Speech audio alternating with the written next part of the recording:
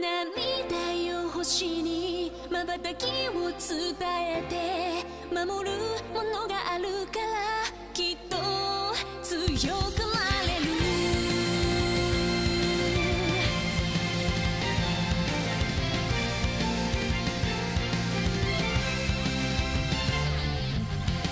語るべき言葉なくした星の守りでは時の果て夢の果て闇に立ちすくんだ風を呼んでみたんだ空に向けて誰かを呼んでみたんだ光求めたソリチュードかすかなレゾナンス確かに届くロマンスそんな流れ星たちを抱き留めた明日が見えなくだって乗り越えなくちゃって奇跡の奇跡描き未来へつなぐ Growing High 心のフォトンが銀河にこぼれて道を強く照らす Burning Bright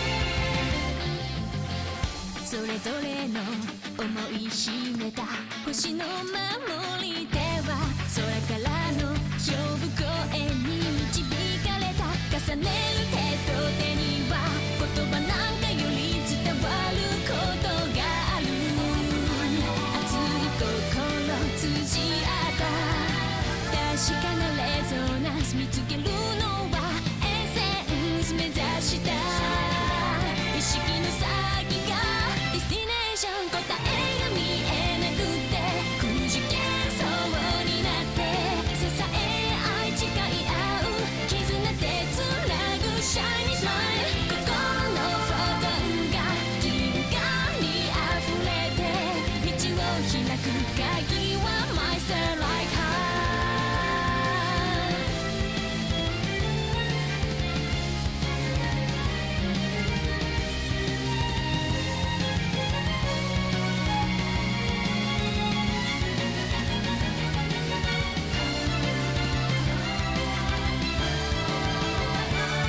明日が見えなくだって乗り越えなくちゃって奇跡の奇跡描き未来へつなぐ Growing High 心のフォトンが銀河に溢れて道が開いたら羽ばたいて行こうよ乗り越えて行こうよ星空と溶け合っていつまでも行ける Fly High まっすぐ願いを世界に受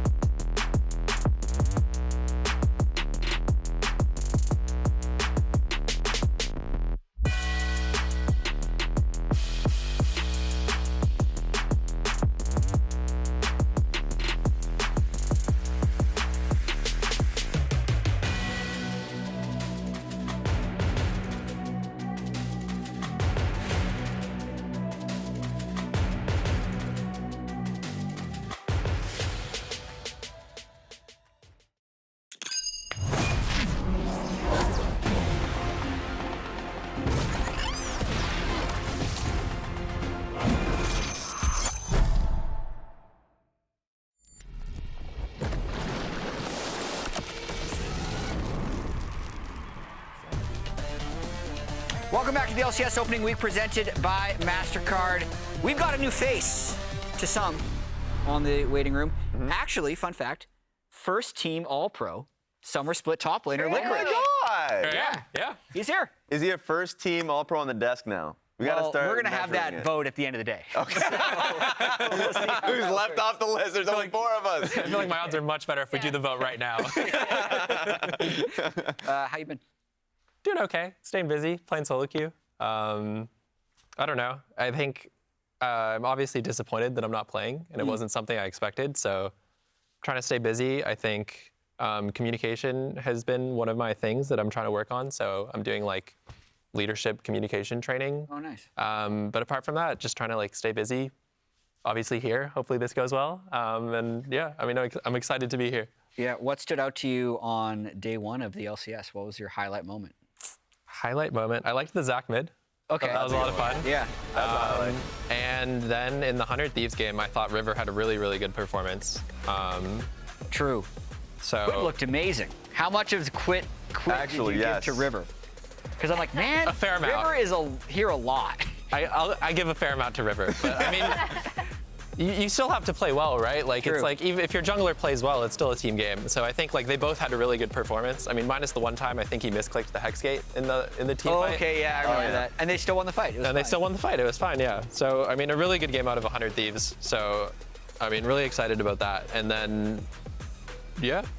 I really love the drafting overall for this one. I know we'll talk about the support element later on, but just in general, like, hey, we have someone who's been playing a lot of Yone and Quid, and of course, like a Riven one trick in the top side of the map. Like, we're basically building a comp around that. Yeah. And Fun I thought fact it was good. about this game, I was looking at stats last night. Yeah. You wouldn't have guessed it, but Blabber currently leads the LCS in kills.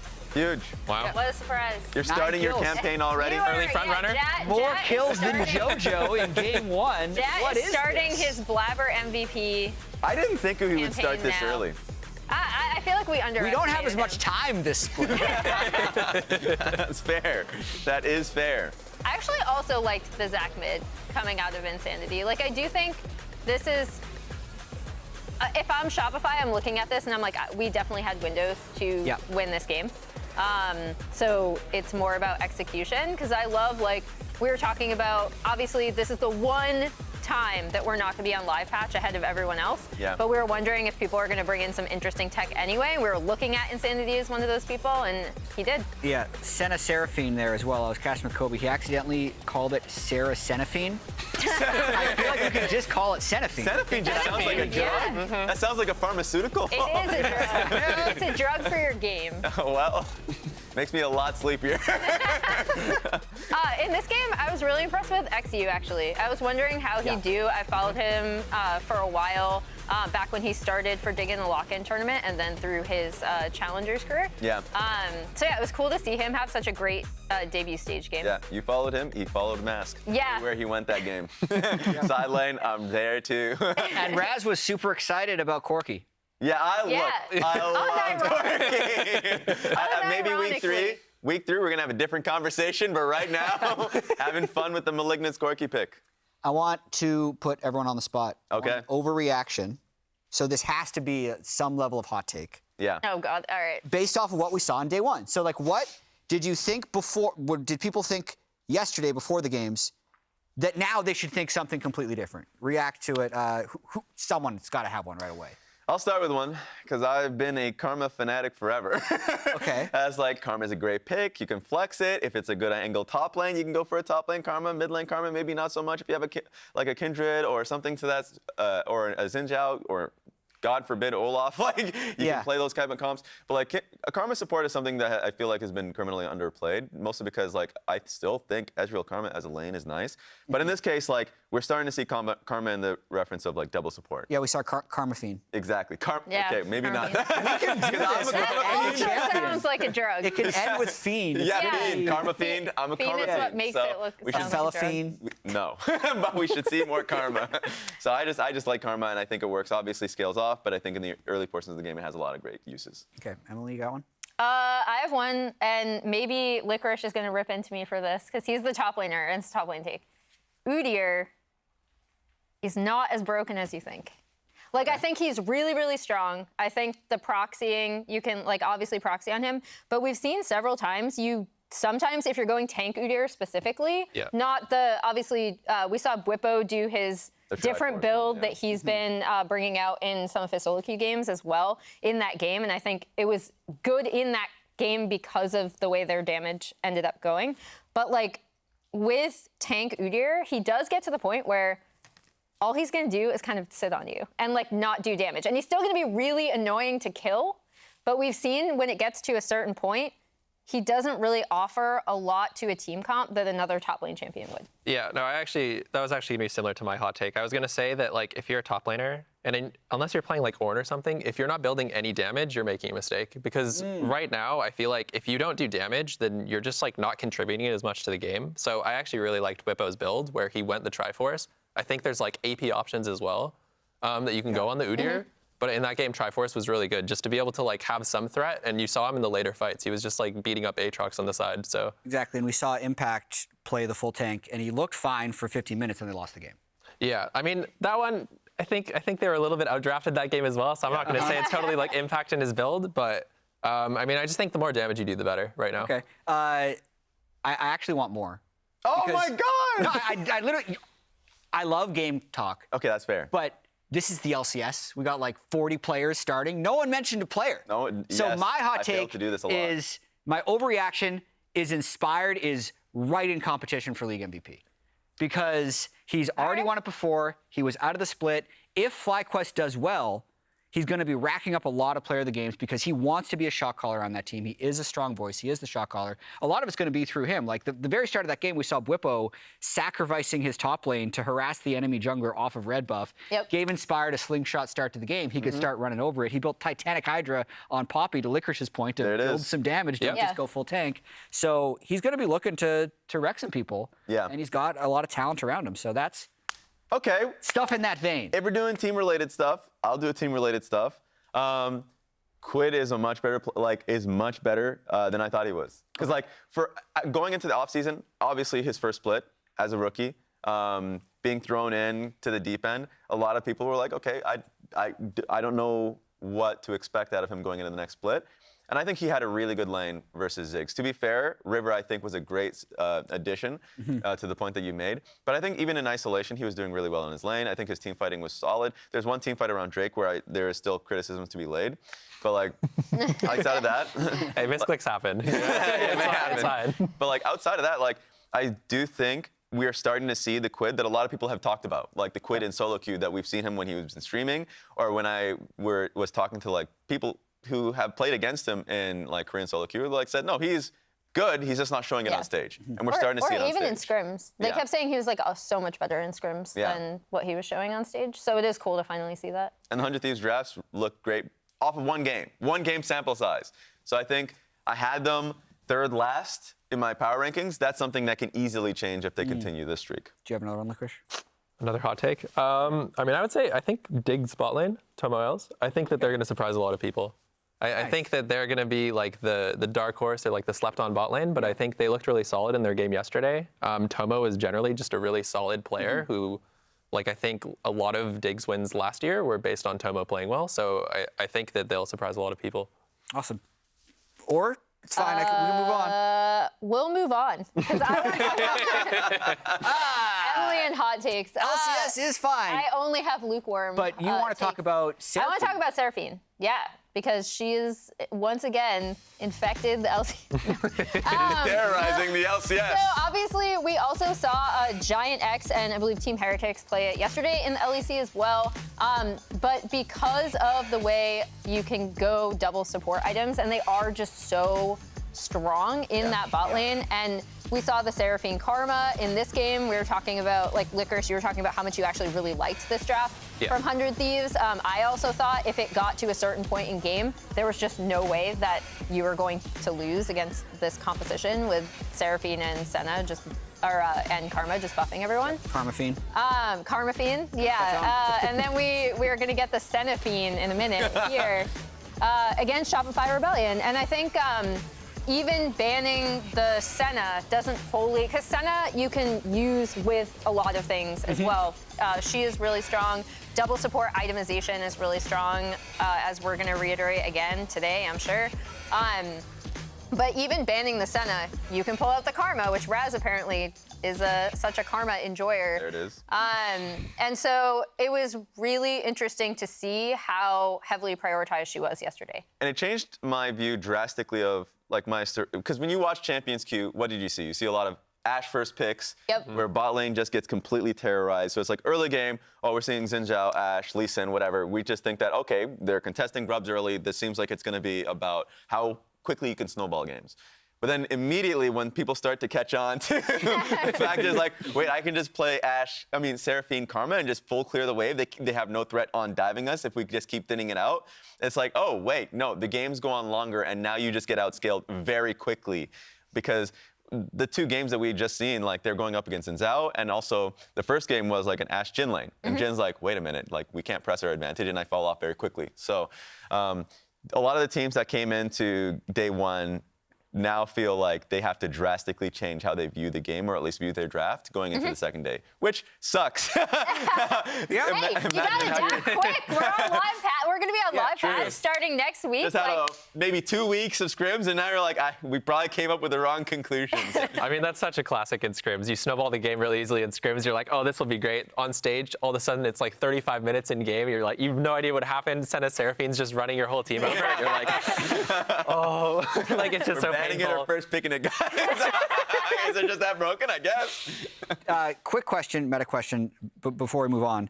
Azel yesterday said he's expecting games to be longer because Baron's a little bit harder to take, and there might be some other things contributing to this, of like lethality 80 carries being a little bit more dominant, and just like Baron DPS basically. Like there's no, we didn't see any Aphelios yesterday. Yeah. It felt like almost every team, if you just looked at the 5 champions, are like, that's not a good Baron team. Do you think games are going to be slower because of the meta or the map changes? I'm not sure. I mean, I think the thing that might make the games faster actually is going to be the grubs, because if you if you play like an early snowball comp and you get 5 or 6 grubs, then when you hit a tower, you get like 2 extra minion waves. Like if your whole team's there, you all hit a tower. That's 12 grubs that just spawned. It's like really impossible to deal with as the enemy team. So I think you might actually see some really fast snowball games if any team is going to try that, you know. And like you have to really all in. You have to get those grubs, and you have to like win early. But you might see some really quick games in those. What's the best way to get 6 grubs? Winning top, winning mid. There we go. Win top, guys. We're gonna step away for a minute. Waiting room. We'll be right back after this.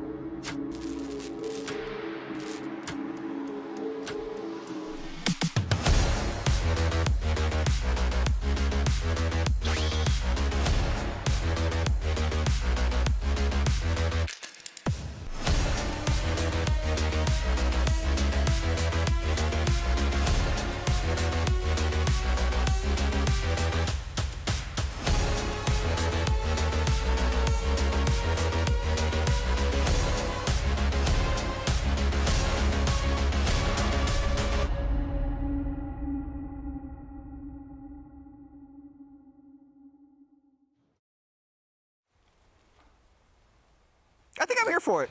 Yeah. Yeah. I wasn't sure what to expect, but I'm there. It kicked up a notch quickly. Wait, so with the esports ones, you actually like hold your hands out in front of you? 'Cause that's kind of awkward. I think so. Here's the standings, by the way. 4 teams in first, 4 teams in Let's have a fifth. big enough gut. Because we only played 4 games, so there's only 4 wins and 4 losses to go around. This is always how it's going to look after day 1.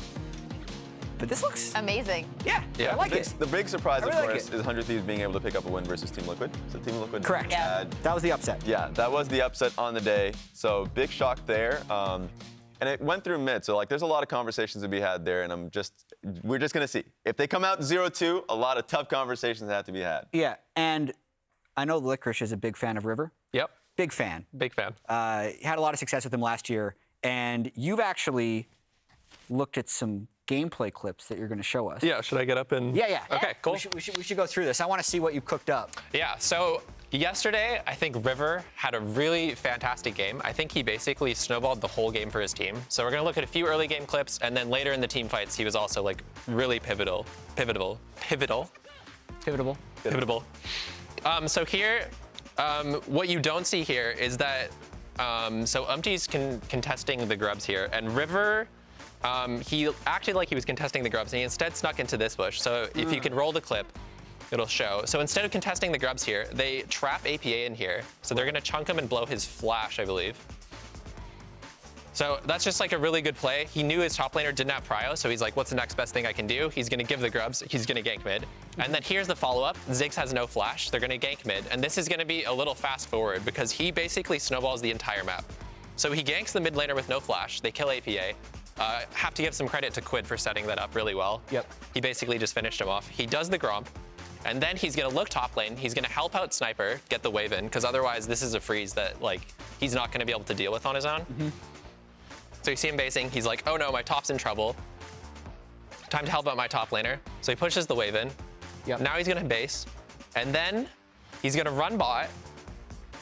This is happening a little slower than I'm talking.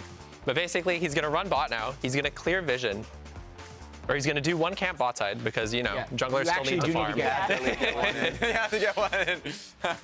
I'm getting a little ahead of myself here. So yeah, no, he's gonna farm a camp because, like, you know, you gotta farm camps sometimes. He's gonna go bot, he's gonna clear a ward, help his bot lane play the game, pressure the enemy bot lane. He's gonna run up and stop them from taking the grubs now, so that they don't get the 5 grubs or the 6 grubs so that they can spawn more. Oh, true.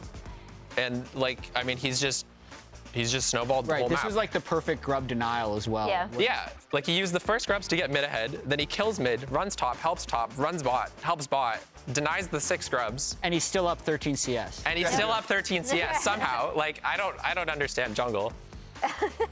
He's gonna farm some camps now, because, like, you know, you gotta farm camps sometimes. And it's just like, I don't know. I mean, like, speaking from experience, playing with River, it's just the game feels so much easier because he's just really smart at knowing where he needs to be on the map and what he can give up. How much of it is him prompting questions of his laners? Like because like being with him, a lot of the times is he asking for communication on like, hey, what do you need out of your lane state? No, he kind of just knows. Yeah. He just shows up. I mean, sometimes he'll get into arguments in review, and then here's the last clip. Like, he farms some camps, and then he comes back and kills Ziggs again. And it's like this whole early game, like now. He's everywhere. Yeah, he's everywhere. He snowballed the whole map. They actually escape here somehow.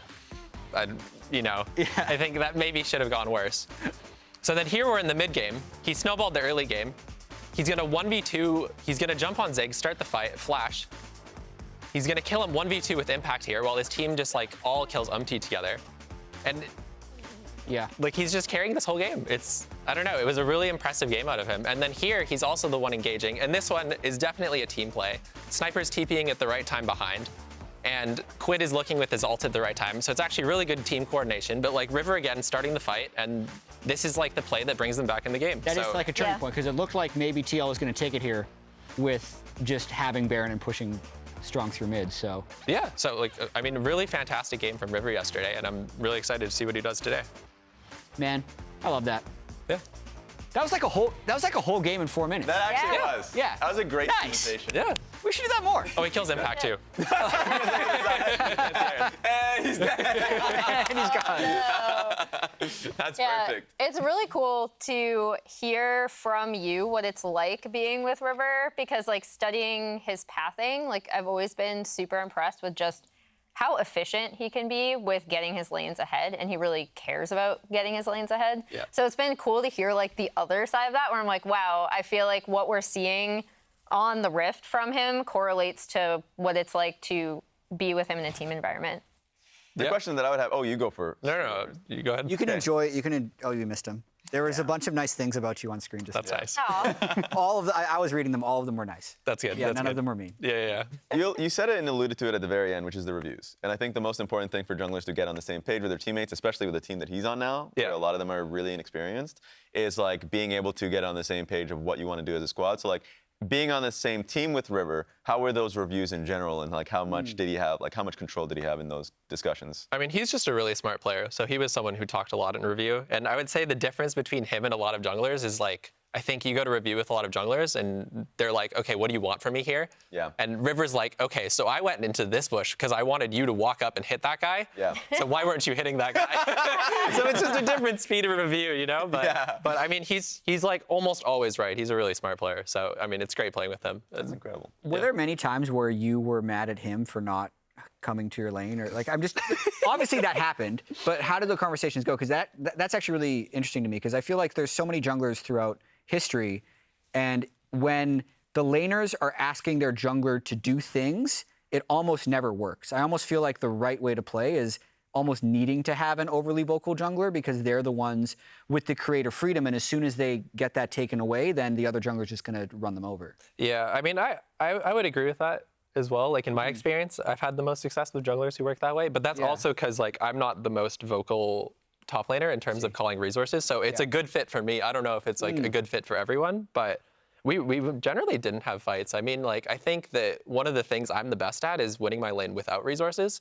So it was like when River showed up, it was like bonus, you know, like we're ganking top, and a lot of times in scrims, it's like the times we would gank top, it's like, oh yeah, bots fucked, mid's fucked. Okay, we're going top. We're gonna try to salvage this game. Yeah. We have no other choice. Yeah. Awesome. That's really good to hear. I'm curious to see how 100 Thieves can continue to excel, because there weren't high expectations for that team going in. They were the upset win of yesterday, and I think River was part of that. Thank you for that breakdown, Licorice. We've had plenty of exciting new rookies come into the league in the last few years, so let's take a look at who's next in the NACL. Before this guy won this, he actually won this. And now these guys, they're trying to do the same. He's looking for the killer instinct. He's going Masu. in. He finds 2. He finds 3. Masu, you are utterly ridiculous. This guy is also trying to do what that guy did. And he didn't win one of those, but he did win this. Welcome to the new era. A toast to our champions, disguised. This guy played one split of LCS and then made semis at Worlds. It's been a long journey, but I'm happy to be here now. He's always been really good, but he finally made the comeback. Oh, and he did it with this guy. This guy won Academy, and he had some dreams. I want to be like the best NA mid laner to go to Worlds, right? Dokla, however, very, very low. Reinforced by the Senna ultimate. And the Pop Blossom is so awesome. This kid? Yeah, this kid. He actually didn't win an Academy, but a lot of people thought he was good, and boy, were they right. This guy made Worlds his very first year as a player. It took him a while to get back. He even played with this kid. They're going to be able to burst him down. He's trying to be able to get away with the help from the Hollow Ground, but he just can't. So he got views. He's wild group, and they got the kill they need to. But then, they did all of this together. Walking into the brush. Contracts is ready to go. Dokla follows it up, and the helicopter crash lands. Contracts gets the 4th kill of the game there for Energy. You know all of these names, but do you know the names of who's next? The future of the LCS starts right after the LCS. Welcome to Challengers League. Get up on your feet, this is a shakedown. Man, I feel like I was totally missing from that. Like, Yeah. I mean, I was in the shot with Zazel when they talked about him going to Worlds in his year, but that's my year too. Like, what's the deal there? You went to World Semifinals. Yeah. Oh my God. That was good, though. That was I like nice. that. I want to know who's next, though. That's Yeah. a good You question. gotta watch When I tune in you gotta NACL, who watch is next? NACL. For us, what is next is Team Liquid versus Shopify Rebellion, followed by 100 Thieves and Cloud9, Immortals, Progressive, and FlyQuest, and Energy versus Dignitas. And it's going to be faster than ever, the transition time between the Nexus falling and the next game starting, as it was yesterday. True. We Let's go. broke records for transition times. It was incredible.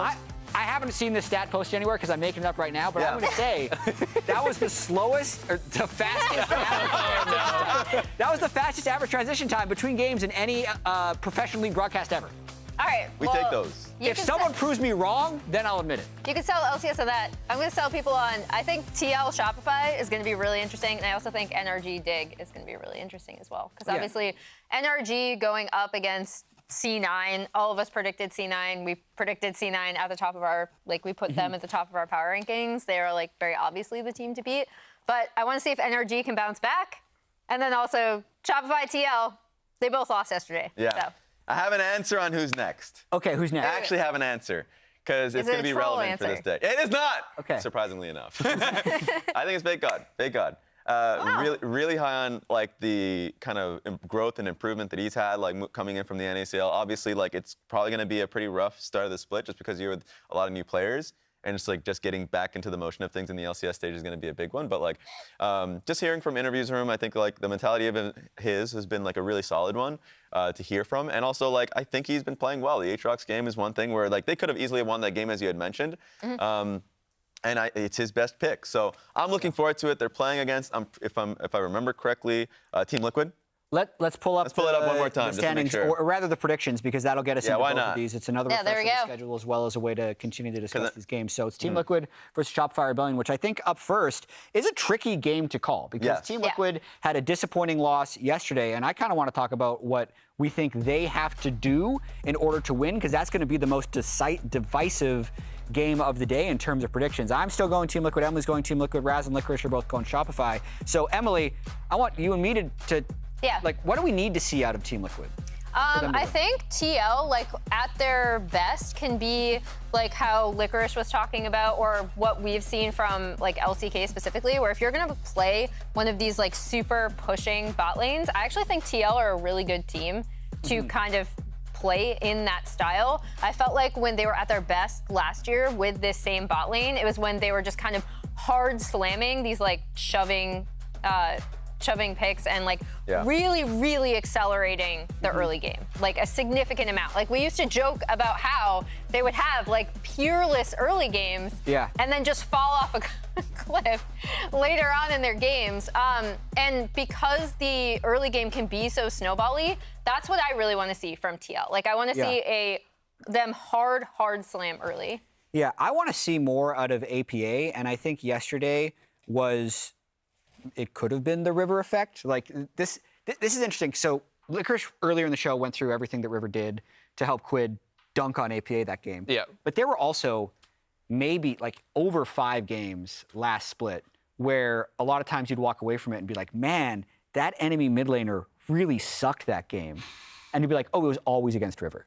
Because he's just like probably the best jungler in the LCS at ganking mid. So I want to see if you can chalk APA's bad game yesterday up to River, and if he can have a bounce back. Because I think for Team Liquid to succeed, they've invested in APA this year. They brought him back after going to Worlds with him. They've gotten rid of the big language barriers. And he needs to be like one of the best control mage players in the league for them to compete. Yes, and I want to hear from Licorice on this one, but I have a quick one, and that's like he's going to be going up against another great duo in Boogie and Insanity. Yep. And Insanity, I still think, is like a top 3 mid laner right now in this league, and the duo that he's had with Boogie, they've been on the same page. So I think it's going to be just as difficult of a game than he had yesterday.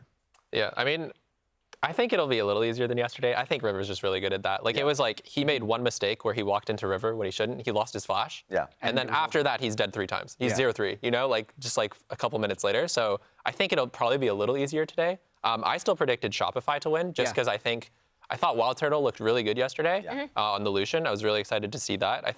I'm really excited to see what Insanity has to pull out. I think that if he hadn't had that first death, I think he would have actually had a lot of control in the mid lane there. Yeah.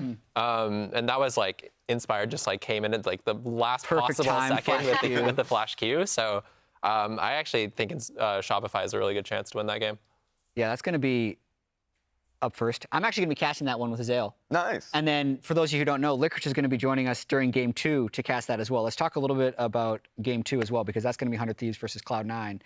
We already talked a lot about 100 Thieves, but what were some of your first impressions on the Cloud9 roster?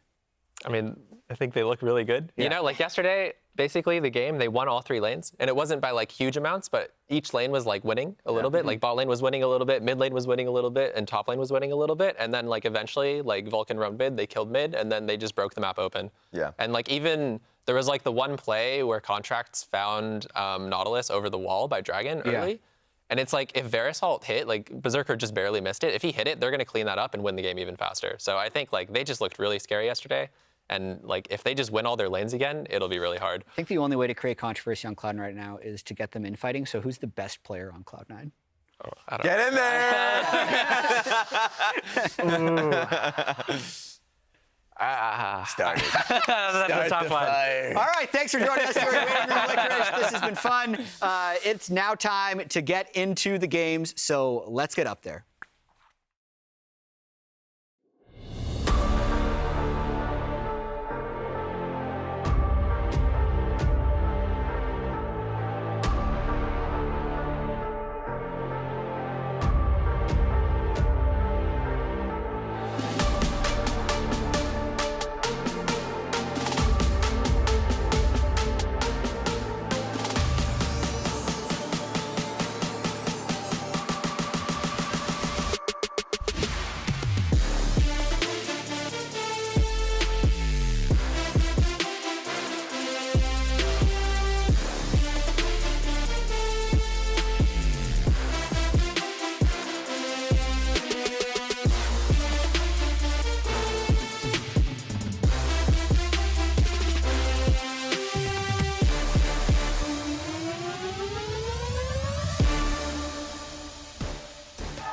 welcome back to the opening week presented by Mastercard. I'm Azael, doing some play-by-play today, and I'm joined by Jet, who was just on the desk, but now he's here. This is going to be fun. We have cast together many times, but never with this specific dynamic. Yeah, true. So everything is different about the LCS this year. Yeah, mixing it up. I got to do some play-by-play last year, getting to do some this year. Hopefully we started off with a bang. The games yesterday were a lot of fun. Yeah. But we are kicking off with two teams, both.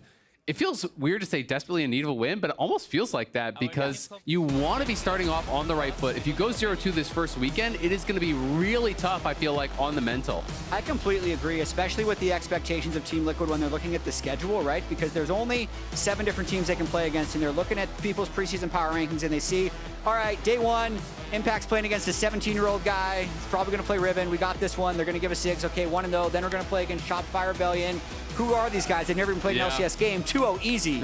But obviously, yesterday, they ran into a bit of a buzzsaw with River's mid-jungle synergy with Quid. APA started the game 0-3. They made some mistakes. They couldn't close that one out. So I absolutely agree with you. More so for TL, I think they were ranked a little bit higher than Shopify if they started 0-2. But for Shopify, they had a pretty solid game against FlyQuest yesterday. And having 2 near misses, so to speak, is going to be pretty demoralizing. Yeah, I agree. They were very competitive against them. You know, I do think, like Licorice was saying, mid lane could have looked pretty different had Inspired not got there to actually kill off Insanity when he was in his blobs on that Zac mid, which actually looked pretty cool. Yeah. I love the Zac mid. Showed up really, really well. But a lot of people ranking TL, as you say, very highly. They've been crushing it in scrims, apparently, but that was kind of what people were saying last year as well. Yeah. Both in spring when they didn't do well, and in summer when they did a lot better. This is a team that has been, you know, really good at scrims for a long time. Yeah, where'd you have TL in your power rankings? I think I had them 3rd. Yeah, so I did as well. So I think you and I had them a little higher than most because some people had them 4th or 5th. They're somewhere in that range. And I also think even from day 1, we're seeing a bit of an evolution in the ban phase already. Seraphine banned away by Team Liquid already. That is very close to what they lost to yesterday. They lost to a Karma Seraphine bottom lane. So they say, get rid of that noise. I think one of their strengths is going to be throughout this year CoreJJ and Yon's ability to win lane. So they don't want the other lane to then just outscale them even if they lose. So I think those are good bans. And a lot of the stuff that was used in the bot lane games yesterday on both sides being banned out because Core was playing the Ashe. We saw the Senna Seraphine was actually played against Shopify by Masu and Busio. So these are a lot of these picks that enable these double support item strategies, which have become so prevalent in the meta. Akali going to be getting banned out. Not only is it showing up quite a bit in mid, it's actually being played top a decent amount these days as well. A lot of the AP itemization has made some of these champions feel that much better in Season 14. I completely agree. And quick thing, because we see a new face on stage for them, I do want to shout out Spawn, coach of Team Liquid. He's been with the organization for over 3 years now getting the promotion to head coach of Team Liquid. So he's actually worked with Yon for 3 full years. And even when he was on the Challenger and Academy coaching staff, he would occasionally move up. Like he was coaching with Team Liquid throughout their Worlds run last year as well. So it's really cool to see him here on the LCS stage as we get into the first pick. Yeah, absolutely. And over on the other side, it's Revan, who's going to be coaching for Shopify Rebellion, came over from TSM. Someone that a lot of people have good things to say about, but it's going to be APA bringing out the Azir. This is one of the picks that I've heard criticisms levied towards him on. Yeah. It is about as meta gets. Yep. So it's one of those things that he really needs to be able to perform on because the criticisms of APA are that he's really good at these niche champions, but if you take him away, he starts to falter. And I think whether or not he can succeed on picks like Azir is again going to be one of the things that passes or fails Team Liquid for this split because he needs to be that control mage guy. And in order to be that control mage guy, you have to play the signature picks of your role. I'd want to say it's like a jungler who doesn't play Lee Sin or a top laner who doesn't play Ornn.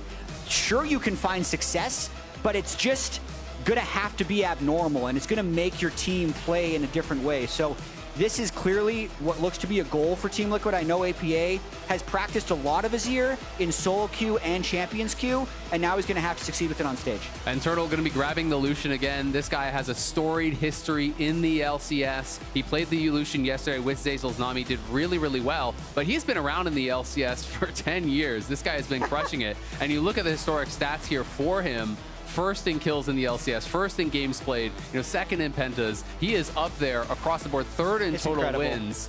he has been doing it and doing it at a high level for an incredibly long time. I just love seeing Wild Turtle on stage. I love seeing him get kills. He was 5-1 in that game yesterday. He was hugely successful. Unfortunately, just couldn't close. So really, it will be a sad day when we can no longer see Wild Turtle's face in the LCS. And even for Shopify Rebellion, he wasn't the announced starter for this team. B-Boy is also going to be on the roster. He's just had some issues getting everything sorted for him. So we might be seeing some swaps in that position throughout the split. So really big game for Wild Turtle here to make a big impression on Revan and the fan base so we can keep this starting roster spot. Absolutely. That could be the difference between getting to play next week or not, is how he performs today. Another person with a lot of eyes on them is Fake God. Raz was pointing him out as he thinks Fake God is who's next. And Fake God did talk about how he wanted to approach this year differently. And this is a quote that he did bring up. The Fake God that played for Dig LCS was scared, uncertain, and directionless. The Fake God now relies on himself more and has more determination to win, never wants to go down without fighting again. So he's really trying to shift his mindset as he re-enters the LCS. This is someone who won the NACL twice on 2 different orgs. He's done basically everything you could do at that level, and now wants to come to the LCS and prove that he can play with the big dogs, and he's going to be going up against Impact here, who really is that test. This guy has stood the test of time, has been at the top of the league in this top lane for so long.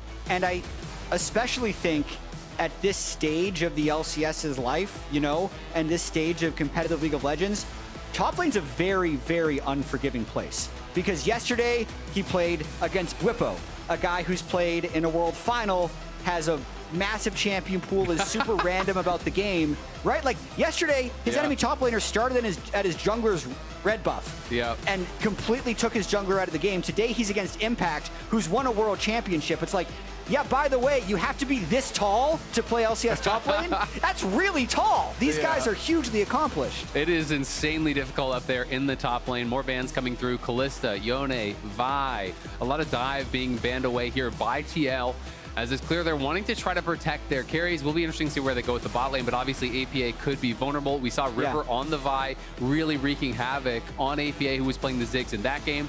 Also interesting, this Rumble has been one of the most banned champions around the world. I believe it's the 3rd most banned, just behind Ashe and Nocturne. So it getting through, that'll be an interesting test here for Fake God, who we're assuming is going to be playing this. And Corki Azir will be the matchup in the mid lane. Corki, getting a lot more popular, it feels like, this patch. Yeah, and it's also a Corki Azir thing. It's a matchup as old as time, but specifically the Corki build that we're seeing now. Malignance. I'm really curious to see when Malignance is built on it, because it's either second item, which makes you a fair bit weaker at 2 items, but when you really turn on is when you're at 3 items. Like Malignance, Eclipse, Triforce are very important items. Manamune as well, so I want to see what combination of items he goes there. But yeah, Malignance, reducing the cooldown of his rockets, making his rockets have a little bit more of a persistent burn, playing a pokier, slower game is the type of thing you get to have when you pick Corki mid. Well, and TL is playing about as standard gets. You have these 2 frontliners here. It's going to be Udyr top, Poppy jungle is what we're expecting. 2 hyper carries here with the Azir and the Zeri, and then the Lulu to support things. So they're looking to team fight very clearly. On the other side, we do have quite a bit of team fighting power, especially if you're thinking playing around package. You have the Rumble Equalizer. You have this kind of mid-game skirmishy comp, with the Lucian and the Nami. But it does feel like there's more pressure on them to get things done early and in the mid-game. But the Trundle will throw a little bit of a wrench in the gears here, because Trundle jungle is actually coming back into popularity, and the only competitive build we're seeing from Udyr is full tank. And if you go full tank, you get incredible value from stealing the stats with the ultimate. You're making him both a lot squishier, and you're turning yourself into a super tank. Yeah, Impact yesterday did play Udyr. He played the full tank variant. Bwipo did build Trinity Force as his first item on Udyr. I think that would more likely be what Impact goes this game. We'll obviously have to see, though, because that Shopify Rebellion team, they got outscaled yesterday when they played against FlyQuest. They don't necessarily want that to happen again. The Corki Trundle is going to be a big insurance policy as they move towards the late game. It's going to be fairly difficult for Team Liquid to punish, so I'm really curious to see how they pilot this. There's not that much hard engage for Shopify. Everyone is kind of long range. Like, you could kind of say Lucian Nami ends up being your engage because you're trying to get the Nami Lucian synergy with mid lane control, but it's going to be a little tricky for them to find fights. They're going to have to play very clean. Exactly. I mean, I think, you can play around Trundle pillar, throw down the pillar, you land Corki poke off that, you potentially are in, getting some damage out. But the reality is, if you fall behind in that sort of a composition and you're fighting front to back, you're going to get ran over by the Azir, by the Zeri, who are going to have this protection of that Lulu, are going to have the protection of those frontliners. So some pressure here on Shopify, and Team Liquid kind of going back to tried and true here with the scaling, the team fighting that served them well for many years in the LCS. It really has. Zeri, Lulu, something that the 80 carries are always very excited to play. But I'd say at least in the last 5 years for Core JJ, hasn't been that successful. Core JJ has found the majority of his success on hard engaged champions and being a shot caller. But it's a weird thing to say because he won a world championship with Ardent Sensor. Yep. So he has been individually very skilled on enchanters, but the teams that he has been a part of have not been able to function properly without Core JJ's go button. So it's something, again, if they want to get to the top level, much like the Azir mid for APA, that they want to be able to play. But it's not something that they have done well with in the last several years. I agree completely, and I think as a result, it's a good test for UMT. You know, coming in, it's a good test for Impact, coming back to the team, right? You know, can they be those go buttons? Can they fulfill that function? Because absolutely, you know, in the last while on TL, it's not that Core JJ can't play these champions, as you say, he's good individually, but the team has really felt sometimes directionless without him on those engaged champions, without him calling the shots, starting the fights. So we'll see if this does work out for them. Yon and Core JJ, the only bot lane in the LCS to stay completely together. Every single other one changed at least one part, if not two parts. So they are the only bot lane that was around last year, and I do think that gives them a bit of an edge coming out the gate here because they have that built-in synergy, so you're expecting them to be able to perform. That's an amazing It's stat. interesting, right? Yeah, that there's been that much turnover in the bottom lane. Doublelift was saying yesterday, though, that he thinks the bot support synergy is slightly overrated by the community. There's obviously benefits, but you kind of know the matchups, you know how you're supposed to play, and then it's all about, like, you also need, like, 80 carry top laner synergy, because you need a guy to be a proper tank, and you need proper backline damage with your mid lane. So continuity's still good, but maybe a little overrated. Yep. We'll see, though. We are on to the Rift here for the first game of day 2 of the LCS 2024 spring here. It's been a lot of fun for me so far. I've just been enjoying how significantly the game has actually changed for the first time in a couple of years.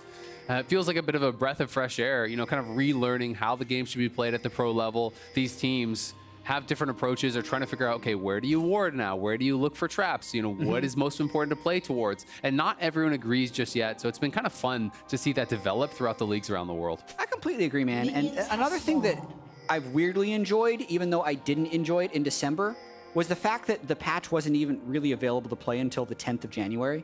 It carries the freshness through to the competitive season, because in previous years, the preseason would hit in like November, all the broken stuff would come out.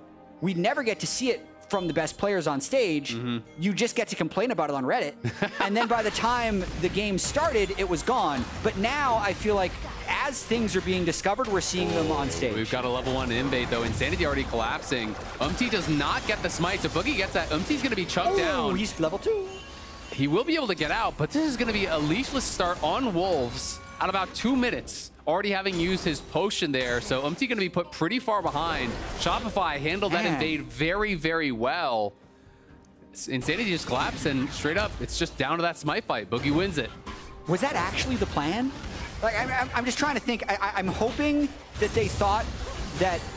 I'd have to go back and check if they actually had eyes on Boogie before they went for the Raptors, because I could see, like, yes, Raptors start, deny it, I don't think they go did. into the rest of the map, because investing 2 wards, investing that time, not getting the smite, just immediately puts you at such a big disadvantage as Poppy Jungle. I think the hope was that they could utilize the power of the Udyr. You know, this early Udyr is really, really strong in some of these skirmishes. He's getting invaded now. Yeah, and he's going to be met at that red buff. UMT knows he can't actually fight at the red buff, so he's just going to have to go down.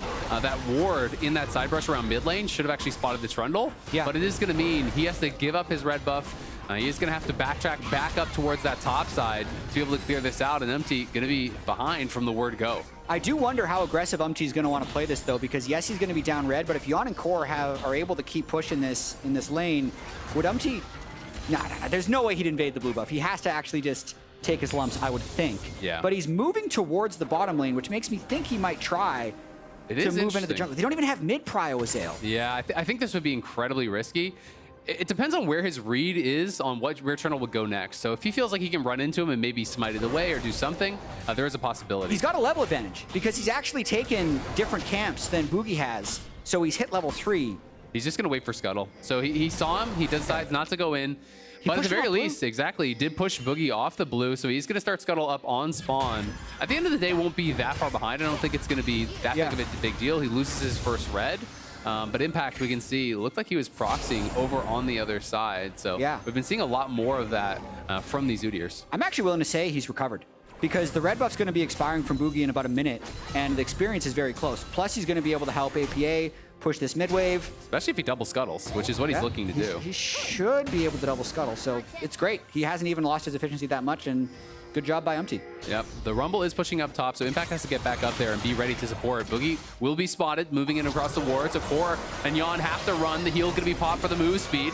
There's the pillar, but Yon saved the dash and is just going to be able to dash right over top of it. So well handled there by TL. The ward will keep them safe, and that means no problem for Umti. Double scuttle on that top side. Turtle, though, going forward, does use Ignite really aggressively here on a Core, chunking him down about 30% HP. Remember, the heal is already missing, so Core's going to have to go back to base here. And Shopify is going to look to try to push out this wave. Yon has to be somewhat respectful. They see Turtle moving forward. Yon going to get chunked down. The barrier's used. Now they're trying to turn around on Turtle. The bubble's going to miss from Zeyzal, and that will push Turtle back, who's pretty much dead to him. And now this gets awkward, and Boogie is running down here. This is important because he has to cover them, at least make sure they can push this all the way in. We'll see if they want to go for a dive. I think it would be way too risky, but they are staying around, so they're at least considering it. A bit of miscommunication, I feel like. You could see Boogie saw there was a lot of action, didn't know how spicy it was actually going to get, but Turtle and Zeyzal, specifically no mana, even if they had more health, no mana is not going to let them do the fatal damage they need under the turret. So Boogie's going to be able to counter jungle Krugs off of this, but I think overall would wish he didn't go down there. Yeah, it's a little bit awkward also because it delays Turtle's base, right? He actually had to stop that base. Boogie is behind them, though, and Zeyzal's holding the wave, so Boogie can walk in, and this could be a dead Core JJ, or at very least a flash. He just needs to walk in, hold the pillar till after the flash, potentially. We'll see if he wants to just commit it. Flash Qs, okay, he can still, I think he's still killed. He's dead, yep. Yeah, he's gonna get it. Boogie gonna be able to chomp him down. This is an easy first blood for Shopify Rebellion. The troll claims that Boogie gets in behind him. They weren't expecting him to be back on the Krugs respawn. Umti will try to trade it back over on the other side. But it's good early moves here from Shopify. Yeah, a little bit of a lack of respect from Core and Yon there. They wanted to push an extra wave in before recalling, likely to get the Noon Quiver for Yon, and they were just risking it. They're flipping it. The Boogie didn't stick around. They flipped wrong. Luckily, though, with the grubs, when stuff happens bottom lane, around 5 minutes, you get to trade. They get 3 grubs. That means they're 2 grubs away from being able to spoil the grublings when they hit the turret. There's a better name for them. Void Mites. Void Mites. I like grublings. I kind of do like grublings Void Mites more, is a good name. lie. I should stick to the vernacular, but You're Void your own Mites, man. It could be grublings if you want, you know? I mean, just got to say it with confidence. Flowers was calling him Ed, Ed, and Eddie yesterday. Exactly. Which is fine. And it looks like they're going to trade it for the Drake as well. So trades all around. Yep. So Boogie playing more heavily down towards this bottom lane. Turtle, again, had a really good Lucian game yesterday. Did start Stormracer, went into that rapid fire. Fake got in trouble, though. Umti trying to get behind him. The tackle comes in. He's overheating. He's silenced. And I don't think he's got any way out. The equalizer will drop, but not going to do much of anything. TL strike back on the top side. Wow, what a huge gank right there. And just absolutely tragic overheat timing from Fake God. He was a level up. That was a level 4 Poppy ganking a level 7 Rumble. How many times have you seen the Rumble just pop the equalizer, sit it with the Flame Spitter, and burn them both? Yeah. But because he was overheated, it was the perfect time to gank, and he falls pretty easily. Yep, and that is that difficulty. You have to be really on point with your heat management. Would have been tough to escape either way. An insult to injury, he had used the flash as well. Yeah. At the very least, the wave had already crashed, so he's not going to lose more minions there. Double ward, unfortunately, expended by Shopify. They are spotting Umti, and we'll have to back it up. Trundle is in that bot side river, but not too close just yet. And both teams aware of where the junglers are, as Boogie was clearing out a ward there. But will start to move down towards this bottom side. He knows he needs to cover them, but Yon in trouble, dashes back. Will they go forward? The Ignites have just been committed so aggressively by Turtle, and I love that. Yeah. He knows it's going to guarantee them a heavily winning trade. He knows it's going to push them back, so even if you can't get lethal damage, I mean, the barrier and the heal were still available, you're going to push him back and deny experience, deny that gold, and even guarantee at least one plate. Turtle Zeyzal playing very aggressive bot lane both days. They had a good 2v2 kill yesterday against FlyQuest bot lane. They controlled the mid lane throughout a lot of that game just with the Lucian Nami threat, and getting the pressure in this lane, getting the early plate, and also just allowing Boogie to cycle this red buff. This is the second consecutive red buff steal he's being able to get. It's Shopify playing through Wild Turtle, the old veteran, and finding some success. I mean, they're playing it really intelligently. You always love to see the next step. You get one advantage, what else can you get from it? You get the advantage bot, then it's the red. That is the pressure in towards mid lane as well. And Boogie, because he got that early kill, was able to get the really early Tiamat, which speeds up your clear so much on Trundle, really helps with those AoE camps. And we can see now, FakeGod getting pushed back here. Impact already has a ton of MR, has the cowl and a null on top. Sork boots are going to be nothing because of that. Yeah. And it is going to mean FakeGod, with that early death, with no equalizer, he's going to be getting bullied a bit here by Impact, but we'll see if UMT can get anything done. Spots Boogie, but not a duel. The Trundle wins the 1v1 very easily. It's all about just a possible smite steal and not really knowing where everyone else is. You can see Azir is recalling, but for all Boogie knows, Azir could be on his way. Udyr is also actually on his way, so Boogie has to give this up even if he wins the 1v1 because his teammates are supporting him. Yeah, and he hasn't spent his gold in a long time, so he should have a ton in pocket. Impact will take a couple of those little Krugs. Boogie gonna go back to base and now should be able to spend up all his gold. And I imagine he has like at least, I don't know, probably close to 1,000. He's been out on the map for quite a long time here. We'll see though. Yeah, you can see it right there. 800 for UMT. Okay, yeah. Boogie just purchased, so... Yeah, he bought the Tunneler, so yeah, had about 1,000 gold. They are definitely prepping a dive here. FakeGod doesn't have flash, even if he can pump a lot of damage. Yeah, and they're going to be able to burst him down very easily. The equalizer came out, but it's not going to mean anything as FakeGod knocked down under the turret, overheated again, had no flash, had no way out. Nicely done here from TL, focusing back towards that top side. And MT, despite the rough start, has been very good at getting back into this game. Shopify knows they're over on these Krugs, but Impact is still here. APA has come over as well. They really want to 6 scrub him here. It's very hard to contest at the moment. Is package up for Insanity? Insanity's coming and he has the package. Be a big fight. But they already got 5, so now they have the Void Might spawns. Will Insanity be committing to this? He's going to go in with the package. The flash out early here from UMT, but Insanity potentially in trouble. The second Valkyrie is just used to retreat as Impact going to push him back there. Shopify will deny the 6th Void Might here, the 6th grub, but 5 is really all you need. That gets you the 1 spawn when you just get near that tower. You know, even if you're a melee chip, you don't even have to hit the tower. You just have to get in range of it to be able to chip away. And going to be really happy about that. So a lot of success for TL on this top side, and it's really going to be kind of this story of 2 lanes. Are the slight advantages that Turtle and Zeyzal were able to carve out on that bottom side enough? You know, they got the plate, they almost have a second, but at the end of the day, you know, Yan is staying close in farm. You have Zera, you have Azir, they're farming it up, the top side is stable. Exactly. And TL are in a good spot. Yeah, I was gonna ask who you think you would rather be right now. TL and for it sure. is hard to say, but I think it's TL mainly because, like, we're saying it's a top bot trade, but it's not really a top bot trade. It's not like Yan is behind in farm. So the Zeri Lulu will be very strong late, and I'm expecting now with the 5 grub buff, as well as the 2 kill Poppy and the far ahead and stacking MR Udyr, they're gonna be able to pressure the map really well, which will get the game late enough for Yan to turn on. That's at least where this game is trending. So many things could blow up. We're literally only 12 minutes into the game, but right now I think Team Liquid's in a slightly favorable position. Yeah, I like their position for sure. I mean, Shopify got a Dragon on bot side, got a plate on bottom side, you know, but the CS, as you say, is even, so it's really not a lot.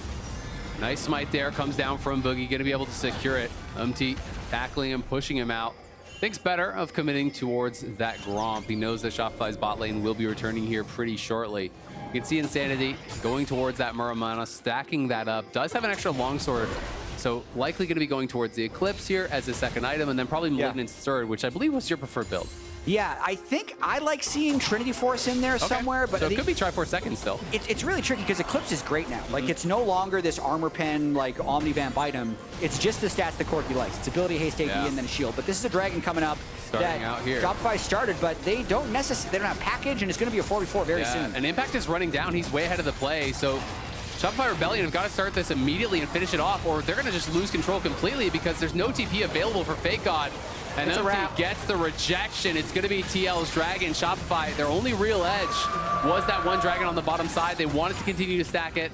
Impact had the first move, though, and it's a great ult here from Empty, who has really recovered well off his failed invade. He's 2-0, securing objectives, making plays happen around that top side, and he's ahead in gold now as well. Yeah, and the amount of time that Umti has just spent, I want to say, like, in Shopify Rebellion's head is really high, because he's constantly been invading. Even the failed invade at level 1 with Raptors changes the way that Shopify approaches the game. And he's invaded so many times, he's taken so many objectives, and he's just had a really good game. Oh, Yon gonna pop the ulti, trying to chase down Turtle. He felt he had overextended. Looking to punish him. Boogie is here, and they know it, so not gonna be able to go too far. But a bit of trading here back and forth. It was the heal expended by Core JJ as Yon's gonna escort Boogie out of there. But they're turning around now. He's got E. Yeah, he has the E, so he's fine. He was just trying to wait the timing. As long as you don't get nervous there as the Zeri, you can get pillared out of the E if they're really, really quick. So that is what Boogie was trying to look for, but Yon just waits. Once the pillar's down, you can E over both it and the terrain because it's connected. And Empty immediately on the top side, just going back for another objective. So all this pressure down towards bot, not feeling like it's really getting enough for Shopify because Empty is always trading back. Yeah, absolutely. And Team Liquid's just playing really good defense. They've only lost one plate. They haven't died. Wild Turtle is getting some very good trades in. Yeah, the ulti coming out there from the Nami won't connect, but Yon again going to be pushed back. And it has constantly felt like the pressure is very heavily on Wild Turtle and Zeyzal's side, but it's just not expressing itself in a big enough lead. They maybe got that second plate. I'm not actually sure because the plates have now expired. That turret getting somewhat low, and they will be able to work away on it. We can't see the health bar just yet, but I can see it in the Spectator client. It's down to about a third HP, so they won't be able to finish it off before Impact does come in, and it's going to try to look to push them back. It is the Kanik Rooker and Rush here for Impact, so that is that magic shield that you see on his health bar. If you haven't been hit for, I believe it's 12 seconds, then it does recharge, and it scales with your HP. So against the Corki, against the Rumble, it is incredibly good. It allows you to just kind of soak poke for your team. Yet, I'll say right now, he's up against a Lucian and a Trundle who are going to push the turret down. So he's not going to be able to defend that turret. Yeah, it's going to be tough. We'll see if he's just forced to equalize the wave. I feel like he needs to make a run for it, but now it's going to be too late. It's Empty. Nice flash. Goes for the stun, not going to be able to find it. Turtle on the bot side does knock down a tower. Good flash from Fake God, as you called out, will allow him to survive as TL were wrapping around behind him. But they don't have a wave, so they can't actually get much more than that until just now. And I'm not in the client myself, but I believe that's an experimental hexplate by Yon, so a little bit of extra durability in the Zeri build. I think once he gets to late game anyway, he's going to be online, so he's just trying to make sure he doesn't get completely bursted down. Nice slams him out of the Valkyrie, knocks him up, Insanity in trouble. Will have to try to pull back. The heal comes through from Zeyzal and will stabilize. Insanity not going to panic, won't expend the flash, does stay alive. It is that experimental hexplate, as you say, which gives you the bonus move speed and attack speed. 35% attack speed, 15% move speed. So synergizing with the extra move speed you're already getting during your ultimate for Zeri, a lot of people really do like those kind of combos. Another champion you're seeing it so popular on is Nocturne, again, guaranteeing the tether out of the ulti. It can be really popular on things like Trundle, like Nasus, so it does really have its uses. It's not, you know, a generalist item, but when you want to go fast during the ulti, it is good. And APA, a swing and a miss as Boogie just walks it out. Yeah, and let's check in on APA Insanity. It's kind of like a standard Corki Azir game. Exactly even, and nothing has happened. 10 CS per minute, 0-0-0. So the interesting thing is the builds. Let's see what they're doing. And honestly, the majority of the Azirs that I've seen in the last couple days have been going Nashor's Lichbane. Yeah. So APA, a little bit less bursty, a little bit more overall damage, and I can understand it when he's going to be going up against Trundle, but what do you think about this choice? So it is interesting, right? It's a much higher DPS build. You know, looking around the world, there had been like one Lichbane build in LCK, one Lichbane build in LEC. Most people were still doing this standard higher DPS build of the Leandries plus the Nashors. You know, so this may just be comfort for him. The Lichbane obviously does give you that additional burst, and it's something that is starting to pop up as Shopify maybe going to face check Yon. Yon won't fully commit as Boogie is there with him, but a nice little chunk won't mean too much. Empty, though, going to try to zone them out and see if they can actually use this to knock down the tower. Remember, they have 5 of those grubs, so the Void Mites will spawn. I like the way TL is playing. It seems like they're getting a lot of map pressure, even though they're up against the Lucian Nami, who kind of turned on with what used to be 2 mythics, but literally just your first 2 major completed items gives them huge pick potential. packages Turtle here, though, goes so in. Insanity is king of the map right now. APA gonna have to flash out of there as Turtle getting spicy with it. You've got to play aggressive. Every time the Ignite is up, he's looking for these beneficial traits. Insanity looking to threaten the dive here. He could come from behind them. Looking for APA, chunks him low with a big one, but here comes the package in across multiple. Yawn forced to flash out, and he's getting burst down, but the shields come through from Core, and will be enough to keep Yawn alive with the barrier and the shield, pushing Turtle back. But that is 4 summoners off of the bot lane there from TL, courtesy of Insanity, who comes flying in from the Raptors pit. These teams are going at it. Like when Wild Turtle flies in, APA stands there and fights. When you get the Corki package, you could see Yawn was standing there and trying to trade damage back. And now even with the Dragon being taken down, Impact is thinking about making his way in. Yawn and Core are coming for base. They might look to fight. Well. We'll see if he can get in range fast enough. Humpty may just be there. It's down to 2K, but they haven't got it just yet. It's going to be a smite fight. The equalizer is dropped. Turtle's in the midst of everyone, and Turtle has to run, but Impact getting burst down. And look at Insanity on the side, just raining hellfire down on TL. Knocking them down. They get the 1 kill, but it is the Dragon for TL, so they're going to be pretty happy with the trade at the end of the day. They're going to be very happy they were able to steal that one, but it's also kind of showing that this game is going to be a pretty close one, because you saw Impact there run in. He got hit by the Trundle ultimate, and then he just died. Yeah. So he's building full tank. It's what he did yesterday, but I think there's a lot of people talking, at least from who I've spoken to, Doublelift yesterday, Licorice today, who kind of think you got to build some damage on anyone. And that's not what's happening with Impact's Udyr here. So while the tankiness does allow him the initial approach, once this fight starts, he's not that tanky. Yeah, and it's kind of the double whammy of making Boogie so much more tanky as well. Yeah. I'm just double checking that it was actually Impact that got ulted, not Umpty, because I think Umpty's the one who got ulted. So this was through full tank. That wasn't even an ulted Udyr there. It's going to make him even squishier when he does get hit by it. Yeah, I mean, Turtle is very strong right now. Some armor being picked up by Impact, but he did obviously go heavily towards MR. He rushed Kanik Rooker, and he is playing Boots of Swiftness and has that extra null in his back pocket as well. You can see on the other side, Boogie did rush the Titanic Hydra, really strong on Trundle. Spectre's Cowl as that second pickup. Spirit Visage becomes really, really popular because of all the self-healing that you do have, especially with that ulti. Yeah. It also kind of just turns him into that super tank himself because you're stealing so many of the stats. You're not just shredding your opponent, you're making yourself that much tankier. And if you can pillar out the back line as Yawn says, thanks for the leash, bud. Steal it away from... That's a tilter, man. Every time that happens, it just feels so bad to the jungler.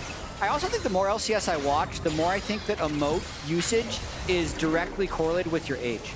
Like, the younger you are, the more likely you are to be able to use emotes in League of Legends. When you're 30 plus, you don't have the extra APM to be spamming emotes. Exactly. Like, you only have a certain number of clicks in your life, and you're not willing to waste them on emotes. Yeah. At 30, I mean, you're an esports grandpa at that point. You gotta be preserving those clicks. Like, Core JJ hasn't emoted the whole game. How many does he have left? He's making sure he can play a long time. Saving himself an extra couple years, you know? Yeah. Keeping those wrists alive, but Shopify here looking to push in. Yawn gonna be forced to dash out, and it's a nice trade again onto Umpty. Turtle enforcing his will, playing this rapid fire build again. Also did go towards the Blood Song, so did go for this double support item thing that we've seen a lot. It's the same thing he did yesterday. Really playing heavily around these initial trades, right? You dash in the Bloodsong Sheen proc, you have the Rapid Fire proc, you have the Stormrazor proc, so it's all this initial upfront damage plus the Nami E that allows you to really get these bursty trades, but you can't play passively. You must play aggressively every single time those energized procs are up. I think it's also just a pretty broken combo. They now have double sight stones pretty easily.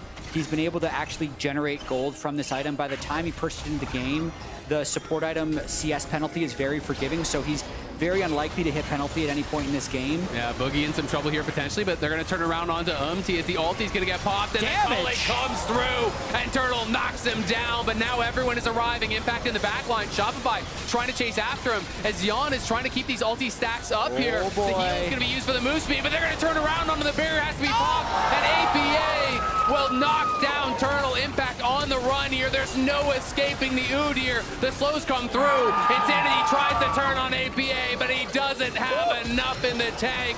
Zazel's got no way out. Boogie trying to buy him some time with the pillar, but Impact is there, and Impact gets another kill, and they can look to turn on the Baron, but Fake God drops the equalizer, has them chunk low, trying to prevent the take here. but the chunk out onto FakeOn just makes this that much more difficult. Do they still start it up? Impact says yes. The rest of TL says no, and we'll head back to base. Ooh, I thought that was going to be Baron, but I believe Fake God's equalizer stopped him from doing it. Still a huge play for Team Liquid, and if you talk to Impact, he's going to say that's why I'm going full tank. Because he was an unstoppable force chasing down Shopify, slowing them the entire time. The beginning of this did look very good for Shopify. You can see Trundlewalk goes down on an Umpty. That allows Turtle to burst, and then he's out of there. But the long fight is where Zeri and Zeri and Lulu want to succeed. Yon keeps them busy, gets a big chunk. Impact takes that extra pass through the modified Baron pit, and then shows off those mechanics, sidestepping 2 bubbles in a row, doesn't let himself get CC'd, and is able to clean up the fight. And now they are starting to there's a package though on Insanity, so this could be risky here. Impact is keeping it leashed. He's not certain that they need to leave, but the rest of TL is backing off. Impact now looking, does get the stun. Insanity in trouble, didn't want to use the package, and now has to use it defensively. That is huge, as Impact able to force that out. And I've got to say, Impact's team fighting in the last one was amazing as well. That Phoenix ulti slowing them all around, not hard committing to the fight, just staying in that back line, constantly harassing and slowing Shopify on the retreat, making it so that Yon could catch up, so that APA could catch up. I felt that made all the difference. And TL going to be able to grab the Dragon on the bout side. And thank God, just no way out. He can run you down for sure. Turtle, though, in trouble, and he's going to be burst down by Yon. Zap goes the Zeri, and Turtle sent back to base. Impact basically 2v1ing up top as well. Boogie having to go up there just to save his life. Otherwise, Impact, I think, would have slowly ran him down. Also, soul point for Team Liquid. It's really turning in their favor. Wild Turtle made a lot of big plays throughout this game, but getting caught there is quite costly. Team Liquid going to push down mid while he's still gone. It's tough because Turtle had made good play after good play after good play, but they didn't result in big advantages. They just resulted in tempo. They resulted in chunks. They weren't resulting in kills. They weren't snowballing to the point where it's, okay, you got a kill. Now you're even way more ahead. Now you got another kill in a tower. Now you got the dragons. It never resulted in enough, and Fake God looking for APA. Just going to be using that equalizer mostly to clean out that wave, as Shopify trying to regain some control here in their own jungle. But TL hanging around. That one will go to Boogie, as it was in the brush, and no vision there for Umti. But Shopify have got to continue playing aggressive. They're hoping that Insanity, when he gets this Malignance online, can maybe do some work with the poke. But I feel like a lot of pressure is going to be on him. Feels like he's got to be the one to carry this game if they are to win it. Well, he does, because we're thinking about the way that Shopify needs to engage fights, and up until this point, it's basically been, okay, Lucian, hop in there, make something happen. And it's getting harder and harder because the return damage from TL is so high now that they can probably just kill Lucian whenever he dashes in. So then I think they're actually in this really awkward point in the game because Insanity needs to have Malignance for his ultimate to do better damage. That's when the poke will actually potentially be threatening enough to force Team Liquid to engage. But as of now, Team Liquid can just keep pushing waves. They can kind of just stand there and slowly gain advantages, because in order for Shopify to start a fight, they have to overcommit, and since they're weaker, they'll then lose the fight. So Team Liquid in a great spot. And you can see that rocket, that big one on the Cortege, did about 45-50% of his health, so did chunk him down very low. Gonna chunk some potions, try to heal back up. Is Umti going for, but APA in the back line shuffles him back, and TL going crazy in this fight. Yon still very healthy. Insanity's got to run, but he's got no Valkyrie, and he's got no way out. TL get the kills. 2 for 0. They're heading to the Baron, and this one surely is going to be theirs. Fake God going to be scrapping with Impact, but Impact can just walk it out. He doesn't need to commit to this. His team has already won the fight off the back of that beautiful engage from APA. Sweeps into the Shopify backline and crushes them.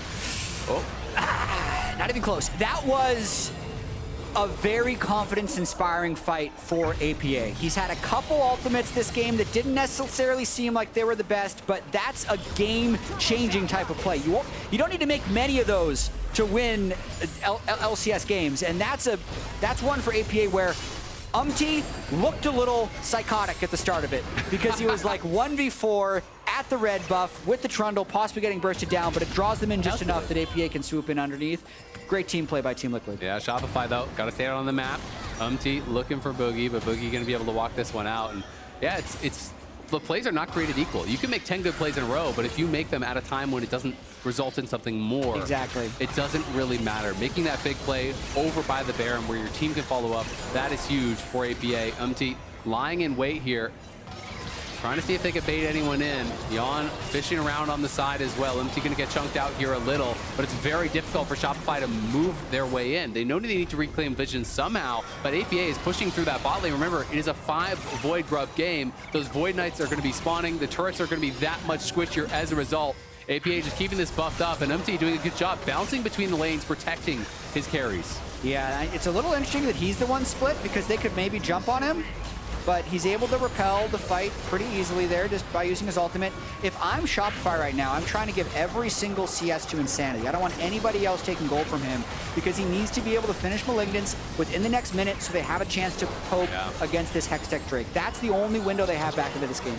Getting 16 would be so big as well, but he's not going to have time. You know, getting that rank 3 ultimate is massive for Corki. You can start to play around the Nami-Corki duo much more than that Lucian.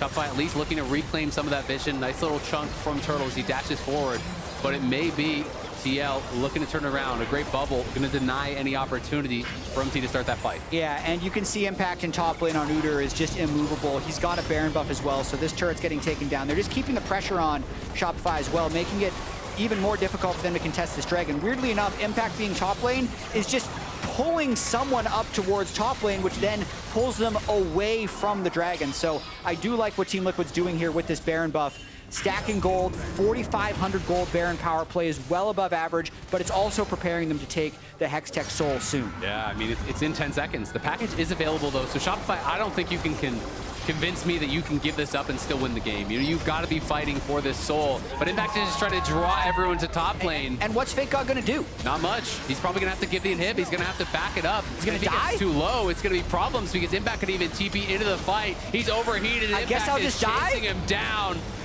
Doesn't have the ghost quite yet, but Fake God in so much trouble. Does have to flash back, and it's going to be about the fight at the dragon. The rejection there from MT, going to be able to knock away Insanity. They're going to be able to finish this off, but Boogie's in there. It's a smite fight. Oh, he stole it! And Boogie steals it. MT with the early smite. Keep their hopes alive in this one, but Impact relentless on the top side, and MT going to be charging in. Slams Boogie against the wall. There's the disengage ulti from the Nami.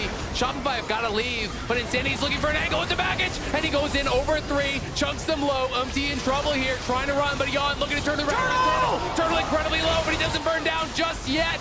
Turtle survives, but Insanity does not, as MT will smash him into the ground. Yon charging forward with the double, and Impact on the hunt here for Turtle, and you have to think Shopify's time in this game is coming to an end. It may not be on this push. We'll see. Baron buff is down. The Hextech Soul was denied, but it will be at least the second inhibitor. It was so close to being all over, and it still works out overall for Team Liquid. But man, let me tell you, Spawn and Reignover are probably not very happy right now because there was a level of patience that Team Liquid needed to play with there. Impact was crushing topside. You didn't need to rush the dragon. Don't do damage to the dragon. Yeah. Just wait for Shopify to do something to you. But in this 4v4, they just start fighting. It allows dragon to be stolen. Then as they're chasing through again, they actually get a turn, land a bubble, burst down APA, and it looks like it could actually turn a little bit in Shopify's favor. But because Yon positioned well enough throughout the fight, because they have Zeri Lulu at 35 minutes, they're going to be able to win that fight. Yep, exactly. It's very difficult. When Turtle gets chunked out early, it's really only Insanity that can kill him. But you have to get through barrier, you have to get through heal, you have to get Lulu shield, Lulu ult. You know, the Azir is ulting you away. The Poppy's stunning you up and running at you. So it's very difficult for them to actually get enough damage to finish him off. Malignance is now finished there. LDR done as well for Turtle. So some big completions on that side. But of course, on the other side, it's 4 items for Yon. It is a really strong Azir here as well, and TL are on the push. Look at all those lines in Yon's health bar. He had like almost 3,000 health when you include the shields. Yep. Plus the shield bow afterwards. It's a very, very hard guy to kill at this stage in the game. I mean, he's got Wit's End, that's 50 MR. He's got 300 health from his Hex Plate, and he does have a 440 shield that's going to proc the shield bow, plus the Lulu, plus the barrier, plus the heal, plus his team healing for him. It is a lot of damage you'd have to deal to be able to actually get him. So it's not even just about landing the rockets for Insanity. He's got to weave the rockets in onto the right targets. Because if you're just hitting Impact or Umti, they're getting shielded up. It doesn't even really matter. Yeah, and the magic dance, especially Udyr, right? The turtle shield as well as the Galio W he has from his Rookborn. I'm never going to be able to pronounce that properly. But it's a lot of shielding in MR. It's just going to make the missiles useless. Yeah, it's going to be really tough. We'll see, though, if they can make some magic happen. Shopify definitely not going down without a fight. They have been aggressive. They have been proactive throughout the game, trying to make things happen. But TL has kind of just been wax on, wax off. They've been equal to the test at every turn. Shopify getting good trades, but TL never giving more than just that chunk of health, never giving enough for Shopify to really claim a big advantage. And now it's Yon and Core JJ playing bodyguard as APA and UMT are bursting down this Baron. Boogie's got to get here. Turtle trying to dash in, make something happen. The Baron down to 6K. They're still hitting it. It is still getting very low, but Boogie does have flash, so this is risky. There's no vision in the pit for them just yet, though. And look at Impact in the back line, and Turtle is just gone already. Impact wreaking havoc. APA flashing forward, doesn't find the ulti. Fake God gonna look to turn here with the equalizer, but it's gonna be too little. It's gonna be too late. Insanity trying to kite back, trying to poke them down. Does have a big one, threads it through onto UMT, but it just doesn't matter. TL have done it, TPing into the base, looking to finish this off. It's APA, Zeyzal's gone, it's the double, and it's Impact charging in, looking for the ace. TL will get it and will secure their first win of the season, taking down Shopify Rebellion. Big win for Team Liquid. A relieving win for Team Liquid, avoiding the 0-2 start. First win for UMT on this Team Liquid team. Big hugs towards APA towards the end of that one. As you mentioned, a lot of control for Team Liquid throughout this game. They had to play a decent amount of defense at the start of the game, but ultimately were in control. And just a perplexed look on Insanity's face after that one, because unfortunately, they are the ones starting 0-2, something both of these teams were trying to avoid. Yeah, absolutely. Tough strength schedule, you have to say, for Shopify Rebellion. Yep. Going up against FlyQuest and TL, two teams that people had mostly in the top 4. I would say if you look at the aggregates, those were 2 top 4 teams, so definitely some tough competition. But that's where you want to be. You want to be fighting with the big dogs. You want to be going up against those top teams. You have to be able to beat this level of competition. Shopify, though, definitely some positive to take away from this. They stayed proactive. I think Turtle, looked pretty aggressive, looked good in that duo both days with Zeyzal. But TL here came out with a composition they were very comfortable in, full scaling, full 5v5. I think they bounced back from some difficulties in the early game really well. I was so impressed with how MT came back after that failed invade, gets chunked down. He's starting solo leashless on his Wolves past 2 minutes at half health, and ends up being equal with Boogie. Like, I think he played that game incredibly well in the team fights as well. So, TL looking strong in the 5v5. I love the way he played. He invaded so much, which is so peculiar to see when level 1 is that disastrous. So they got to be overall okay with the way this week ended. It's only 2 of the 14 games that they're going to be playing. I was trying to get the percentage in my head. It's about 14% of the split is now done for them. We'll take it. We'll take it. We'll see. All right. Hey, LCS fans. Fantasy LCS is happening on Sleeper. It is not too late to sign up. Start a league with your friends and then crush their dreams with your own LCS super team. You can head on over to sleeper.com or sleeper.app to give it a try. But we're going to be heading to the break before 100 Thieves versus Cloud9. First, take a listen in to LCS players who will try to win the Kia Rookie of the Year.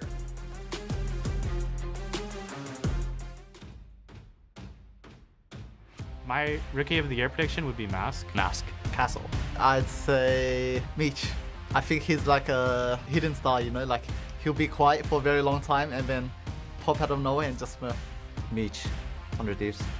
Meech. It's Meech. And it's either going to be Meech or Masa, I think is his name. Masu, yeah. Masu? Fly Masu. Masu, maybe? For sure gonna be Masu. I'm sure with that. Oh yeah, he's getting Rookie of the Year. I mean, there's no doubt in my mind.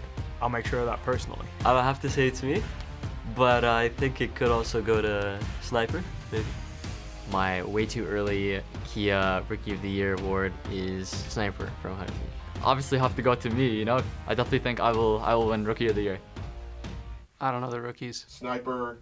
All right, that's good enough.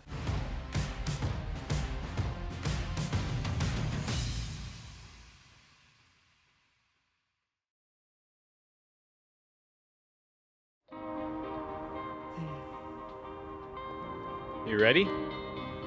I think so. Yeah, just remember, stay in your lane, keep your vision up at all times. Time is going to be everything here. So you don't want to go too fast, but you also don't want to be... Hey, I got this. Yeah, I think you do.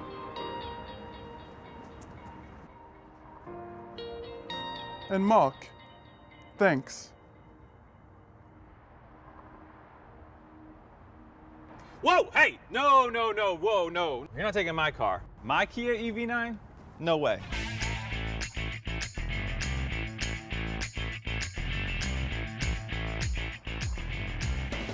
No touching.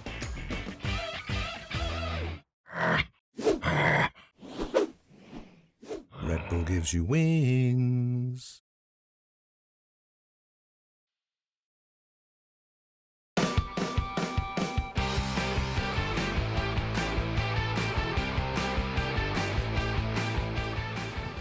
What's up, everyone? We got the victorious APA here.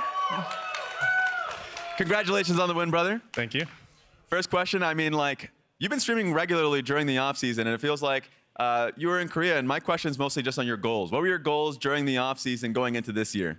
Well, I was really good at Ziggs and Nico, but I kind of stopped at that. So when we went to Worlds, and they banned those two characters, I was definitely noob at Worlds. So that was just my biggest goal, is just like go into off-season and just expand champion pool. Like that's why I went to Korea for like 25 some days, and just like grinded as much as I could, like 20 games a day, just playing new champions. That makes sense, and I felt like at that time, you also came in with your full team, so you had the roster set up, and you went to Impact Towers in Korea. So like, how different is the dynamic within this new team in comparison to the last one? Because last one, everyone was making jokes of the fact that like even the comms listening in, it was a full Korean lineup, and you're saying just kind of chipping in as much information as you can. How different is it? Well, it's English, so there's a different language. I mean, comms are like, comms are just OP. Yeah. Comms are OP. Another one on top of that one, just kind of following up, is just working with Umpty specifically. Because him kind of being added to the roster, him, of course, to the point, like, being completely proficient in English. How has it been? Because you've been playing Champions Queue with him, doing them. Like, tell me a story or two. Umpty's just really fun to be around. He's like just such a vibrant personality. I don't really have any stories. Okay. It's just like, I enjoy being around him as a person, not just in the game, but just talking to him, because he's also my roommate, if you didn't know that. Like, just talking to him in general. He's just such a nice person to be around. Any shout out for the fans out there? Well, obviously, thank you, Honda. I have to thank them. My parents came here, so thanks to my parents. They're one of the most, if not the most supportive parents I know in esports. And then, just thank you to all my fans that support me. Thank you, APA. I appreciate the interview 100%. And we're going to be going to 100 Thieves versus Cloud9 right after this. You don't miss it.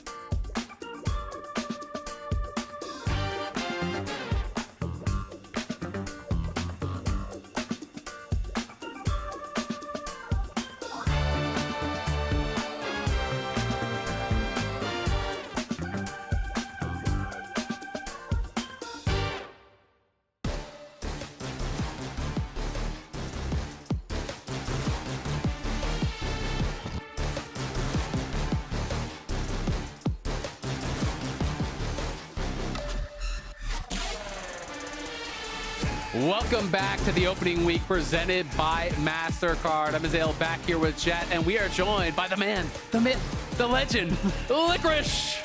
We got him.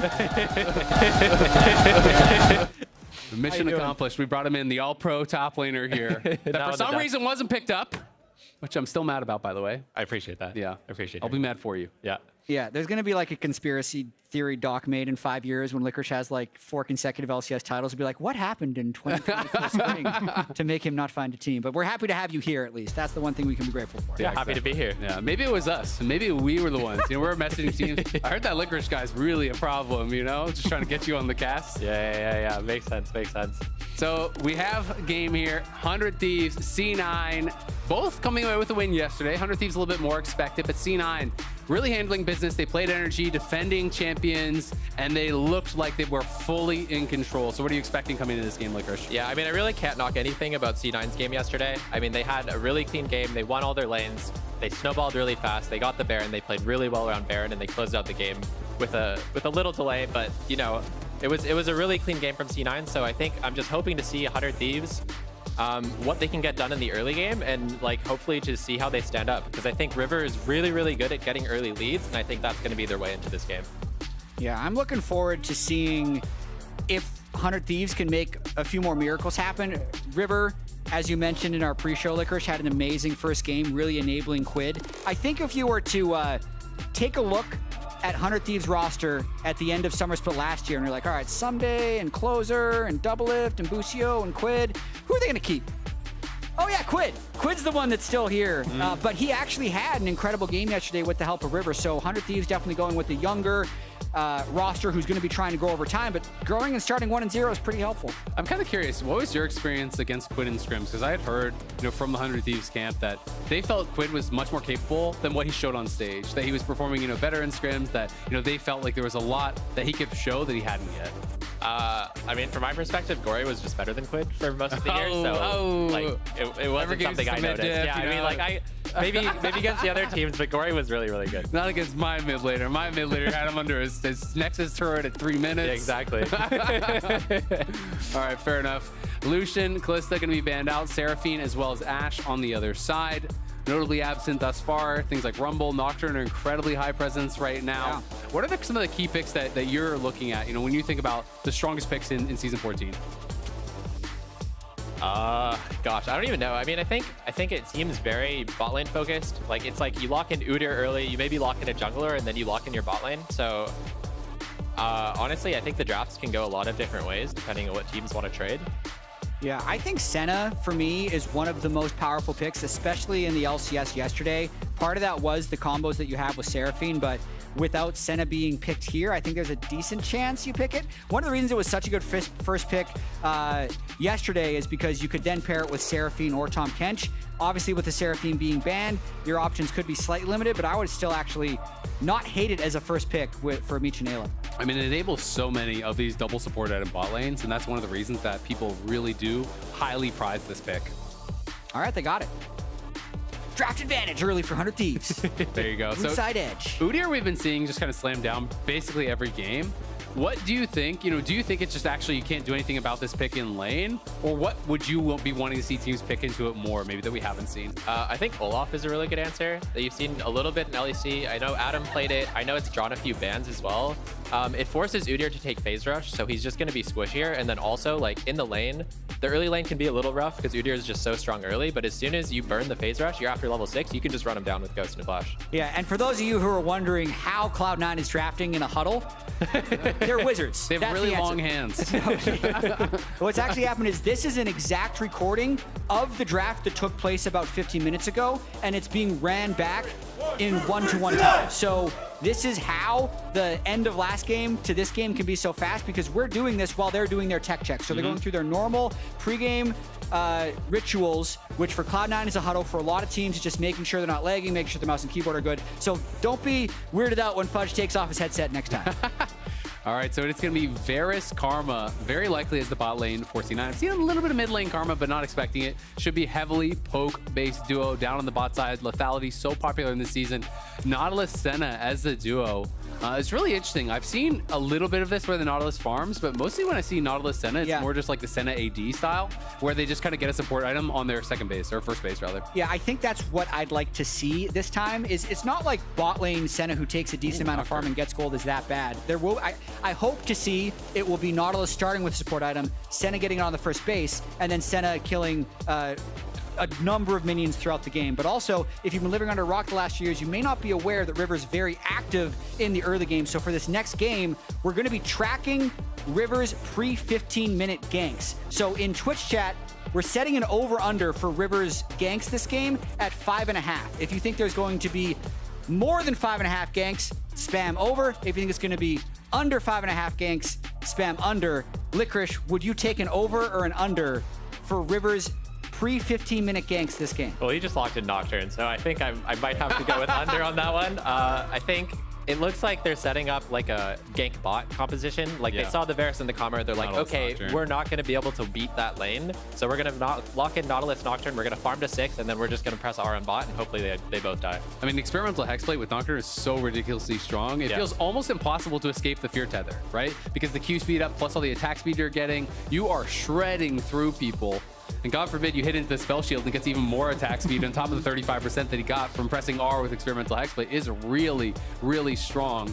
Interesting to see, it is going to be that Riven ban drawn, so a little bit of respect shown over to Sniper after yesterday. Yeah, I think that's just the ban that makes sense. Like, even if you think you can handle the Riven, it's like, why would you give him his most comfortable Because you have an ego. Well, like, like, what's a good reason to give him his most comfortable That is a reason. That is the reason.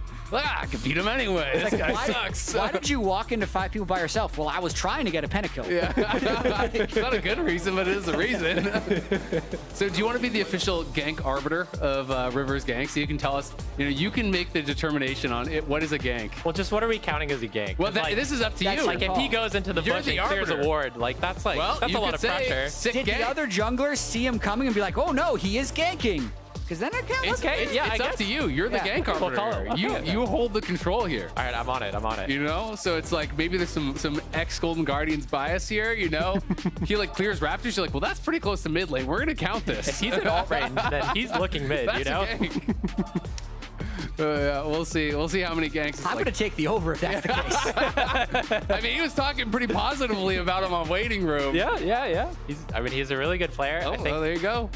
We'll have to wait and see what he can do on the Nocturne. I think Experimental Hexblade is one of the items that I was the most excited about in the offseason, because it's just like an interesting item. Like I'm really trying to figure out like which champions I can build it on. Nocturne is like a real game. Have you tried Trundle top with it? I have tried Trundle. It's pretty fun. With it. It's really fun. I mean, Trundle top is just really fun. Like you just go full caveman and you just start hitting them with your club. And sometimes you just deeply like satisfying about that. No, it's the best. It's the best. He also crushes towers, by the way. If you get some grubs and they leave that side lane for 1 second, you're like, I'm sorry guys, you get quadra killed bot, but I got both their towers. Yeah, sometimes the Nexus. Yeah. All right, Akali coming through here for JoJo. So that is going to be an Akali mid. We're expecting, of course, Udyr top. And it's going to be a Nico on the other side for Quid. Something that has been pretty popular. Obviously, Mythics are gone, but we're seeing a lot of Rocket Bell Rush on the Nico still. It's pretty popular around the world here. So they are really looking heavily for 5v5. And something that a lot of people do love is when you're playing Nocturne, other champions that function coming in from flanks become so hard to answer. Ken and Nocturne, obvious combo, but Nico functions in a similar way, right? Where the lights get turned off, all of a sudden Nico's coming out of a brush. That's hard to track. Yeah. This is actually a really cool composition for 100 Thieves. They had a cool composition yesterday as well, so shout out to Golden Glue in his second LCS draft all time. Like, being able to turn off the lights and then having Nico, Gwen, Nautilus fly in, Senna from Narnia can also ult kind of from anywhere on the map and still contribute. If they play it well, could be very clean. How do you feel about the Gwen Udyr matchup then, right? Obviously, we think of Gwen as this champion that can turn online, really start to outscale. You have Nocturne in your corner, you have Senna potentially helping you with the ult. Do you think you can actually ever punch through the Udyr, or is it just like push and move? I mean, you're definitely gonna be farming for the early game. Udyr is gonna be stronger than you for like mostly until the mid game, and then like once you get 1 or 2 items, you're probably never gonna kill the Udyr just because you don't have any stuns to lock him down. Like you'll fight him, he'll run away. But I think once you get to that 1 or 2 items, what a coward! You'll exactly stand and fight like a man. But Gwen, it'll be strong in the side lane later. I'm a little worried about the 100 Thieves draft. They're gonna have to lean pretty heavily on the Nico prio early in the game to be able to get through the early game, because top is gonna be getting pushed in and bot lane pretty heavily. Could get pounded. Yeah, that's the interesting thing that I noticed the most doing drafts versus watching drafts is how important lane matchups are doing drafts, and how as a viewer you kind of just see the team comps and you're like, that's a pretty cool combo. That's a good draft. But if they just lose every lane, the game is completely unplayable. So that's what Cloud9, I think, is going to be trying to do, especially if JoJo can pull something off with Akali. They could just win this game very easily. I'm also just really interested to see, our second day here of Berserker Vulcan. Yesterday we had Doublelift on the cast, and he was saying in their matchup they should lose levels 0 to 18, as he put it, right? So should lose at all stages. He thought that they would never be able to get pushed, never be able to play against the Lucian Melio. They were playing Nautilus Varus. Yeah. But they won that matchup. They took a plate, right? So now in a matchup where we're expecting them to have the champion advantage, what can they get done here? Because Varus Karma seems like a nightmare to me. Yeah, it could get real bad down there. If you get hit by those Karma Qs, oof. Yeah, no, I think Blabber's going to probably be heavily looking around the bot lane early. I'd imagine top lane is going to be pretty isolated, where Udyr just pushes and gets what leads he can. And I think a lot of the onus in this draft has been put on Quid, because he picked the Nico Akali matchup. It's like not that good. It's like kind of whatever for both, but he was forced to pick a champ that was like good for his draft and had prio. Like he really had to lock that in. So it's a really good pick for him.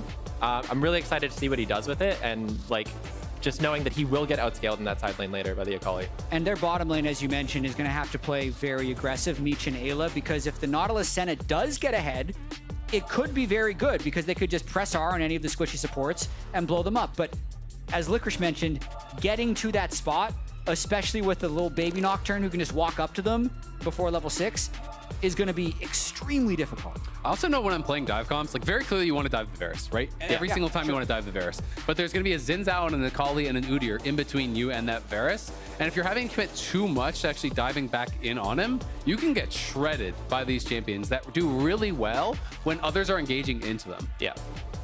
No, I think C9 has a lot of threats in their comp. Like if Akali gets ahead, it's a problem. If Varus gets ahead, it's a problem. If Xin Zhao gets ahead, it's a problem. If Udyr gets ahead, maybe if he does some crazy damage build, it could be a problem. And then on the side of 100 Thieves, they're really just like playing this full dive team comp where hopefully they get on the Varus and some other priority targets with that Nico ult and just blow them up as fast as they can. And as we're about to load this game, Licorice, I'm hearing that chat is very excited that you're here. So I'm going to ask you another question. Me too, I'm in chat. You've never experienced a draft like this, where 15 minutes into the previous game, these teams drafted, and then they came on stage to do their tech checks. But throughout all that time, they're thinking about how the matchups are going to go. Maybe they're planning level 1s.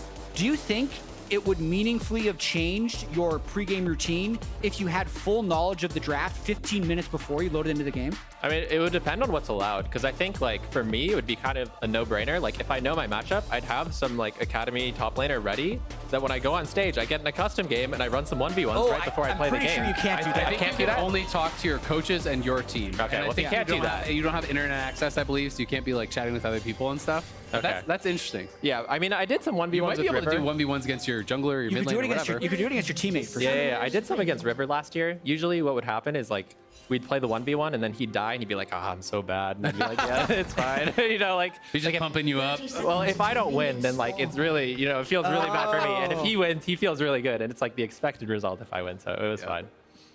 Also, we asked during Champ Select what the over-under was going to be on River's ganks before 15 minutes. We put the over-under at 5.5. Then he locked in Nocturne. So 75% of chat has taken the under. And Licorice, we're counting on you to accurately tell us what a gank is. Give us a fair fight here, Licorice. All right, I'll do my best. We'll be touching back on that throughout the first 15 minutes. All right, well, interesting to touch on. So it is going to be farming Nautilus, straight up. They actually both started with support items. Then he sold the support item and bought the Doran's shield. So he'll likely get a support item, I think, after his first base. What I'm expecting, this is generally how it works, is you just take all the farm, obviously, early. And then, the AD ends up, in most cases, taking the range minions, because that gives you the extra gold. You get the 20 gold for that, and then you're sharing the extra gold to your support. And then, obviously, both when you're cashing out, it can be kind of interesting, because you can start to give more of that gold over to the Senna. Senna can start moving around, getting souls from other lanes, from your jungle. You can do these kind of other little tricks that can be pretty interesting, but it is going to be Fleet Senna, so obviously trying to stay alive here in this bot lane. And checking on the Nautilus runes, he's D-shield. I'm expecting second win. Yes, of course. So he's second win, he's Biscuits, he's D-shield. So he's just trying not to die. Yeah. And I mean, top lane looking rough early, bot lane looking rough early. I think this is pretty expected when you look at these drafts. What does Sniper have to do, like, right now in this lane? He's already down at 60% health. I mean, don't get dove. Like when you're in these losing matchups, it's all about catching the wave in a healthy place and then being able to bounce it back, ideally. If he catches the wave healthy and then he has to TP back to push it back in, that's fine. but it's just like he cannot get dove earlier. It's really bad. So in that case, like, you want to be able to get a few early CS, but ultimately you're kind of just preserving your health as a resource and letting Fudge kind of do whatever he wants here. Yeah, I mean, you get what you can, right? Like, like no one's ever going to punish you perfectly, and you just like have to play it by ear and get what you think you can. But if you drop too low, then bad things are going to happen.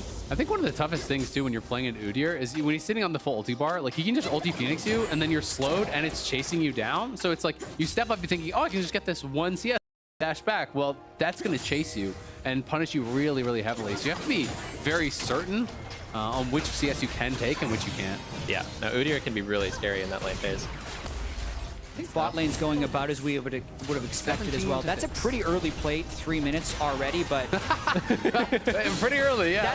I think that's the matchup with how it's playing out. I saw early on Vulcan was actually weaving a few autos into Meech without getting traded back on, so he's playing very well on the Karma early, and Berserker and Vulcan are off to the races. And a lot of times in these melee farming matchups, when it's Senna plus a melee that's farming, the double range is just harassing the melee every time they step forward to actually get any CS. But the hook in on a Berserker. We'll see what Meech can get done here. He's getting actually chunked down really low. Nice. Vulcan in some trouble as well. Is going to drop the Ignite here onto Meech. But a decent trade. We'll see if Meech can actually heal back up from this. Of course, he has Fleet, he has a Biscuit, he has his Q heals, and River's coming down. He's on the way.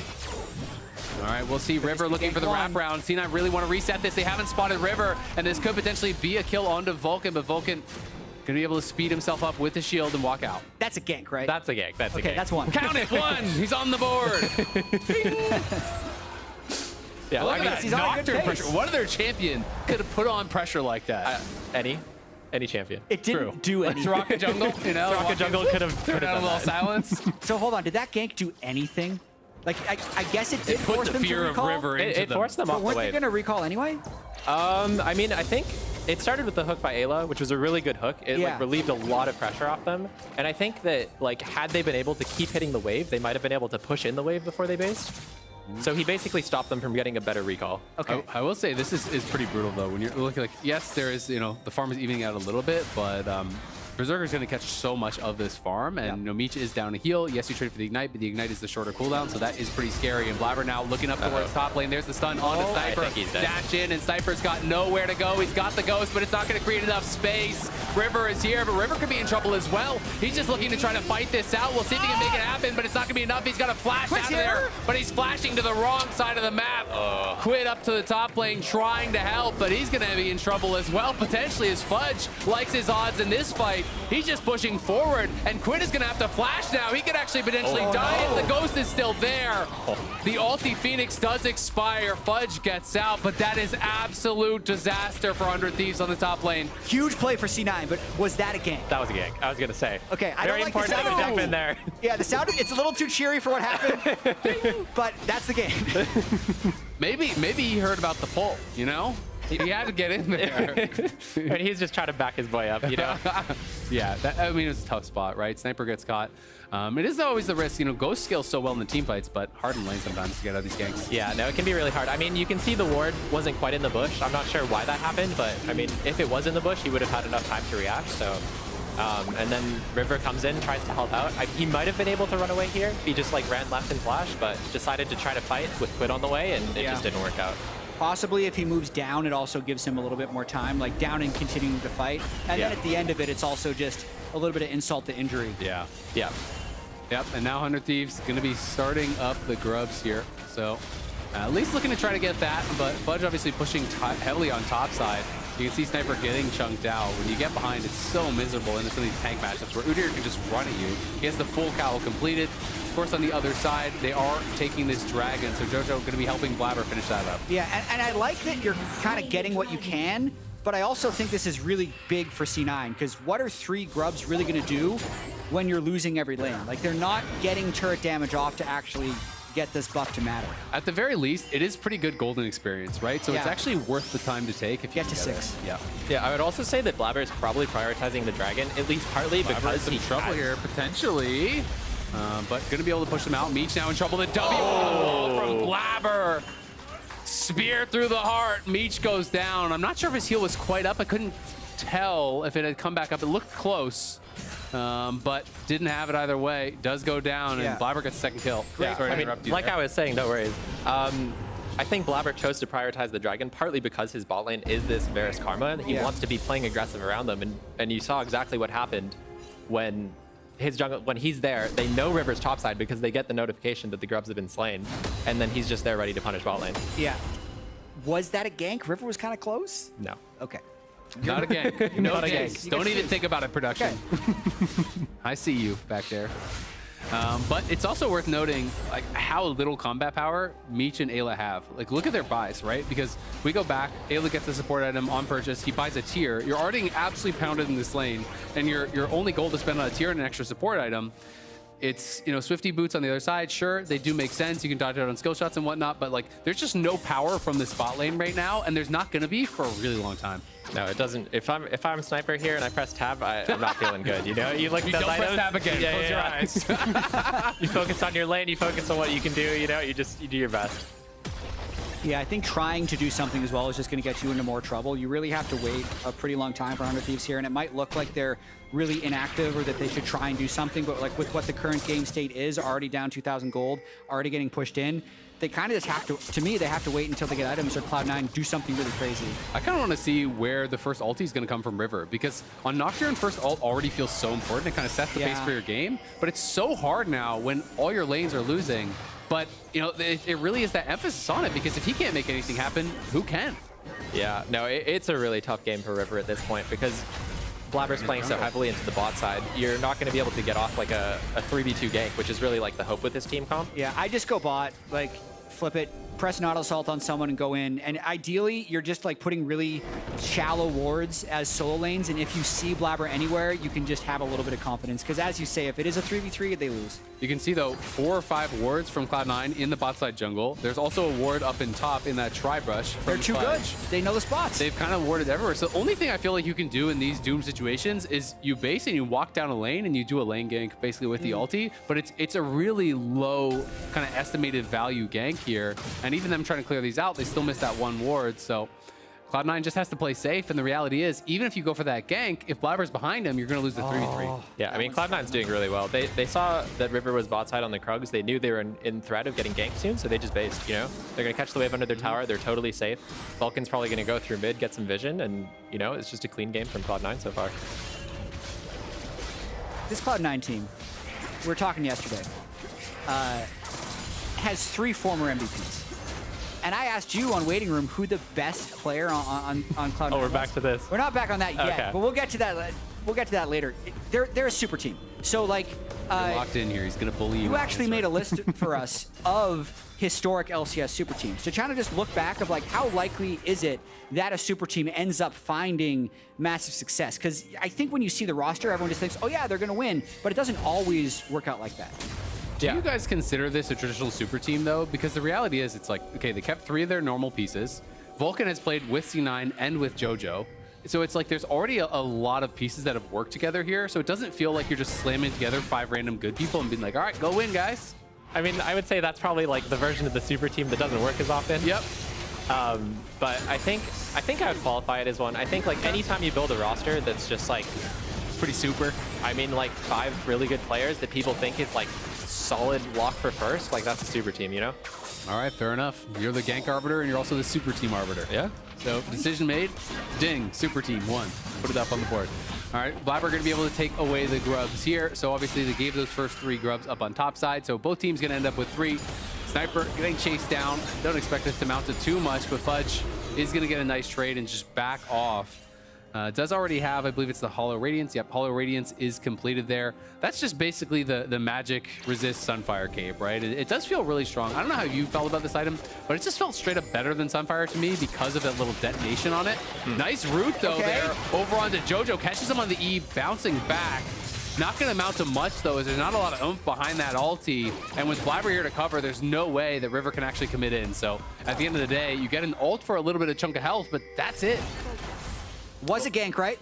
That was a gank. Yeah, that's a gank. That's definitely a gank. All right, Vulcan flashing in. The tether does land. River in trouble. Going to flash out, but it's not going to be enough. The ulti from Senna trying to save him, and now Ayla has arrived with the TP. We'll see if that's going to be enough. Blabber getting low, but no one able to actually knock him down inside the pressing guard. He survives. Berserker is here, and now Fudge TPing in as well. We'll look to chase him down. The ulti ram going to get popped.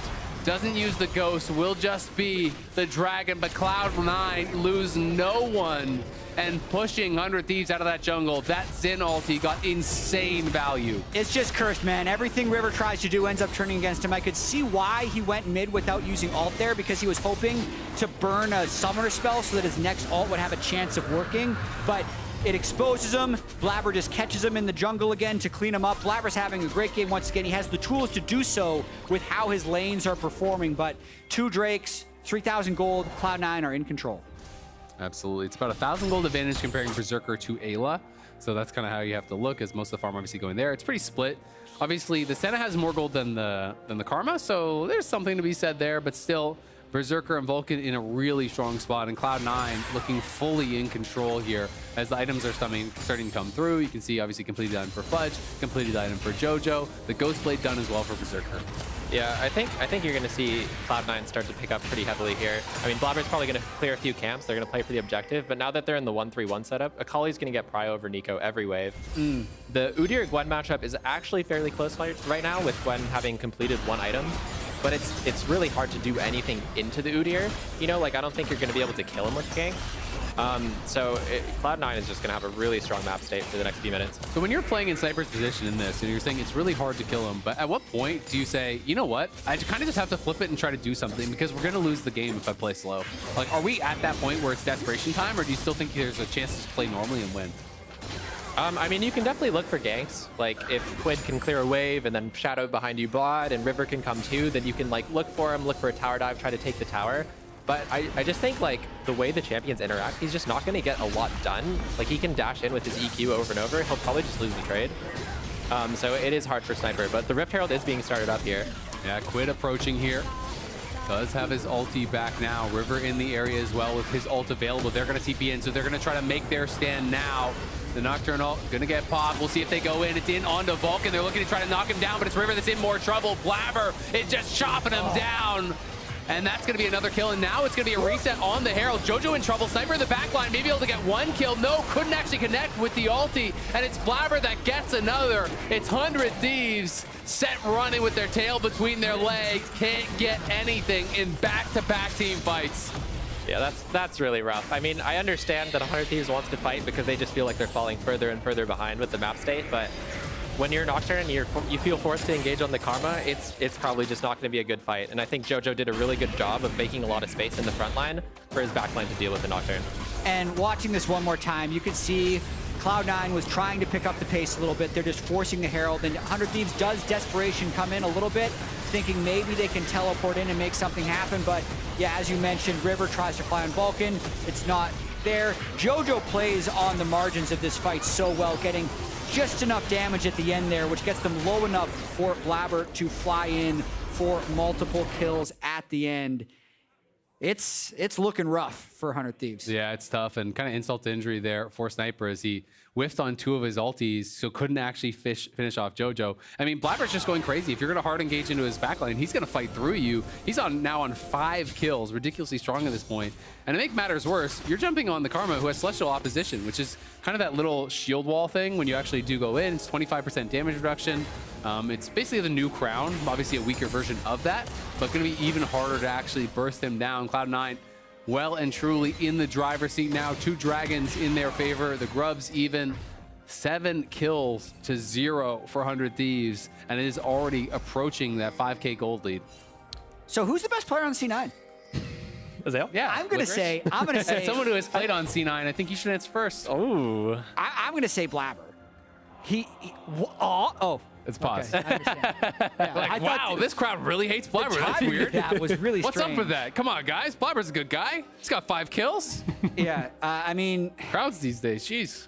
He's got 14 kills now, which leads the LCS, by the way. Okay. Yeah, he was leading after day 1. Unfortunate pause. We're gonna have to figure out how that happens, but yeah, let's talk about this. I mean, I think it's an interesting discussion, right? I think there's different discussions on like who has accomplished the most in the LCS. I would say it is Blabber. You know, who is the best player now is maybe a different discussion, and that's where it gets really complicated. You know, who has the highest peak? That's also a different one. Yeah. But we want to hear from you in Twitch chat. Who's the best player on Cloud9? There's going to be a poll. You can all vote in it.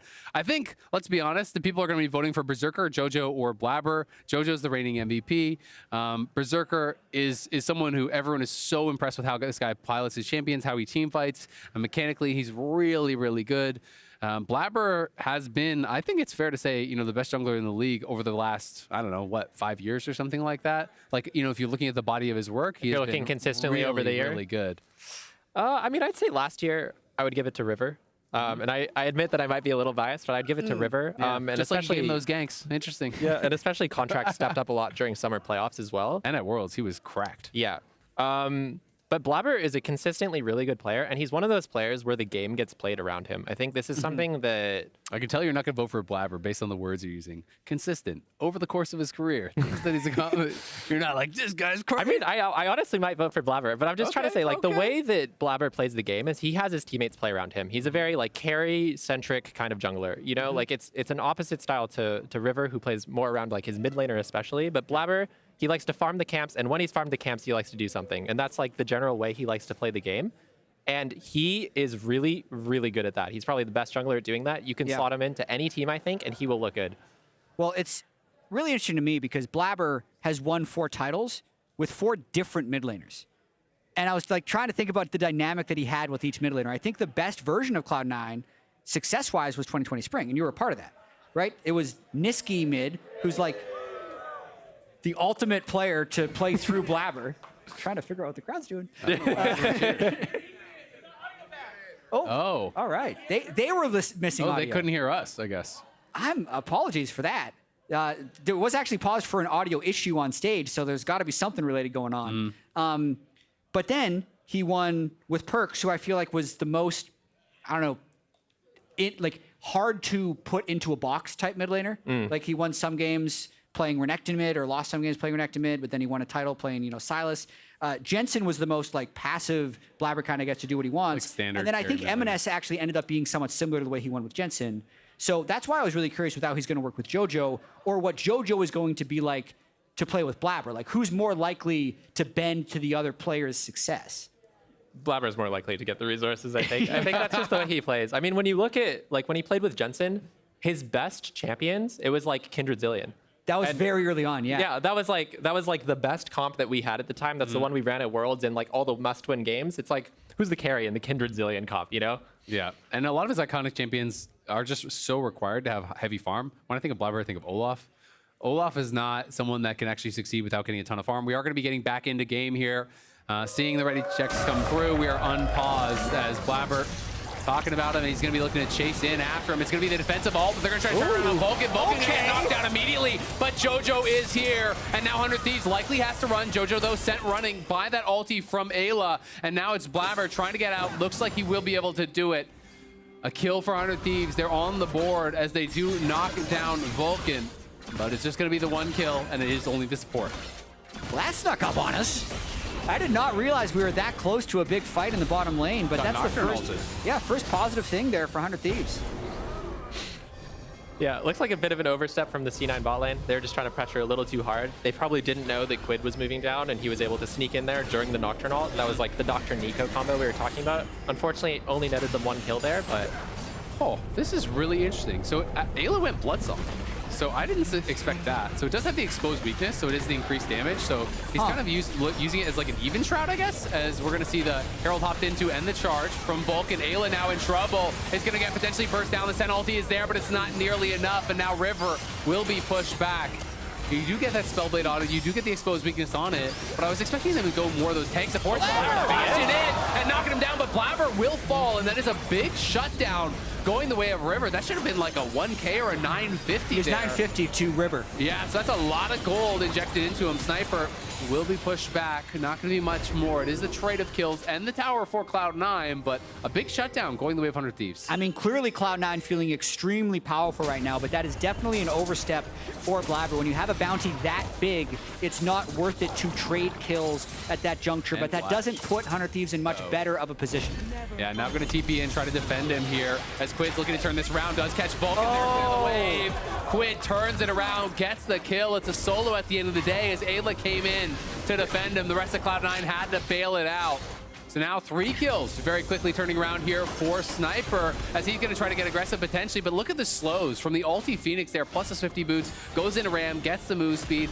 very difficult, as you were saying, Licorice, to actually lock this guy down. Yeah, no, the Gwen is just like, at some point he'll start getting priled because he'll win the trades, but you're never running down the Udyr or killing him without any CC. It's going to be tough. Blabber, though, back on the map, has that Shojin, and you can see a little spell weaving there with it as it stacks up. Does more and more damage. Can be pretty powerful. Second item has come through for Berserker now, so went for the Edge Knight, a little bit more of that defensive option. Can help to make it a lot more, safe against something like a Nautilus. If they can't poke it off, you can't just start a fight with a Nautilus all, things like that. But a lot of the time, doesn't it kind of just block the Nocturne ult?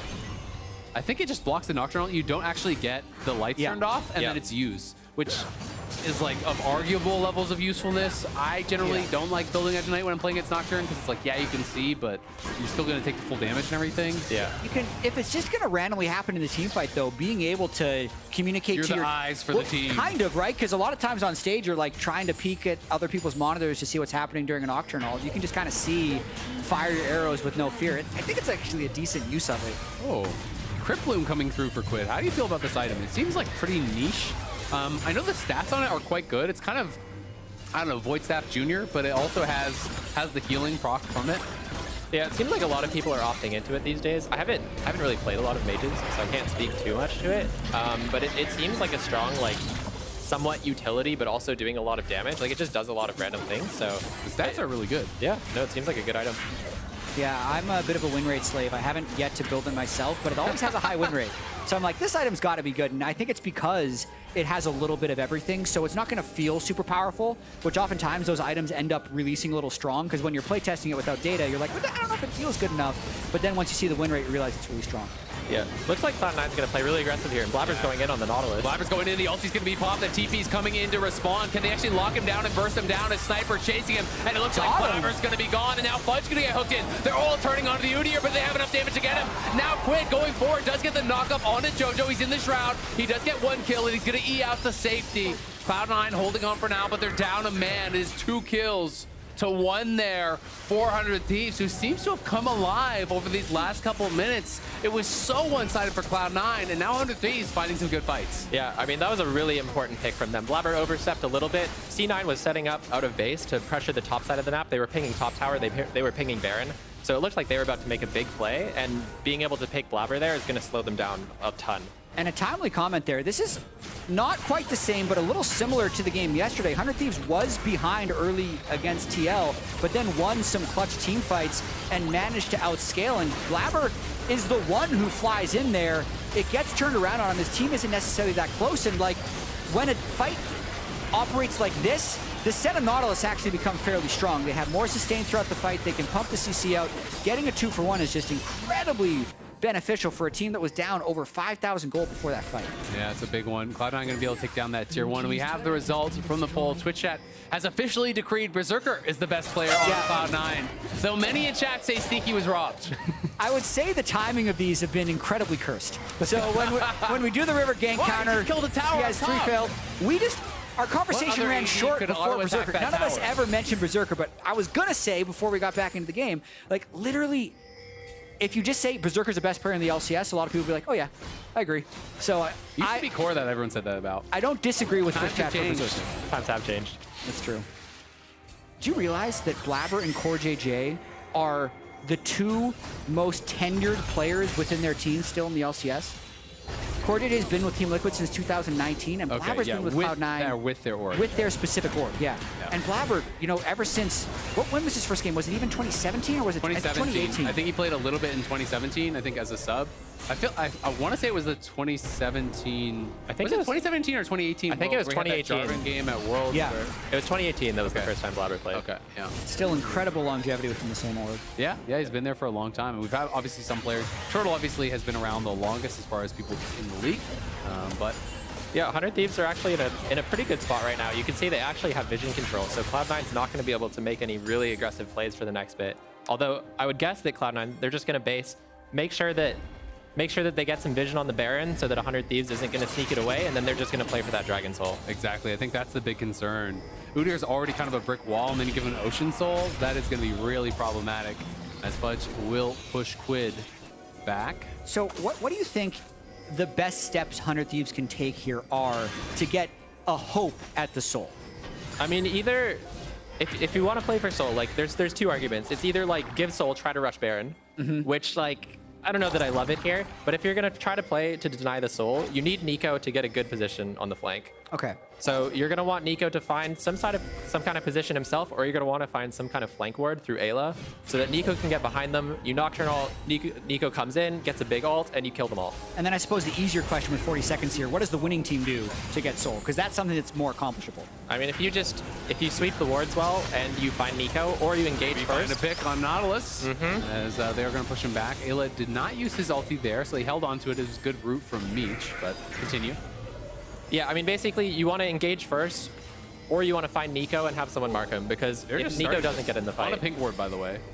So that's not going to work. But this is, I feel like the trade Baron for Soul almost never works, because you can just leave one person on Dragon hitting the Dragon while the other 4 people kind of delay. Yeah. But it's desperate times, call for desperate measures. It looks like that's what 100 Thieves are going to try to do. I don't expect it to work, but they're going to be going for it. Jojo is up here. He did use his Shroud. So we'll see if there's any sort of a look for a turn. But Blabber's soloing the Dragon, so you got to start this. We got to do something right now, or you're just giving Soul uncontested. And it looks like that is going to be what 100 Thieves do at the end of the day, is Soul for nothing. Because C9 are just going to be prodding around here, and Blabber will secure it. Ayla would have had to flash ult someone to make that work, but it's a total flip, because you don't know that Blabber's going to greed this trade. Yeah, I mean, I think...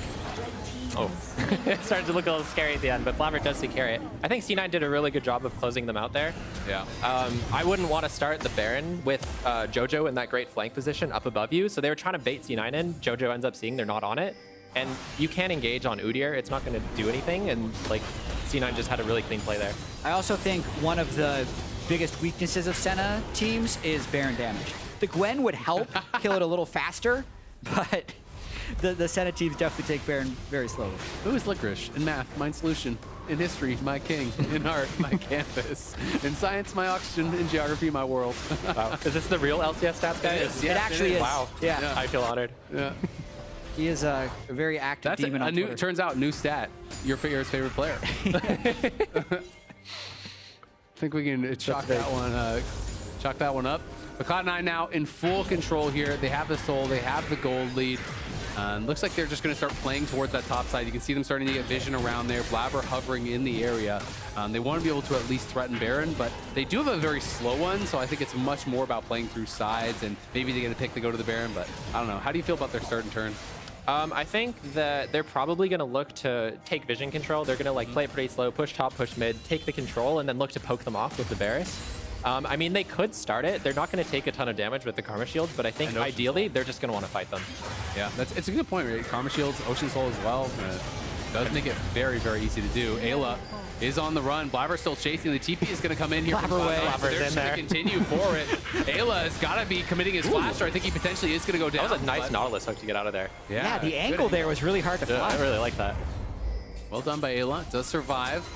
Blabber not overcommitting. They do at least get that Senna ulti out, but now onto the Baron here with Fudge taking it up with the Ocean Soul. They're just not going to lose any health, so even if it goes down slowly, it is going to be going down very steadily. Yeah, I think they're going to be looking for a turn here as well. Jojo's never going to enter the pit. Like, he's always going to be a threat on the flank.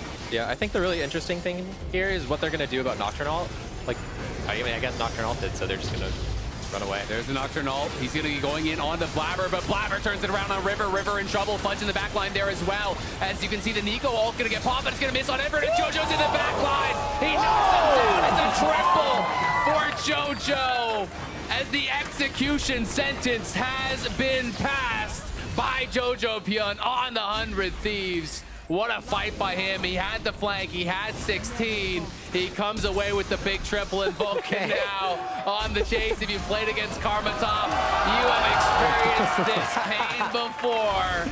And now the jungler gets to experience the misery that every top laner knows. Yeah, Vulcan got to have a little bit of fun at the end of the play there. I think beyond anything in that fight, it just looked really cool.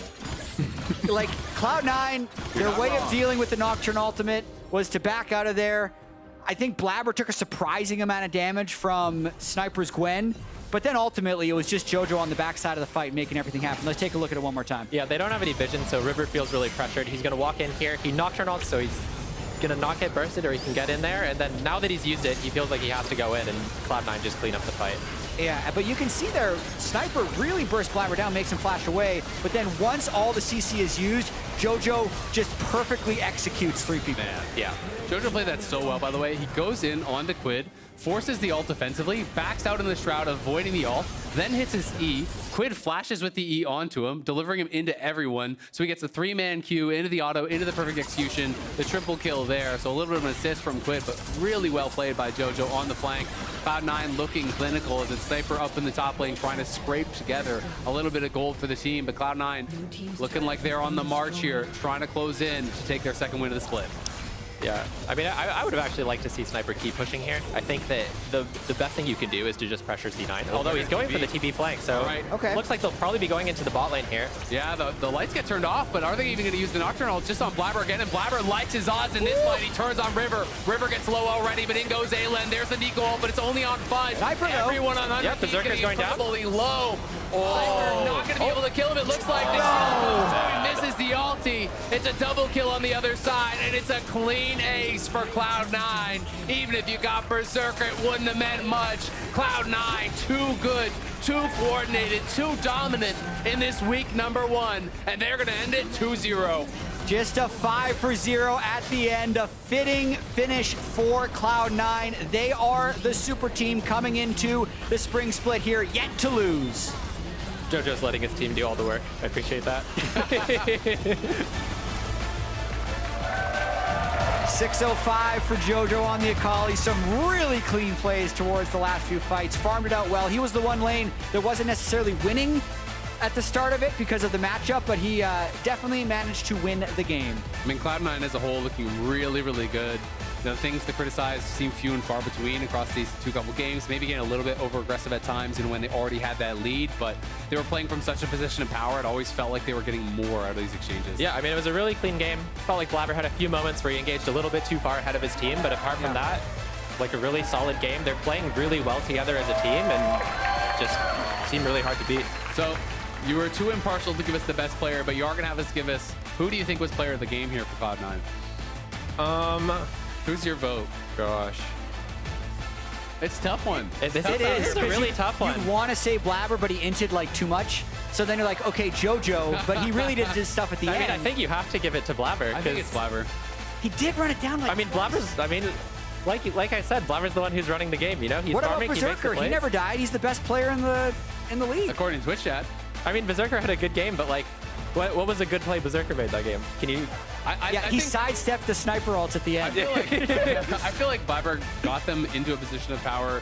Did a really good job in a lot of these fights. When they were trying to fight through him, he was crushing people in the 5v5s. Yes, he overextended once or twice, but he would probably be who I would be leaning to. I'll vote Blabber. I think we'll triple Blabber. Yeah, he would be who I'd be leaning to, but it's close. I think you can make an argument for a lot of these players, and that's how it can be. You know, when it is a really dominant game, when it's not one person who's kind of really running the show, it comes up to opinion. It's always interesting, you know, hearing the cast perspective versus the people in the game, because it can sound very different based on who's making the calls. But we are going to be joining Emily and Blabber on stage for an interview. So Emily, did he deserve player of the game?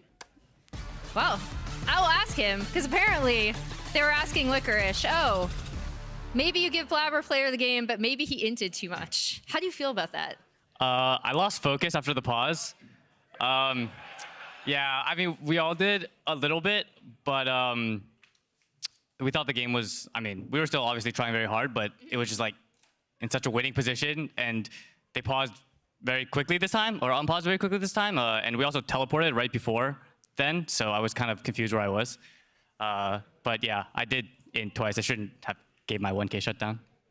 Brave of you to admit that, to be honest. Previously, I've talked to you about going up against a jungler like River, right, where you kind of have to constantly track him. In this game, obviously, part of this is the matchup, Xin into the Nocturne, but how much did you focus as a team on making sure you knew where River was at all times? Usually, River likes to play like more early game style champions, but on Nocturne, he really can't make that many plays. So I wasn't really too scared of him making too many plays this game, and because he was just really scared, I think, early game to take the top grab. I was going to get really far ahead, even if we didn't have like the fight, since I already had my base and he hadn't based yet. So Yeah, it's pretty easy to play against Nocturne early game just because he can't do too much. Okay. Looking at like some of the map changes, I've been kind of polling junglers on like, where does your early game focus lie now that Void Grubs are such a powerful thing, but maybe not something that you want to, you know, immediately group up as at 8 like you would for first Rift Herald? I think bot lane is much more OP than Void Grubs. It's not really, in my opinion, worth to sack your bot lane ever for Void Grubs. The only benefit of Void Grubs is that it gives your jungler 6 much quicker. And if you can use the level 6 timer for your jungler to gain advantage over the enemy jungler who will be level 5, that's really valuable. But I mean, bot lane is just OP, so play for bot. Yeah, so you chalk it down to also keeping track of early Drake stacking too, right? Yeah, of course. Okay, cool. Going forward, I know we interviewed you coming into this season about who was going to be MVP. We were like, okay, Blabber, King of Spring. Jat's already started your campaign. How do you convince me, an MVP voter, to vote for you this early? Oh, it's hard. I don't think I can convince you after 2 games, but you know, I'm hoping for one of our best splits. And I'm not looking too far at anything. I kind of just want to take it one game at a time. And you know, if I win MVP, that's nice. But I'm more focused on winning the split as well. So we're just gonna take it slowly, and hopefully we can continue to win games. Yep. And then finally, we talked to JoJo yesterday, and I wanted to kind of get your side about what it's been working like with him since he was like the most hyped player coming on to this kind of reuniting roster in different sections, and also one of the best, if not the best, mid in LCS. It's been really good to work with JoJo. I mean, he does have a very big ego, but it's fine. You know, we all do on our team, to be fair. So, but it's really nice working with him. He's super receptive to feedback. He's a really good teammate, and he's also very good. So it's been really good to work with him. As a jungler, is it your job to kind of like kick the ego back down? Just be like... No, usually if he calls me to come mid, I'm just like, no, I'm farming, bro. So, you know, I can make my own decisions, so it's not too hard. Nice. Good to have that insight into your dynamic, and congrats on the win. We'll be back on the other side of the break.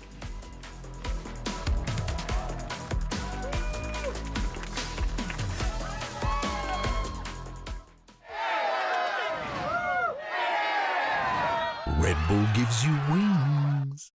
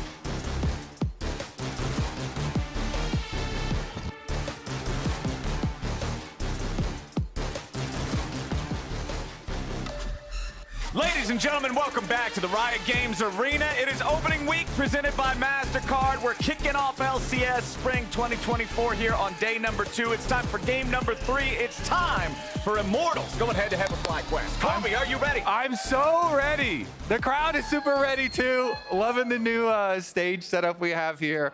Looking quite spiffy up there. Of course, Immortals starting out with the 0-1. Want to turn that one around.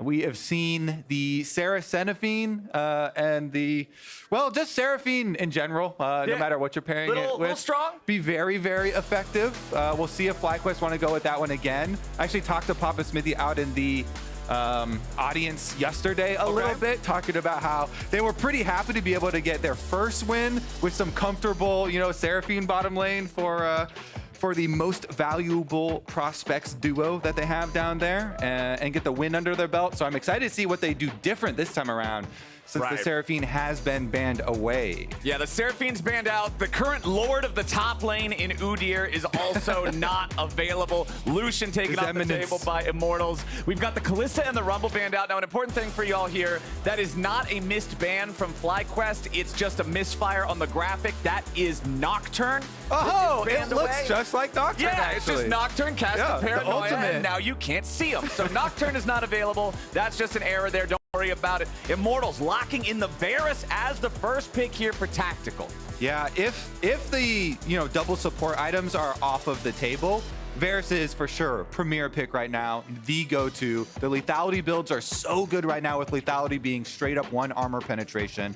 But the Ashe Jhin combinations also playing for bottom lane, playing for plates, has been a really strong duo lane, and Ashe getting through. FlyQuest snagged that one up really quickly here. Nicely picked up, but what do you want to pair it with here? We've got Archer versus Archer combat in the first 2. FlyQuest, still plenty of powerful picks available on the table for them. Inspired picking up the Vi. From a target like Varus, Vi has plenty of options. Yeah, Vi has been super popular here for that guaranteed engage. And in the hands of Inspired too, who wants to be the main shot caller on this FlyQuest team. Has very strong opinions about the game. It's one of the reasons that FlyQuest did pick up Inspired in the first place and get him back here on the Rift, the former 2-time MVP. See what they respond with here, even before Azir has been picked up. And we've seen Corki picked in isolation without even considering matchup already in multiple occasions as well. Just so strong on the patch. With the new items added, has a lot of options to go to, and always gives that really good pairing with Varus. Every time you get your hands on the lethality Varus, you want some magic poke to go with it, Flowers. Yup. Got both flavors. You know what I'm excited about? One of the big things about LCS always being first to the punch this year is we're going to be the first ones that once they nerf Corki, we don't have him in the league anymore. It's going to be great. But for now, he's on top. He is running some stuff in the mid lane. They're going to lock in the Rel next to the Varus. This bottom lane for Immortals, man, has some lockdown. It certainly does. But the FlyQuest bottom lane, that Jhin Ashe I was talking about, they did end up pairing the Ashe with the Jhin. Kind of as expected for that super strong, pushing for tower plates, pushing for money. And when you see this draft start out that way, you also start to think about junglers prioritizing possible ganks on bottom side, dives on bottom side, instead of the grubs, and trying to use the grubs as a little lure, a little bait up to the top side for their opponent. The grubbies. Yeah, they're great. Go get the grubbies. I'll dive your bottom lane, and it'll be fine. And we'll earn our turret plate money the old-fashioned way without the grub debuff. As we get further here, though, we are seeing the Cassante bans rise up as well. See if they double down on this one, because they're going to be the ones looking to answer the Corki in the mid lane for the mid lane pick. So Immortals probably just going to double down there and give a couple of the protection bans. Corki has been super safe generally, and so taking out some of the other Jensen-like control mage options that he has played. So, another one here. Fortunately, the bans for FlyQuest are just having a little bit of trouble showing up today. They're a little bit stage shy. That is not a misban. That is a Jax. So it is a double topside ban here in the second half from FlyQuest. Cassante and Jax taken off the table. Remember that all-powerful Udyr was first banned by Immortals over on the other side. What will the final ban for Immortals be? I'm with you. I'm expecting some more mid lane protection there with the Corki. Do you get rid of the Azir, that classic lullaby? Nope. We're going to get rid of the Jace instead, getting rid of some of that long-range physical damage additional poke. Yeah, Corki usually liking his poke chances versus the Azir, even though it is the most popular champion on the current patch. Is such a versatile champion. Even though most people are going with Nashor's Tooth, sometimes we've seen the Conqueror Azir, sometimes you get the Hail of Blades Azir for the more threatening lane phase burst. The Conqueror, really good if your opponents have a very tanky front line, in which case I think Immortals probably will be drafting a tankier front line here. Rel plus something else for having a 2-stage engage. Really strong front line to set up for their poke, for their Corki Varus here. So probably going to go that direction, and Jensen will be happy to get his Azir. But it is going to be the blinds for Immortals since Castle is on blue side. And you mentioned, even though you can't see it right now on the client, the Jax is the other ban here, and the premier champions there were illustrated for Castle as Jax and Gnar, but he goes with the Aatrox. Okay, this time around. Yeah, lots of top side potential bans there with the Rumble, the Udyr, the Jax, the K'Sante all out. Bwipo has a lot of options here for countering and playing into the Aatrox, but we get the Blitzcrank, so Rel into the jungle, and we get the Blitzcrank pulls for bottom side into the double range matchup. I really like Blitzcrank into 2 immobile champions like Ashe and Jhin. Yeah, if you miss those pulls, you're going to be in a world of hurt. But if you hit him, man, you're the hero of the day. It's the story of Blitzcrank for every game that he plays in, but particularly against 2 targets that have no way to get out of it. There's a lot of opportunity here. And Ole just loves to play that engage, loves to play the aggressive side of the matchup, always looking to play like kill sides of matchups instead of pushing for tower plates and pushing for those CS leads. But that's one of those Bwipo picks. The counter, the Olaf comes in. Definitely early stages has the possibilities of running down the Aatrox before Aatrox gets some levels in him. I want to see about junglers and if they take some early routes up towards that side, because even with the changes to top lane walls, top laners are not immune to ganks now, and very oftentimes you can just do lane ganks. Super underappreciated, but going through lane into the side lane brush here, as long as your top laner is keeping track of the enemy top laners trinket wards, can be super effective, especially when you have these double melee, volatile lane matchups where Olaf just always wants to trade health with you, always wants to threaten you with the undertoed chase down. So both today with Licorice and yesterday with Doublelift, having these pro player guests on, we've been asking them, okay, seeing both drafts, which one would you rather be playing on? And you were a pro player a little bit further ago, but still a pro player. Just a little bit further back. Which one of these drafts would you rather be piloting? Good 10 years. Honestly, me, I like it when my top laner is the one that goes with has the counter pick and has the Olaf, because I'm a pretty big fan of playing for grubs, of playing for aggressive isolated matchups like that to try and push. And, the Corki Azir matchup nowadays isn't as bad for Azir as it used to be. So I'm still confident in Jensen getting his hands on that pick. He always is at home on these control mages. Yeah, Jensen with control mages, sticking to the bread and butter. It was always more of the criticisms of Jensen would be when the mid lane meta diverted from those traditional types of picks. When it was things like the Viego mid, we remember the struggles that he had in those types of metas. But when, hey, we've got Azir being the most prominent champion, like you were talking about, highest presence, that's perfect. Great. Give me the Azirs, give me the Oriannas, if that's what we want to see for Jensen. I'm very excited for this one. Plus, their bottom lane now, they're not running a Seraphine bottom lane, okay? They are running Ashe Jhin, one of the most powerful double range, early push for plates, play for money, play for pressure. So much CC in that bottom lane. They're really going to put their rookies to the test this time, giving them some real power, firepower down in that bottom side. Yeah. And Ole coming back here. Let's see what he can do about it. He's got the Blitzcrank, looking for the God Hand pulls. I'm also a little bit concerned for FlyQuest, though, because the whole team is all AD, and very heavily so, except for Jensen. So if that Azir gets set behind, if he's constantly under pressure and just can't get that sort of presence that he needs in these fights, it'll be easy for the rest to have the itemization to sort of just stat check the remaining FlyQuest players. Yeah. All right, everybody looks like they're feeling pretty good so far. Last couple sips of coffee. Gotta make sure you're ready. A little bit more caffeine injection before we get on to the Rift. I mean, first week of LCS feels like there's just so much energy here being back, and with so many changes. quicker pace between the games. Looking forward already to next week. Some of the players, as soon as they were done, I was walking to the hallway past, Cloud9 members. They're already talking about, 14.2, getting on Champions Queue because the early patch is going to be there on Monday and Tuesday. They can get in, start testing things extremely early and get ready for next week. And we keep up the pace here, staying on the live patch. Well, as we're still waiting to get into game number 1, it seems that we took a poll in chat and 81% of people think that FlyQuest is going to take the dub here against Immortals. This is the largest margin we have had so far in the Twitch chat vote in terms of, just absolutely who's going to win the game. It's over 4 times as likely. 81 is more than 4 times of 19. Mm-hmm. Oh, There's a little yeah. math lesson for the day. Thank you, Teacher Flowers. Appreciate it, as always, FlyQuest.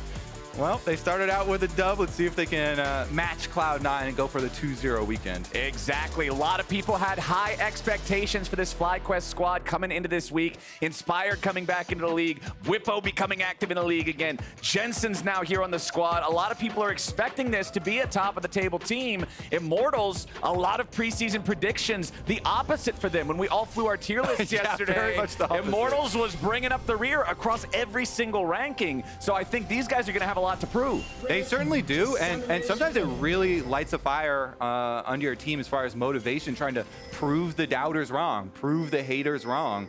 For a lot of these Immortals players, it kind of feels like some last chances here on the LCS stage, and they've gone through quite the journey. See what they can do here versus FlyQuest, though. Whippo with the Ghost teleport Olaf. Counter pick red side number 5 here up in the top lane. And Whippo's just someone who likes to theory craft about the game so much. Oh, yeah. When I'm looking at a matchup where it's like, okay, you need to know when you're going to have the power advantage, when you can engage on the guy, like what those situations look like when they're going to come out advantageous for you. This is a guy that I trust to study that, practice that, be a part of that as much as humanly possible. So I'm expecting there to be some kind of very early PvP up here in this top side that leads to some kills. Definitely agree there. Inspired carry. Let's see, what do we got here? Immortal shirt signed by the players. Nice. Okay, just a ward on the blue buff here, so Whippo's going to keep an eye on that one. They know that at least Armeo is not there right now. Yeah, we got some Immortals. So FlyQuest may have won the Twitch chat vote, but Immortals got the cheers here in the studio. Yeah, Immortals won the arena vote. FlyQuest won the internet vote. We'll have to see which one proves superior. As early on here, Mask and Jensen just trying to farm up, trading those back and forth a little bit. Both of these champions scaling incredibly. We've all seen the Corki Azir matchup enough times to know that this is not one we expect to be super active super early. Yeah, especially with the changes to mid lane, moving the brush back makes it more difficult for junglers to surprise them. Both those mid laners, of course, farming mid laners as well as having inherent dashes in their kit is what makes that matchup so safe over the course of so many years. Meanwhile, bottom lane, this is what we were looking at. The pressure with Masu and Busio receiving the first gank, but having a ward in the pixel brush. Now Armeo going to wrap around the long way here. You can see, though, Inspired also pathing down towards this area. Armeo could just be waiting for him, expecting Inspired to do the counter gank here. And yep, there it is.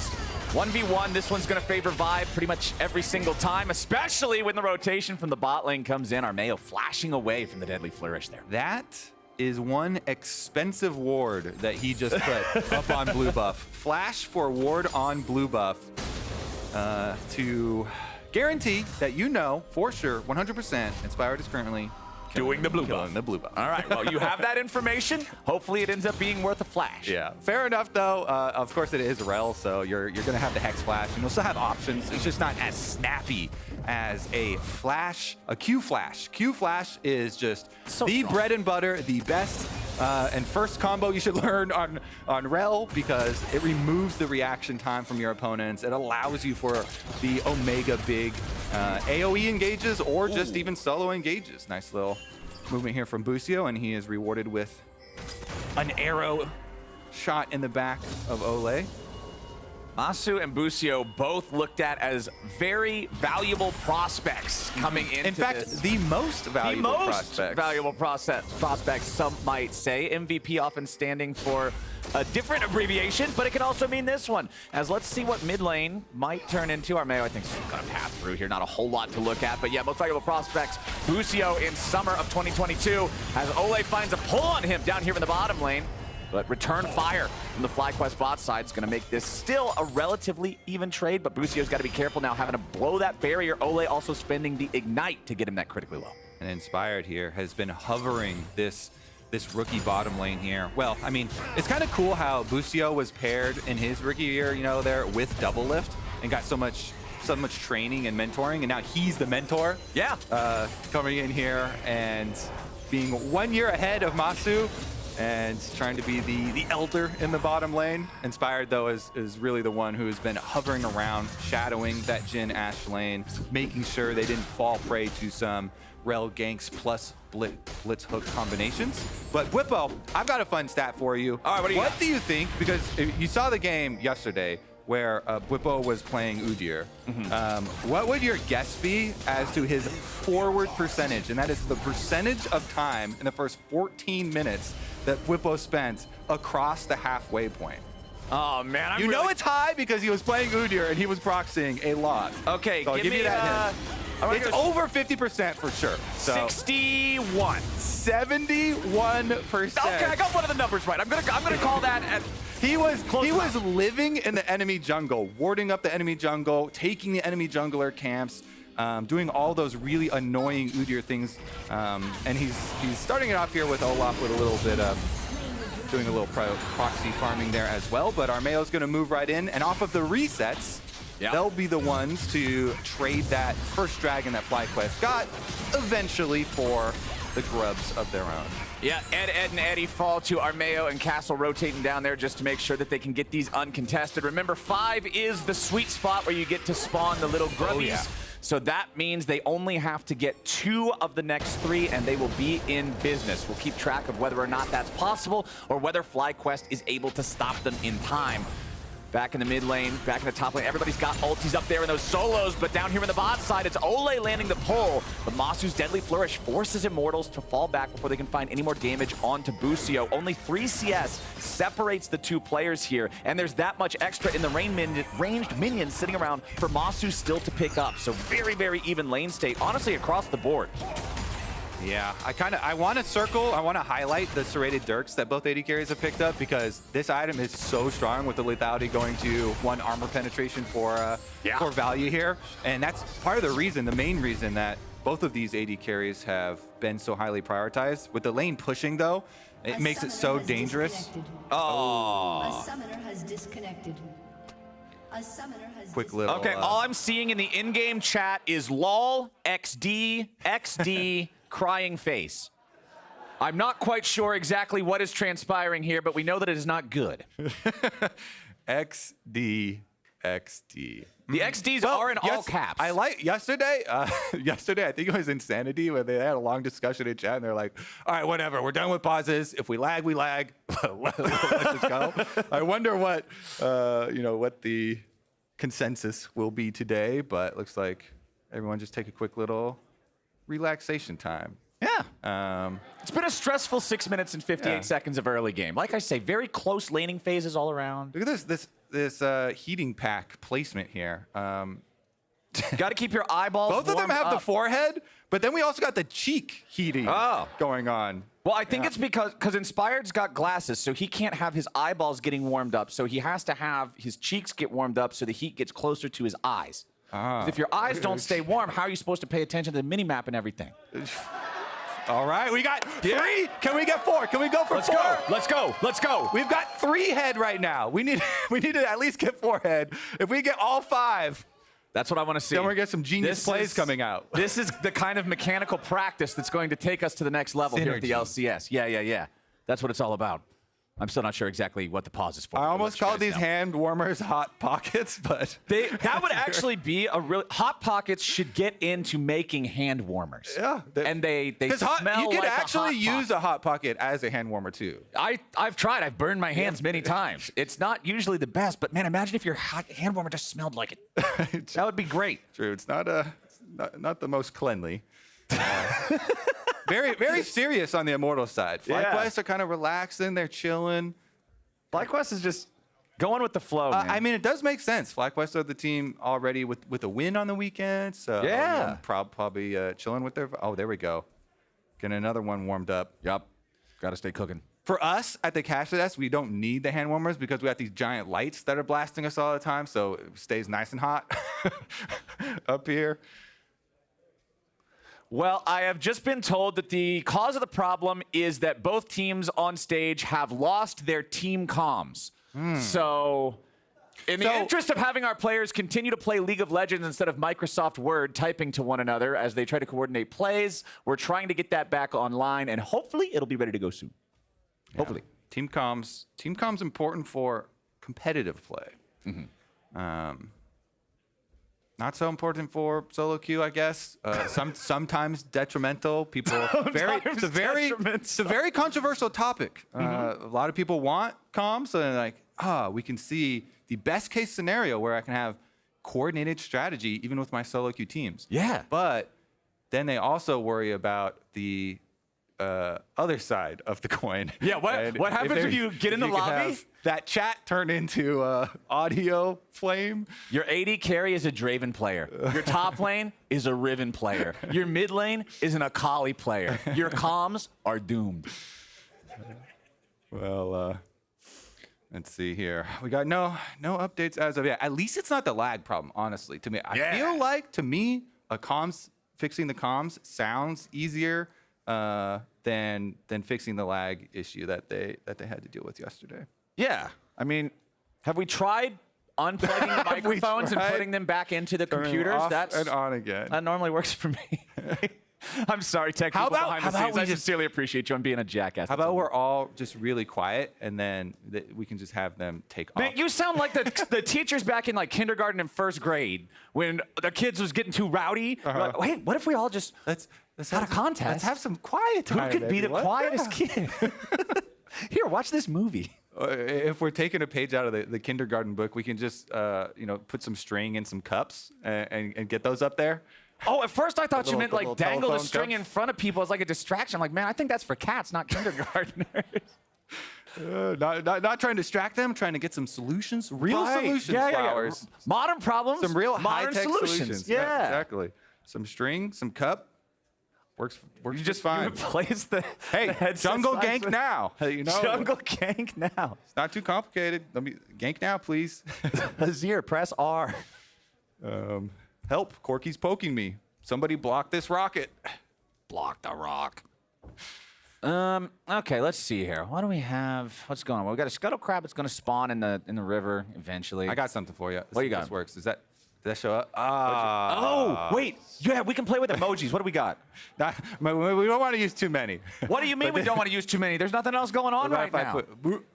There we go. There you go. Everybody is a little bit sad about this. See, you're getting cheers. All right, yeah. Okay, you want to take a hand? Here you go. Okay. I've never used this before. How do I do this? I'm setting myself up here. Okay. What's Flower's gonna do? Okay, put him there, and then you draw. Oh. That just looks like, what are you hiding with the sticker that you're on? Oh, no. Oh, no? Okay. Well, now I have been informed that while audio continues to fix things, we've got two most valuable prospects on our stage right now. And while we wait for the pause to resolve, let's find out who's next in this piece from the NACL. Let's. Before this guy won this, he actually won this. And now these guys, they're trying to do the same. He's looking for the killer instinct. He's going Masu. in. He finds two. He finds three. Masu, you are utterly ridiculous. This guy is also trying to do what that guy did. And he didn't win one of those, but he did win this. Welcome to the new era. A toast to our champions, disguised. This guy played one split of LCS and then made semis at Worlds. It's been a long journey, but I'm happy to be here now. He's always been really good, but he finally made the comeback. Oh, and he did it with this guy. This guy won Academy, and he had some dreams. I want to be like the best NA mid laner to go to Worlds, right? Dokla, however, very, very low. Reinforced by the Senna ultimate, and the Pop Blossom is so awesome! This kid? Yeah, this kid. He actually didn't win an Academy, but a lot of people thought he was good, and boy, were they right. This guy made Worlds his very first year as a player. It took him a while to get back. He even played with this kid. They're going to be able to burst him down. He's trying to be able to get away with the help from the hollow ground, but he just can't. He got viewed. He's wild growth, and they got the kill they need to. But then, they did all of this together. Walking into the brush, Contract is ready to go. Dokla follows it up, and the helicopter crash lands. Contract gets the 4th kill of the game there for Energy. You know all of these names, but do you know the names of who's next? The future of the LCS starts right after the LCS.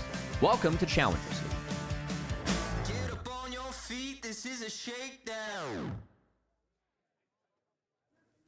All right, welcome back to the LCS, everybody. We're still working on fixing the microphones and the speakers, but boy, do we have a treat for you. As me and Kobe both realized that we would have failed a 2nd grade art class at this point in our lives, we brought our resident artiste in Emily Rand to come up here and draw some cool stuff on the monitor. So, Emily, what are we drawing? Can you guys hear her? There we go. Okay, there we go. All right, I can hear myself now, so hopefully they can hear me. You're setting this up like I'll be able to do something, but this is a mouse, so it feels like MS Paint, right? No. Like, you'll get extra credit. You'll get extra credit for anything here. You got this is How about very, very difficult to do. You practice now, and we'll try and get a vote from Twitch chat to see what you should draw. How about Twitch chat? Spam Twitch chat with what you want Emily to draw, and we'll have a producer pick one. That H was fancier than anything I've ever drawn in my life. This is what I always draw by default. You'll see. I feel like people are going to be able to tell what it is. Let's see. Hopefully. Is it a Skarner Claw? It is not. Wait, what? What did I? Oh, because that's for the telestrators. Hang on. There we go. Okay. Okay. Is it a bird? Yes. Yes, a bird. It looks like some Phoenix. Yeah, that's what it is. Oh yeah, that's cool. I always used to draw this on like. This is gonna sound weird. You know when you have like a sauce left over on your plate and you're just bored? No one did this. You were as a kid. sauce artist? Yeah, and I would just get bored. Okay, you're about to go back into the game. I'm gonna Phoenix, clear my shit out here. Thank you for having me. Bye. And just like the Phoenix, the game is about to be reborn. It's being chrono broken back exactly 8 seconds, from 6 minutes and 58 to 6 minutes and 50 flat. So not a whole lot should be changing. I hope I can reconnect my spectator because I still don't know the names of half the new items, and otherwise I'm just going to be guessing. That's okay. I got you covered. All right. I've been hard at work in Champs Queue, spamming games. We know them all. I like that. Do you even know the name of that one that has 2 made-up words, the MR item? Yes. It's funny because I was joking about it in the caster room before you guys even brought it up as well. Because I did the same thing as you. I was like, Kanik Rookern? What is a Rookern? It sounds what like... What is Kanik? Yeah. So he looked it up and it doesn't mean anything. A rook is a bird. And a rookery is where you keep those birds. It's also the building in chess. Yeah, exactly. But a Rookern is new. It is a League of Legends item. But what does Kanik mean? It probably means some weird rune magic. Oh. It's not a current word, but it's probably something to do with the lore. Because the runes on the Kanik Rookern look kind of like Riven Sword runes. Oh, so it's like ancient magic or something. I never read Riven Sword. Did you have ancient magic? There is. I forget who made it, the sword, but there's some special people who made the sword. I think the same people made the Kanik Rookern. All right, okay. I'm down with that. Well, we are back into the game, and Whippo has found Castle here in the topside river. Just going to take a quick little trade with them. But once again, just the parity between the lanes right now, between the roles, I should say, because Jungle also sitting on just like neck and neck farm. It's a very, very even first 8 minutes of the game. It certainly is, especially since we went back those 8 seconds. Yeah, that's 8 seconds of more parity. That really evened it out. It is going to be some exciting times coming, though, because I always love early support recall timers for Blitzcrank. I was hoping that we were going to get a roam here from Ole, but he's coming out through the gate now. Maybe there's a roam. He's going to link up with our Mayo. In day one, of course, it's only just one game. Tactical, though. The curtain call's opened up. Tactical gets ulted on top of ulted. The first blood goes back over to Masu with the curtain call, but it was Inspired locking him down to set it up. Flowers, your support left, you back the base, coming back out, and you just get 3v1'd under tower with a Vi ult to make sure the Jhin snipes are going to be able to come through. Really well done for FlyQuest there. Very nice timing for them, and Ole going to take a lot of damage. Is not good for Ole. He just now gets back to lane, does not think that Busio is still in that bush, ends up getting caught. The Deadly Flourish plus the follow-up from the Ashe now means that even after just recalling, he's sitting in lane with less than half HP. All right, well, FlyQuest with the first blood money in the correct place. Ghost Blade Rush is done. Right on time there. 9.5 minutes. So strong. Ghost Blade done. And it feels good too, because even though you're skipping boots, you can just activate it as you walk right back to lane. The lethality rush, so good right now. So we'll see what Masu can do with so much of the story here of this FlyQuest team coming in is the pairing of those veteran voices in Jensen, Inspired, and Blippo with the young bottom lane. And with Masu getting the early money, see how well he can use it. Exactly. You could see a little bit of an attempt there on Jensen. Nothing super serious coming through from Immortals.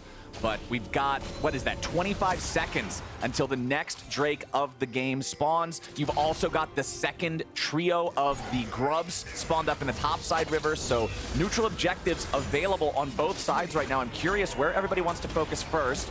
Remember, it was first 3 Grubs to Immortals, first Drake back over to FlyQuest. Chains of Corruption flies out, but it misses. Ole wanting to try to see if he could pick one up on Masu with a little bit of a sleight of hand trick, hoping that his focus was over on Busio instead, but not quite going to work there. Our Mayo down here on this bot side river, still looking around to see if there might be any opportunities. As you can see, Mask also hanging around, trying to rotate down, has the package ready to go. Yeah, trying to get your timers down for packages is one of the biggest things. Busio had no flash.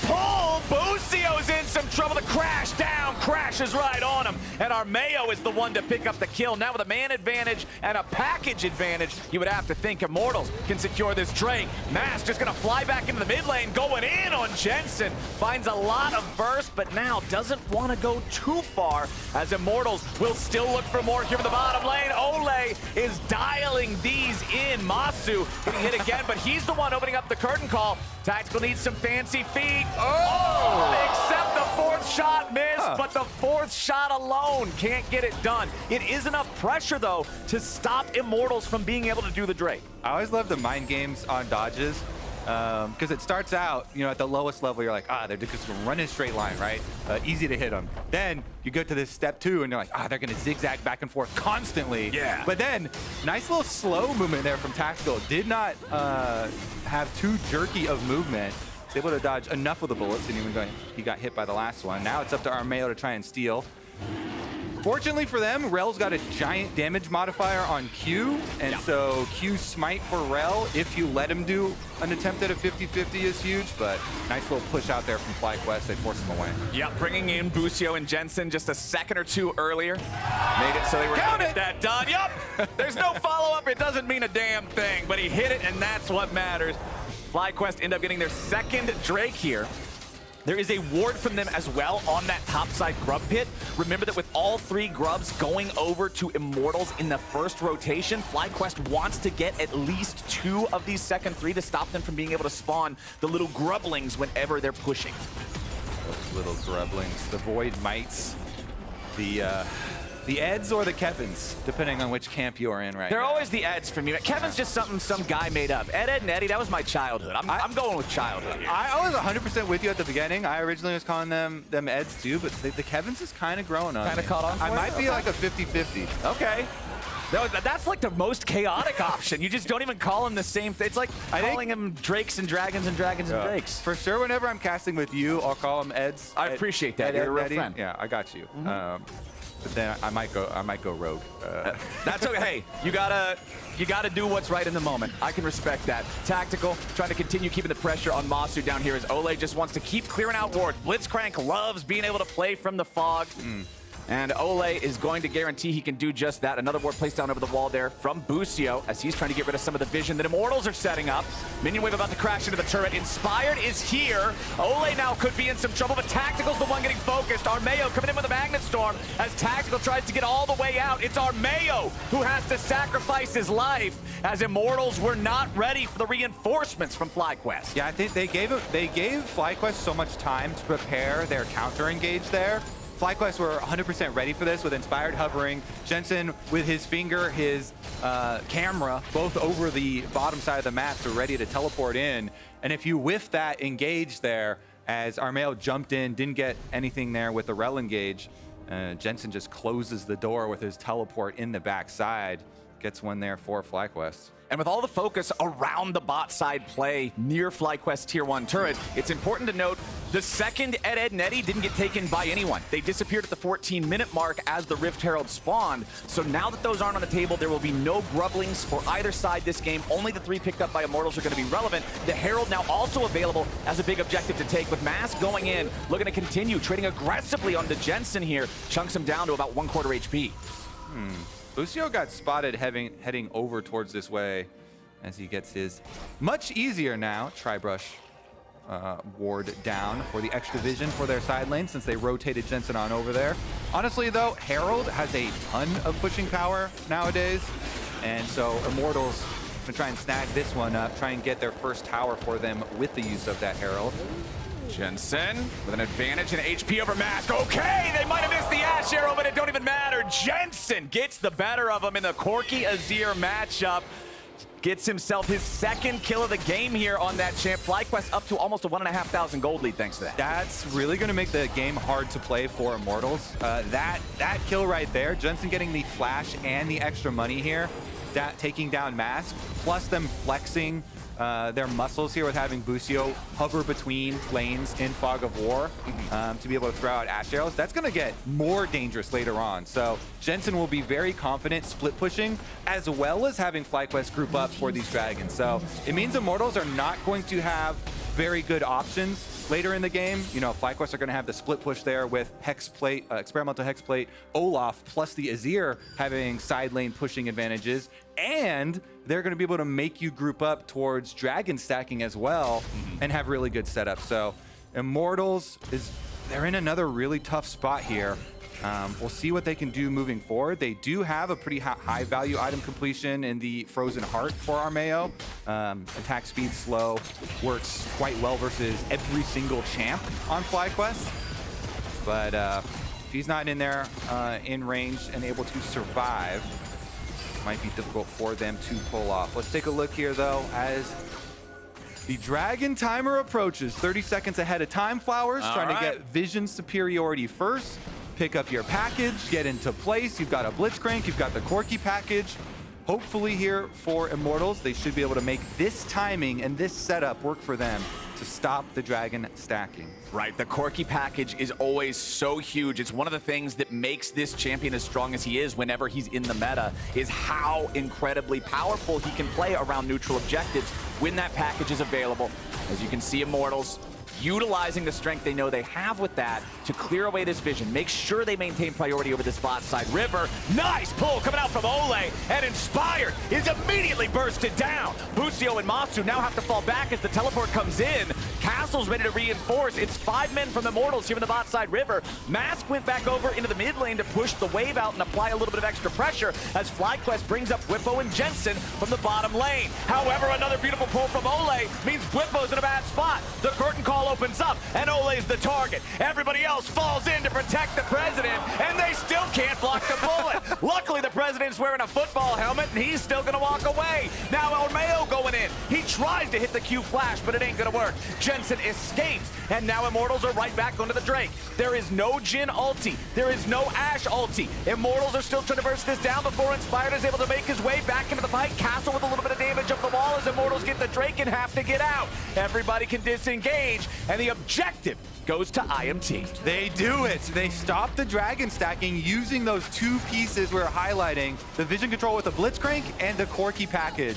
With those two timings here, really good job for Immortals to actually get the pull onto Inspired, the perfect target, taking out the enemy jungle immediately so that you have full smite advantage. Then they immediately teleport in for the 5v4 advantage. And it gets a little bit dicey because FlyQuest don't want to let them have it just because they picked off Inspired and they try and fight them off. But Ole does pull in the Olaf and get a nice little chunk on him there, taking away a lot of the front line threats, allowing them to again go right back over towards the dragon. As they all kind of moved down a little bit. Ole was just standing there, and the line just edged down a little, so his shoulder's poking out, but he's fine. As he said, he's got the protective gear on, and they were able to at least get the dragon and then get out, although they did lose a tower for it. Jensen going in big after Mask, manages to hit him there with a shuffle. Busio showing up to guarantee it as FlyQuest find another pick here in the bottom lane. Nearly 3,000 gold lead now. Jensen, 3 out of the 4 kills for the team here on the Azir. This is another one of the big stories people were tracking with FlyQuest. Jensen, after his time on Dignitas, having definitely a rough score for the team, but still putting in a lot of work in a lot of those games. And so people still had faith in him as being, one of these great LCS mid laners, and now being paired in this roster here with so many veterans and the younger bottom lane on FlyQuest, it really does seem to be coming together. Jensen having a great performance this time around, of course, with multiple kills onto Mask, onto the Corki, picking the Azir into the Corki, and then getting a lot of these advantages. And guess what, Flowers? Death cap on that Azir to follow up Nashor's Tooth. Jensen is going to pummel them now. He is ready to do some heavy lifting. But remember, we are trying to get you all more involved in the show here in 2024. So if Jensen is the person that you would want to hear from at the end of this game, should FlyQuest win, go ahead and let us know in the chat. Or if you want to hear from somebody else, let us know who you would like to most likely see interviewed in the event of the FlyQuest dub, just so we can make sure we're giving you all those interviews that you want the most, as Immortals are pulling up the Rift Herald here in the mid lane. Gonna just use that one. It's no driver. Self-driving car crashes right into the turret, takes that one out. Immortals are going to get some value there, but FlyQuest should be able to stop this. There it is, before it gets that second charge. Yeah, if you don't drive it, you don't get the Void Mites, but if you're going to kill the tower anyway, the Void Mats from the outer tower don't make it all the way up to the secondary tower. They have a very short lifespan. Yeah, it's like those baby turtles trying to get to the water. Oh man, that's grim! But none of the Void Mites get to the second tower, Flowers. No, there's seagulls and alligators and all sorts of stuff just chomping them. All right, FlyQuest is invading the enemy blue jungle now. They want to steal away this buff. Remember, now that Baron's on the map, we're at that point of the game where the buff becomes team-wide. Stealing these away can just help a ton. And there it is, all 5 blue buffed up on the side of FlyQuest. We'll see. I'm still got my eyes so much on the supports, man. Both of them have so much pick potential with the arrows and the pulls. Yeah. I think that there's always a chance for either side to just have a great fight start.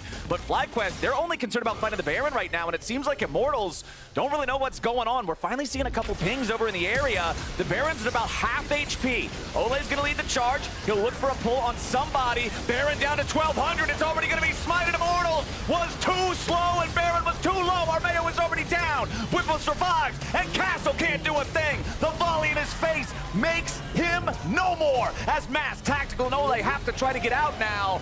Man, FlyQuest made that look easy. It was really good placement here from both, Busio flashing away from the hook, and then Jensen says, "You shall not pass," with his Azir ulti. They stop the engage right in its tracks. Let's take a look at how it started out, though. Immortals, they feel like they gotta go for the risky play. The Baron's getting low. Armeo says, "I'm going for the steal." They got the stun on him beforehand, so he couldn't get in there in time. Yep. So it's just really good stuff from Busio. No, he flashes away from the blitz hook. He's able to get out his Ash arrow. Then Jensen puts up the Azir wall, and there's just no more forward movement there. Completely stopped at every angle here. by FlyQuest. Really nice little movement from Whippo at the very end there too, right as the Baron goes down and they deal with Armeo, because the piercing arrow just barely missed him that was flying out there from Tactical. He was at such low HP, and the Varus having 2 lethality items, I feel like that would have taken him out. Oh yeah. But nice little dodge from Whippo to guarantee that they didn't lose anything there. 5,500 gold lead for FlyQuest. They're also up a Drake, with the Drake alive on the map that will guarantee them soul points should they secure it. I don't think Immortals is going to have a very easy time contesting this, but they're still moving up, looking like they want to. Dragon already secured, though. That's another thing with Azir. When you have Fed Azir on your team, these neutral objectives just melt. They certainly do. Jensen's bringing the damage, no problem, that's covered. Plus, I just really love the confidence of the FlyQuest bottom lane. So sometimes when you're playing the Ashe Jhin into a Blitzcrank lane, especially with another engager like the Rel, you can start to play really scared. You know, you'll lose all of your presence as the squishy range support. But Busio, confident, not allowing them to kill him more than once, flashing away from a lot of these key Blitzcrank pulls, and is constantly finding Armeo, hitting him with the Ashe ultimate. Again there by Dragon, just making sure he's not even gonna get anywhere close to stealing it. And FlyQuest, it sets them up with Dragon Soul Point, with the Baron buff in their hands, so that Whippo can split push on bottom side as well, up to the tower. Let that cannon minion do some work for him, and they go for the...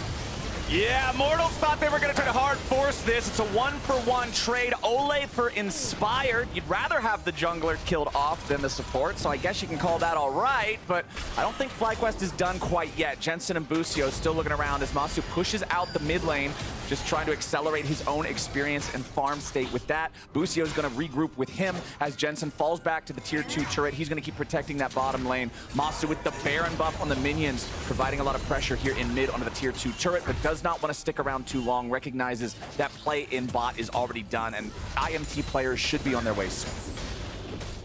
All right, nice little reset here from FlyQuest. They just had their lead fully secured here.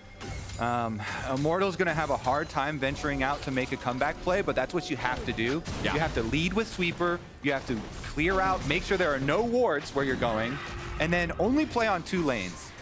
You're kind of hoping that FlyQuest will try and play on all 3 lanes, since they do have good split pushing and they have such a big lead. And then you just want to concentrate your forces on maybe even just 1 lane and go with the Blitzcrank plus the Varus to try and find that pick. But at the very least, only play on 2, just sacrifice 1. You know, FlyQuest have a big advantage, so they're going to push in somewhere, and you just try and set up camp, try and make your surprise play, pick somebody off, and then try and turn that pick into maybe an objective bounty, try and get some real comeback money going. I mean, there's still that problem that you talked about a little bit earlier, though, with Whippo here on the Olaf. This guy has so much pressure in the side lane. He's up 50 farm against his lane opponent in Castle with the Aatrox. And Castle now just getting wombo comboed with the arrow.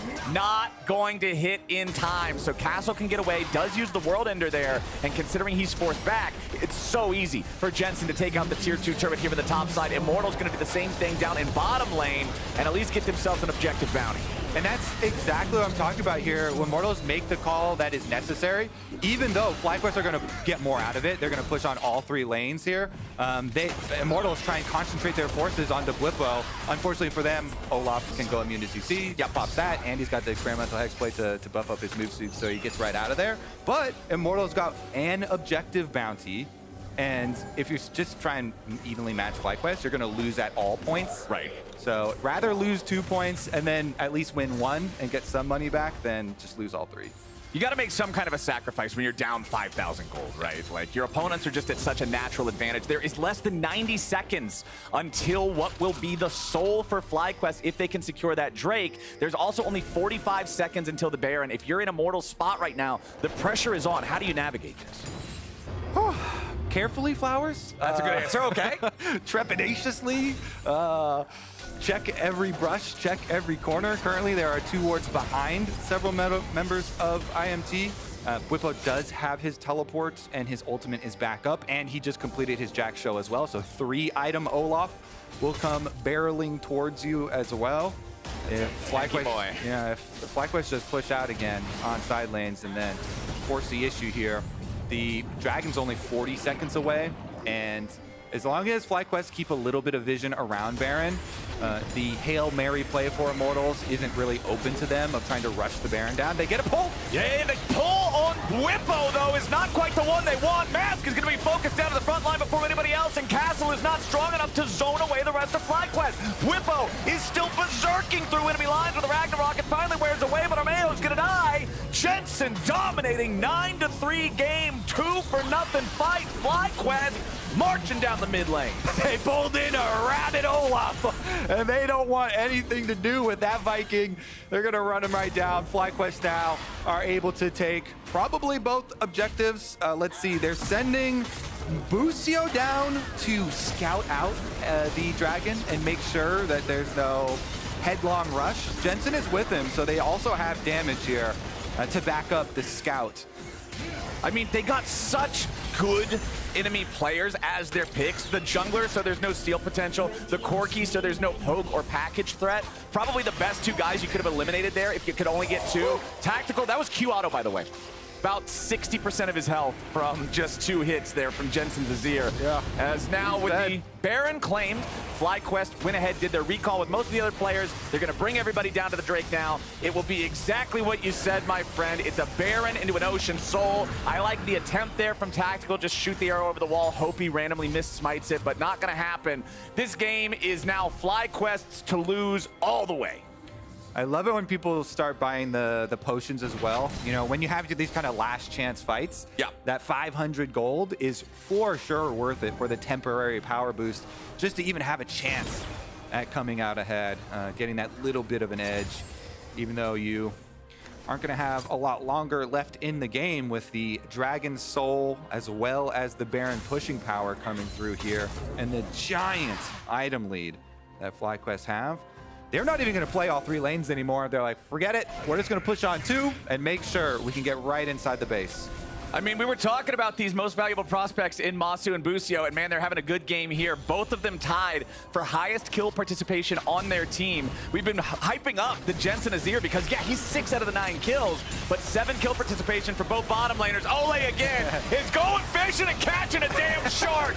Inspired ends up getting the kill, and Whippo leads the charge. It's 2 dead on FlyQuest with a long-range snipe. Double kill back over to Inspired to make it 3. Whippo is not done, but Immortals sure are. FlyQuest pushing straight onto the Nexus turrets now as Mask will not stop anybody. FlyQuest still pushing this one as Jensen, he does not fall. He has the stasis to guarantee that he stays alive. FlyQuest still has all 5 players in the enemy base. Immortals tried, but Immortals died. FlyQuest gets themselves a 2-0 week 1. When did they give Olaf an 800 range dash, Flowers? That seems scary. Pretty OP. That's a dangerous design choice. Yeah, Ole, unfortunately, when you go for the hook and the Olaf just wants to hop on that train, it's going to be a bad time. FlyQuest looking pretty good in that one. Immortals, it's back to the drawing board. A 0-2 week to start things off in spring 2024 for them. FlyQuest all smiles here after their 2-0 week. Very, very big confidence builder for this squad that was put together. So many changes coming through for FlyQuest. They got new jerseys, new setup, and starting out 2-0. The returning veterans are performing. The rookies are performing. This is great. Well, Brewster's not technically a rookie by definition, but you know what I mean. The newer guys are performing. Yeah. You love to see it. The team looks like they really are going to be one of those top of the table threats that people were expecting. Yeah, it's all coming together for their side. Immortals, as you said, though, back to the drawing board. You know, the good thing is, next week, new patch. And there are going to be significant changes because this season didn't have an actual preseason. Right. Feels like there are so many things they have to catch up on changing, and so we're going to get hit with a whole bunch of them. So Immortals, get in the lab, get cooking, and see what you can mix up. I mean, it's going to be so important this year in the LCS. Like Wednesday patches into Saturday games, you've got a few days to play on it, the ability to discover and innovate is going to be so much more highly prized. It's going to give your team so much more efficacy. If you're the only ones that can actually understand what the hell's going on, hey, you're going to get a lot more wins than you otherwise would. But with the game wrapped up, we're joining Raz and Bwipo on stage for an interview. What's up, everyone? I got the victorious Bwipo right next to me. Congratulations on the win, brother. Thank you very much. It was a slow game, but I had fun later. That's true. Took a while though. Licorice was behind. It was behind the scenes, like talking about the Olaf pick, how 1v9 it was when it came into the draft. Yeah, I mean, this composition, I was talking to my teammates at the end, like, because we changed up the way we normally play. I think we would have focused more resources on the Azir because he was getting like really fed, getting solo kills and stuff. But I kind of muted, like, drowned out the comms, and I was just playing with my own solo queue game because I felt like once I got my third item, they actually couldn't kill me. And it's nice to see that, in fact, they could not kill me. True. Now, Twitch chat ended up voting you for the interview. They wanted to hear your insight because it's been a long time. 503 days is the official number of like how long it's been since you've been back here. So like, how's it been? Because I feel like you've been streaming a lot and you've been coaching aspiring top laners on the side. So just talk to me about that time. I was just trying to rediscover what exactly I was passionate about. I mean, I'm very fortunate that, you know, I love League of Legends, and fortunately, it turns out that I can play, I can coach, I can cast, I can, there's a few things. I'm not great at all of them yet, but I feel like I could be. So, like, I feel very blessed. So I took that time off to try and figure out what am I really passionate about? Like, what am I going to be the best at? And how can I distinguish myself from other players in terms of my own personal value to a team? Because for me, I felt like when I was playing on TL especially, like, I just wasn't the player that I used to be. Trying to rediscover what made Bwipo valuable to a team. Like, what made people want to get this guy on a team? How can I bring my best self? And the conclusion I came to was actually that I think I'm flexible. Like, I'm willing to do whatever it takes to win. Yeah. And I think I pushed that so much further than a lot of other top laners, where regardless of what the team needs, I'm going to work very hard to make sure I deliver that. And I think that I didn't do that on TL, and that's my number one regret, where I kind of just, I didn't push myself beyond, like way beyond, you know, like beyond what other people expected. I thought like, oh, I'm doing this, and that's a little better than what the other guys are doing. That should be enough. No, it never was for me in the past. I always wanted to do more than anyone else wanted to for their team. And I just don't think I delivered that in that 1 year. So it makes sense that I got a year off. I was very salty about it, but it's just, I don't know. It was a really tough year for me mentally. Like, it was really tough to rediscover myself, but I'm happy that I'm back on stage and I get to show, like this game, for example, no one thinks Olaf scales well. Like, no one picks Olaf and thinks, oh, he's going late game. Yeah. I'm the complete opposite. I'm like, just give me 30 minutes. I'll be there with 3 items to do, and I'm going to run them over. Like, there's no counterplay. And I'm really happy that I got to show that, where, like, I remember when I picked Olaf in the last split I played in summer, like, people were mentioning it's a lane counter pick. I never considered that. I don't think he is. I really think this type of game is exactly how I envision Olaf. And I'm super happy that I get to show my style, and I get to show people that, like, you can have fun your own way. You know, like, you play your own game, and I want to inspire people to play League the way they enjoy it. And the only thing it takes is a little bit of preparation, and then obviously you want to be able to execute. But yeah, I was really happy that I got to show that off. I'm glad you're happy about it. I'm sure you guys are happy about it. Everyone is home. Happy to see you back on stage. Thank you again for this interview. There's going to be a lot more wins to come, I'm sure. Now, we got to hear some noise about this game because you guys had a lot of talking to do. And on top of that, we got a game after this, NRG versus Dignitas. We'll see you guys after this.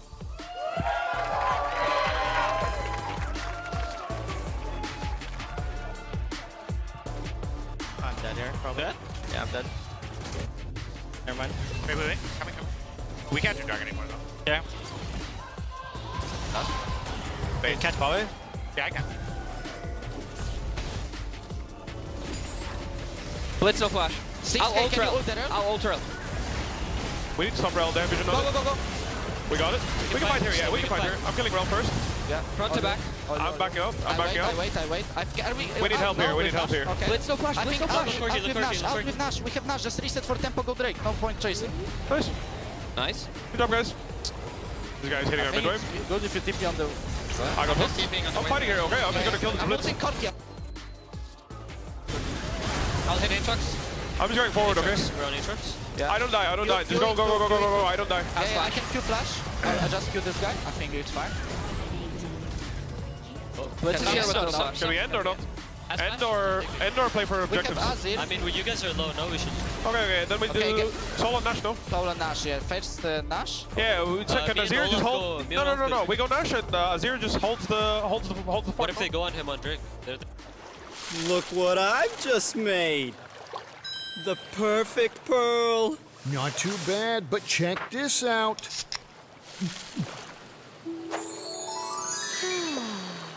Whoa, a true Venus clam. Red Bull gives you wings. The new Red Bull Sea Blue Edition with the taste of Juneberry. Wings for every taste.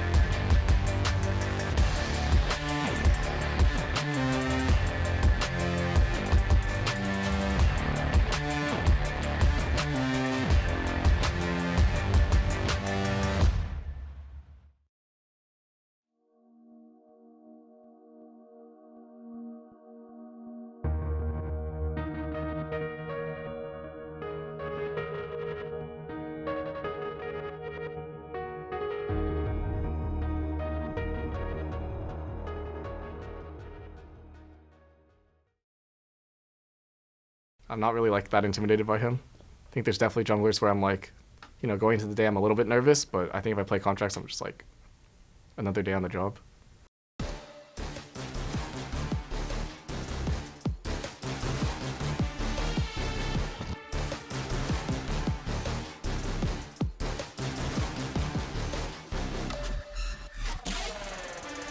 Welcome back to the opening week presented by Mastercard. There we go!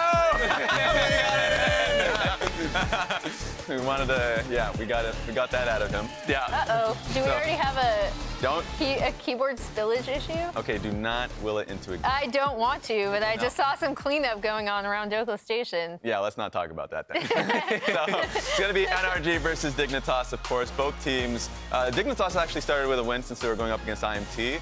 NRG, of course, went up against Cloud9 just yesterday and came out with a loss. So talk to their team just a little bit. Of course, as you would expect, like anybody, a little bit salty. So coming in a little bit more focused going up against Dignitas. Yeah, and I mean, Dignitas were just, they were really hyped.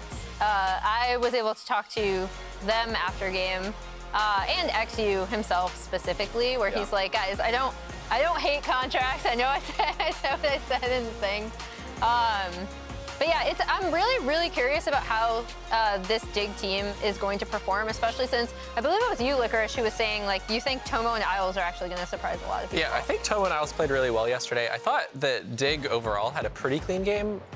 They were stacking the dragons pretty good. They fumbled it a little bit around the first soul, but like it was still a pretty solid game out of them, especially for like week 1, day 1. So I think this is a really exciting matchup. NRG feels like they didn't really get to show anything versus C9 yesterday either, because they just kind of got run over in the lanes and then the game ended. So I'm really excited to see this. Yeah, and we see NRG taking out the Udyr. I think the Seraphine ban against NRG specifically is actually really good because even previously, I believe Senna's gonna Senna is a pick that FBI and Huhi together, and FBI specifically has played a lot. And then they also have played the Seraphine as well. Hashtag YSKM! Oh! That's your boy! That's because Dove used to play with YSKM, IG top laner on Invictus Gaming, and the Ashe is out as well. Yeah, so there's a lot of respect towards the NRG's bot lane just because they are so flexible. I expected Senna. I wonder if it is going to get picked. Ashe being banned makes a lot of sense, and it does speak to the synergy that NRG has being able to bring in Huhi with FBI. I mean, that duo has been together for a very long time. On the 100 Thieves days, on the Golden Guardians days, and so the built-in synergy makes a lot of sense when you pick them up as specifically Huhi up from Golden Guardians that time. Rakan being banned, I think it's a great one, solid ban, especially if you're focusing on one champion in particular that I've said probably 5 times already. Senna! There it is. Yeah, I am wondering if the ban doesn't come through here, if they're just gonna first pick it. So Callista comes through. We'll see if Doko locks in that Senna, if NRG are just gonna go Senna anyway. Because we have talked about Senna, it's not just Senna Seraphine, right? Like Senna pairs with so many champions in the bot lane, especially since double support itemization is so strong right now. Nope, they're locking in Corki. Only Raz is excited. I love Everyone Corki. boo Raz. I love Corki. The fact that we already seen a little bit of diversity in the build, we've seen the Triforce. Personally, at that game, that last game, I wasn't a big fan because there's so much range of the opposite team. So I think you wanted to kind of invest a little bit more poke. That being said, it is a nice pick. And honestly, Palafox has been great on Corki in the past when it was in meta. So it's nice to see him on the pick again. Yeah, and I think the Lucian and Rumble lock-ins make a lot of sense. Lucian's been pretty high prio, and Rumble with the Udyr already gone is going to be a lot stronger since Udyr is going to be the biggest counter pick. And we are getting the Senna now. I am excited to see what they pair with it, and it's the top bench. Yeah. Okay. Yeah, that's what I was expecting. And I think Dignitas has to be expecting it too, because if you're giving them the opportunity to go Senna, and in the past, honestly, their biggest pairing had been Senna, Tahm Kench. You have to be ready in some case. So Emilio being the response, I think they're just going to go for an Enchanter and try and play front to back with Rumble. Makes sense to me. I don't like it. But as much as it makes sense, not a big fan. So it's going to be a gambit they're willing to take. Yeah, and I mean, we're probably going to see double support itemization out of this Lucian Emilio as well, locked in for Dig. And it is interesting to see, again, Tomo and Isles going for this pushing bot. I am told by production that ban 4 actually is a missed ban. Yes. There's no champion in there. Dignitas had missed the ban, so unfortunately it just seems maybe a little bit lost prep or something like that. Didn't get responses that they needed, and so they lose that. Okay, well, since the Cassante didn't get banned, that's probably what I'm expecting for Dokla to pick on the top lane on the 4-5. But first, we're gonna have to see probably the jungle pick coming through for Dignitas here. Oh, and they actually have a really high prio in Azir, so. I think it makes sense if you know you're going up against a pretty sturdy front line already. Jace being picked here, so that was my question was what Dokla's pick is going to be. Because oftentimes when you see Senatom Kench, the last thing you want is lacking damage. So like a tanky top side a lot of the times is a bit risky. In this game, they already have a Corki, so now they have a pretty heavy poke with Corki Jace. Yeah, we'll have to see what Contracts wants here in the jungle. I mean, Xin Zhao is still up. There's actually a fair amount of junglers still available. He's locking in the Rel. Ooh. And now Dignitas saved their jungle pick for 5. It could be a Rumble flex, but I don't think I'm expecting that. I'm probably expecting something more like a Viego Xin Zhao. Yeah. I would say probably the Xin. I think XU, especially with this comp, especially with this bot lane, you'd kind of want to get involved a little early. I wonder, I think a front line, I was thinking Zach, something that can get, okay, so it is a Xin Zhao as you had mentioned, just because you need some level of sticking power if you are going for any of these carries, and Tahm Kench whisks them away. But I'm interested to see how Dignitas is willing to do. Any thoughts so far now on the completed drafts? Yeah, I want to ask Eric about the Jace top specifically into the Rumble, because I'm really curious on your thoughts on this matchup. Jace into Rumble, it's kind of a weird lane. It's really volatile, and whichever person gets ahead is going to be able to just like solo kill the other person really easily. I mean, obviously it's pro play and not solo queue, so there probably won't be as much solo kills, but like once one person gets ahead, they can kind of just snowball the whole game. Jace does outscale in the side lane usually if nothing happens, and Rumble has kind of an early advantage, like especially around level 6, he's going to be a lot stronger in the fights. So it's a fairly even lane, and I'm excited to see how it plays out. Which draft do you favor, quickly? I don't know about Senatom into Lucian Melio. That sounds like it's going to be really hard, but if that's a good matchup, then I would favor the energy draft. All right, sounds good. Let's send it over to the randoms in the caster desk. Raz, I hope you know how greatly and voraciously you were booed when you said you like Corki, and you deserved it. Anyway. I like to think that he was just referring to us as the Emily Rand fans, the randoms. Oh. Not like in a derogatory, you're rand, yeah. Okay, Raz, I guess I take But it of back, course, kind of. he was definitely insulting us. Right, yeah, okay, yeah. All right, welcome back, everybody. It's time for our last game of the day, last game of the weekend here for week 1 of spring 2024 in LCS. Dignitas with a win here over Energy would start with a 2-0. Week 1, absolutely awesome compared to where a lot of people predicted them to be. But Energy, starting off 0-1, they had Cloud9, toughest possible opponent in their first game. They'd love to bounce back here. I mean, it would be so big for Dignitas if they could start 2-0 and get one of the wins over Energy, who won last year, who went to Worlds, who had such a good performance. It has definitely been a lot said and around the rumor mill, though, that Energy took the longest break of any team, and they're expecting to come into this year a little bit cold because there's so many changes on the patches, and they took really long breaks after Worlds because they didn't want to get burnt out. So might be some slow startings for them. Yeah, of course, integrating Huhi back into the lineup, you would think would be super easy because he's played with FBI for so long. In fact, over 1,000 days, 1,235 days. But he's also a very strong shot caller, and the Energy team that went to Worlds really bonded and worked out their own way of shot calling already. And so now bringing in another big voice might take a little time as well. Yeah, these guys played 3/4 of their careers together. That's pretty impressive. Also, I've been informed Twitch chat voted to watch the Corki versus Azir lane. Hell no, we're not doing that. Like, oh, you're overruled? Yeah, I'm overruling this. I'm banging the gavel. Captain Flowers veto? Absolutely not. You get no. You get 1 veto per weekend. How about that? Yep, throw me in jail for the day instead. I'd rather go to jail. Anyway, we're going to be all over the map watching everything. I don't think you actually have the power you think you have because we're currently watching it. Well, we're going to try to go somewhere else, hopefully soon, and see what is going on across the rest of the rift. But no, you said Energy took a long break. It might take them a little longer to get back in the groove of things. I totally understand that. They were the only Western team to make it into the quarterfinals past the group stage. Yeah. We all remember what happened to those other Western teams there were a lot of expectations for, so you need a little break sometimes. Yeah, definitely do. Don't want to get too burnt out. Speaking of getting burnt, though. Yeah. Rich is trying to cook up Dokla on the top side. I like what Licorice was talking about, how the possibility of solo kills is very high for the top lane laner. Actually, mid though. Yeah, just forcing the Valkyrie out of Palafox. taxing his mana and health both a little bit. Remember, Valkyrie is the spell that has the highest mana cost, I believe, of all of those basic ones. Dokla with an immediate flash away to respond to Rich's double summoner spell usage up here. Dokla down to 45 HP.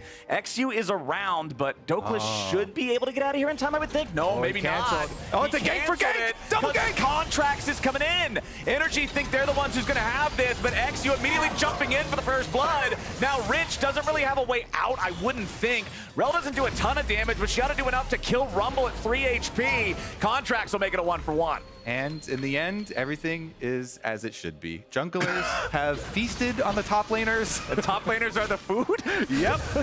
Jungler supremacy. They both get kills, both top laners in the ground. Man.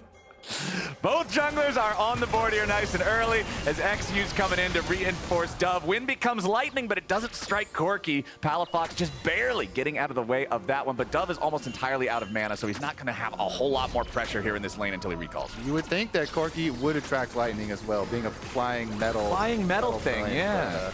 Gonna be able to dodge this one. Honestly, though, the kills going to the junglers is definitely more beneficial for the Xin Zhao for sure, because you can do a lot more with it. That money means you're going to get a Titanic Hydra that much quicker. Yep. Whereas the Rel, you're going to get more tanky that much quicker. You're still going to be able to do your engages no matter what. But Xin getting to the Titanic is one of the most satisfying power spikes in the game for any single champion because of the auto attack reset that was added back onto it.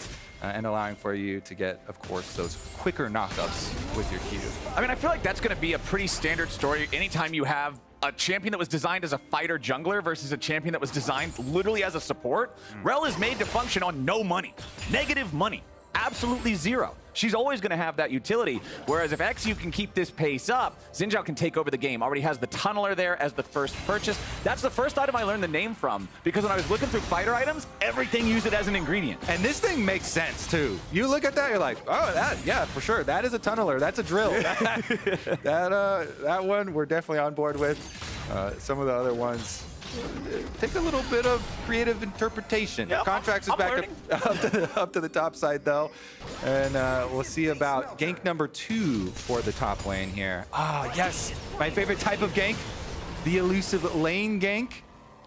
All you have to do, slip on into these side brush. Top laners always go for these trades. Here he goes. Rich ready to start off the fight, but he was not ready for the contracts. Dokla picks it up, and Energy gets a 1-kill lead. Love me some lane ganks, Flowers. They're I'm good telling times. you, with the change of top lane, especially now, top laners think they're so safe up there. Slip right in. Nice little repeat there from Contracts. And Contracts, even though they lost yesterday, also had quite a good game. Yeah. Double Lift was very complimentary of him during the cast yesterday as well. And it's kind of off to the races here once again. He's definitely one that really likes to get a lot of use out of his Hex Flash button as well when he plays it on either Poppy or on Rel. So we'll see if he's able to keep up the speed of those ganks. Does he have Smite? I want to see. Take this experience thing down. Yeah, okay, Contracts does have the Smite. XU used the Smite on the first grub, but since Dove is the first to rotate over and Rich is also coming down while Dokla is currently resetting and Palafox is low on mana, Dignitas should be able to control this pit for the duration of all 3 grubs. XU working on that second one, should bring that one down with just the damage over time from the pet here in a second. There it is, brings it down to 1.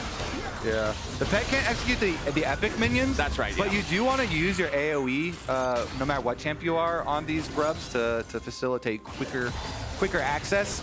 XU, though, he's got the trump card. Even if you have Smite, the best summoner spell for junglers is always solo lane pressure. Yeah, buddy. Plays them both. And now we return to the top lane. What a fun top lane we're having, Flowers. Yeah, I'm sure all the top laners love all the jungle pressure I'm up sure here. they just love it. Well, Dokla's gonna face check XU here. Ends up getting hit by 3 talons into the wind, becomes lightning, but with Palafox ready to reinforce, it could be XU who's in all the trouble. Flashes out, back over the wall, but it will not matter. Palafox is ready to flash follow, and Energy's got a 3-1 lead. The midfield genius. He sees all the junglers going up top side, so he decides, I too will go gank top side. Nice little move there from Palafox. Add some spice into a Corki Azir matchup where he was significantly down in CS here. Yeah. So getting that kill money, very, very necessary for the Corki to keep on up. Plus he was able to rush it into the Hex Drinker, as I thought there was going to be some more exciting combat, but it's going to be very unexciting combat. That is one of the unfortunate parts about playing Rel. You can land such sick engages, but if you don't have anybody else near you, even if you catch somebody out, it's not going to go great. Speaking of getting caught out, Rich with the equalizer over the wall, calls it down, burns him up. Dignitas get their second kill. Hell yeah, this is my kind of game. Top lane is just the gladiator arena up here. Constant fighting, constant kills. A lot of them have been assisted in this game with all the ganks and stuff, and as well with the mid lane roam. But coming into this game, already Rich had 1 solo kill to his name. Never mind, no contract. Ooh, Contract's ready to immediately Q flash, looking to lock down Isles. He crashes down back over the wall, anticipating a flash away, but Isles holds his, flashes a different direction, and manages to escape. Yes.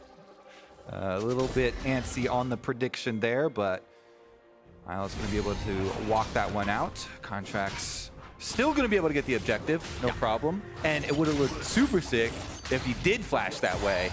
Yeah. Then hit him with the crash down. The modern day Mad Life. Genius. The jungle Mad Life. All right, Tomo, nice sidestep there, getting away from the center route. Meanwhile, back up in the top side, Dokler with a snappy trade against an overheated Rich, as XU and Tomo just making sure they can hold on here. Nobody gets dove.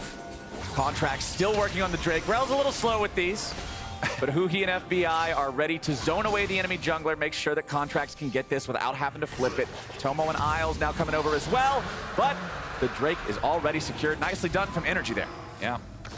Rel, a lot of the clear speed, depends on cooldown reduction because you're so much invested in your Q for your jungle monster damage, but burning it down there slowly with the Bommy's Cinder is no problem as well, and able to just jump out the back with the supports of the bottom lane kind of hedging their bets and giving them a little space. So rounding out the objectives here, some possible dragon stacking already occurring. We've had so much action top lane, Flowers, that it's really just been some trades of summoner spells on bottom side, but been largely quiet.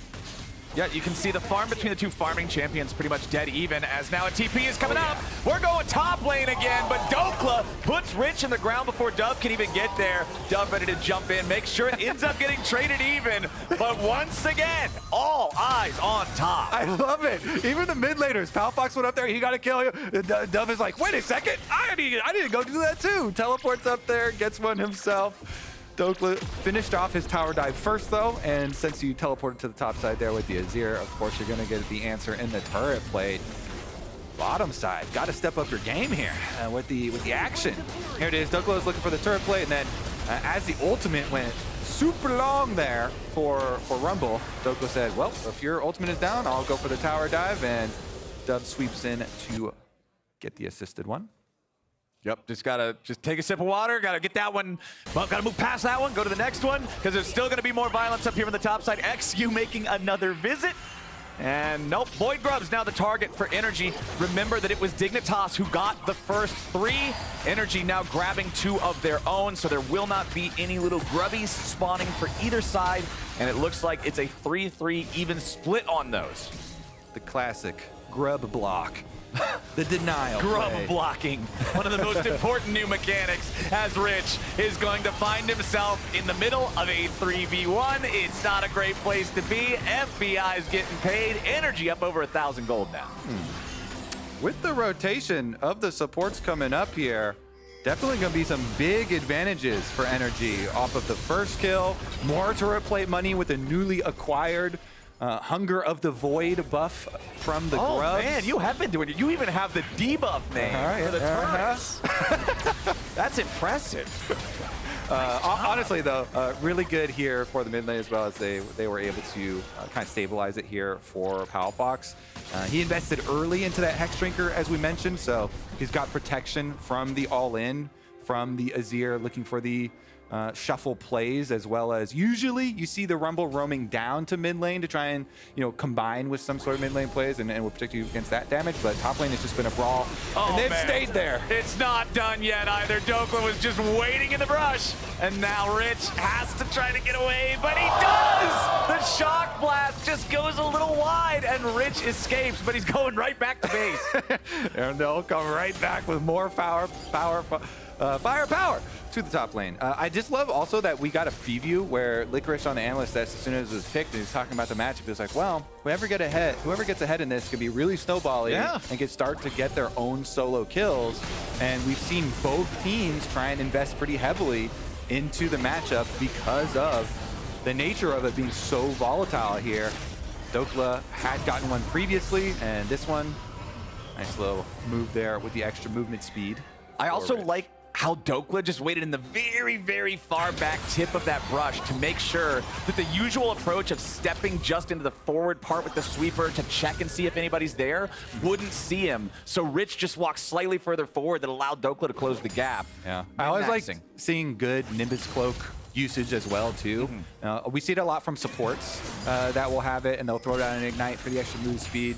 But good moves here for Rich as well. Be able to do it even without the counter kill possibility coming through. Good defense there as Dragon on the clock coming down. Maybe then we'll get some more action towards the other side of the map, because we also have Bloodsong completed already here for FBI. So not only did FBI get the kill previously, but Bloodsong completed just adds so much damage. The Sheen proc on this thing is huge, but the exposed damage is massive as well. And it looks like instead of the Dragon, they're not going to wait for that one to spawn. All right. Shelly got here first, so that's where everybody's going. That's what we're doing. Energy brings more bodies to the party, and it means that XU and Rich are not ready to contest this one.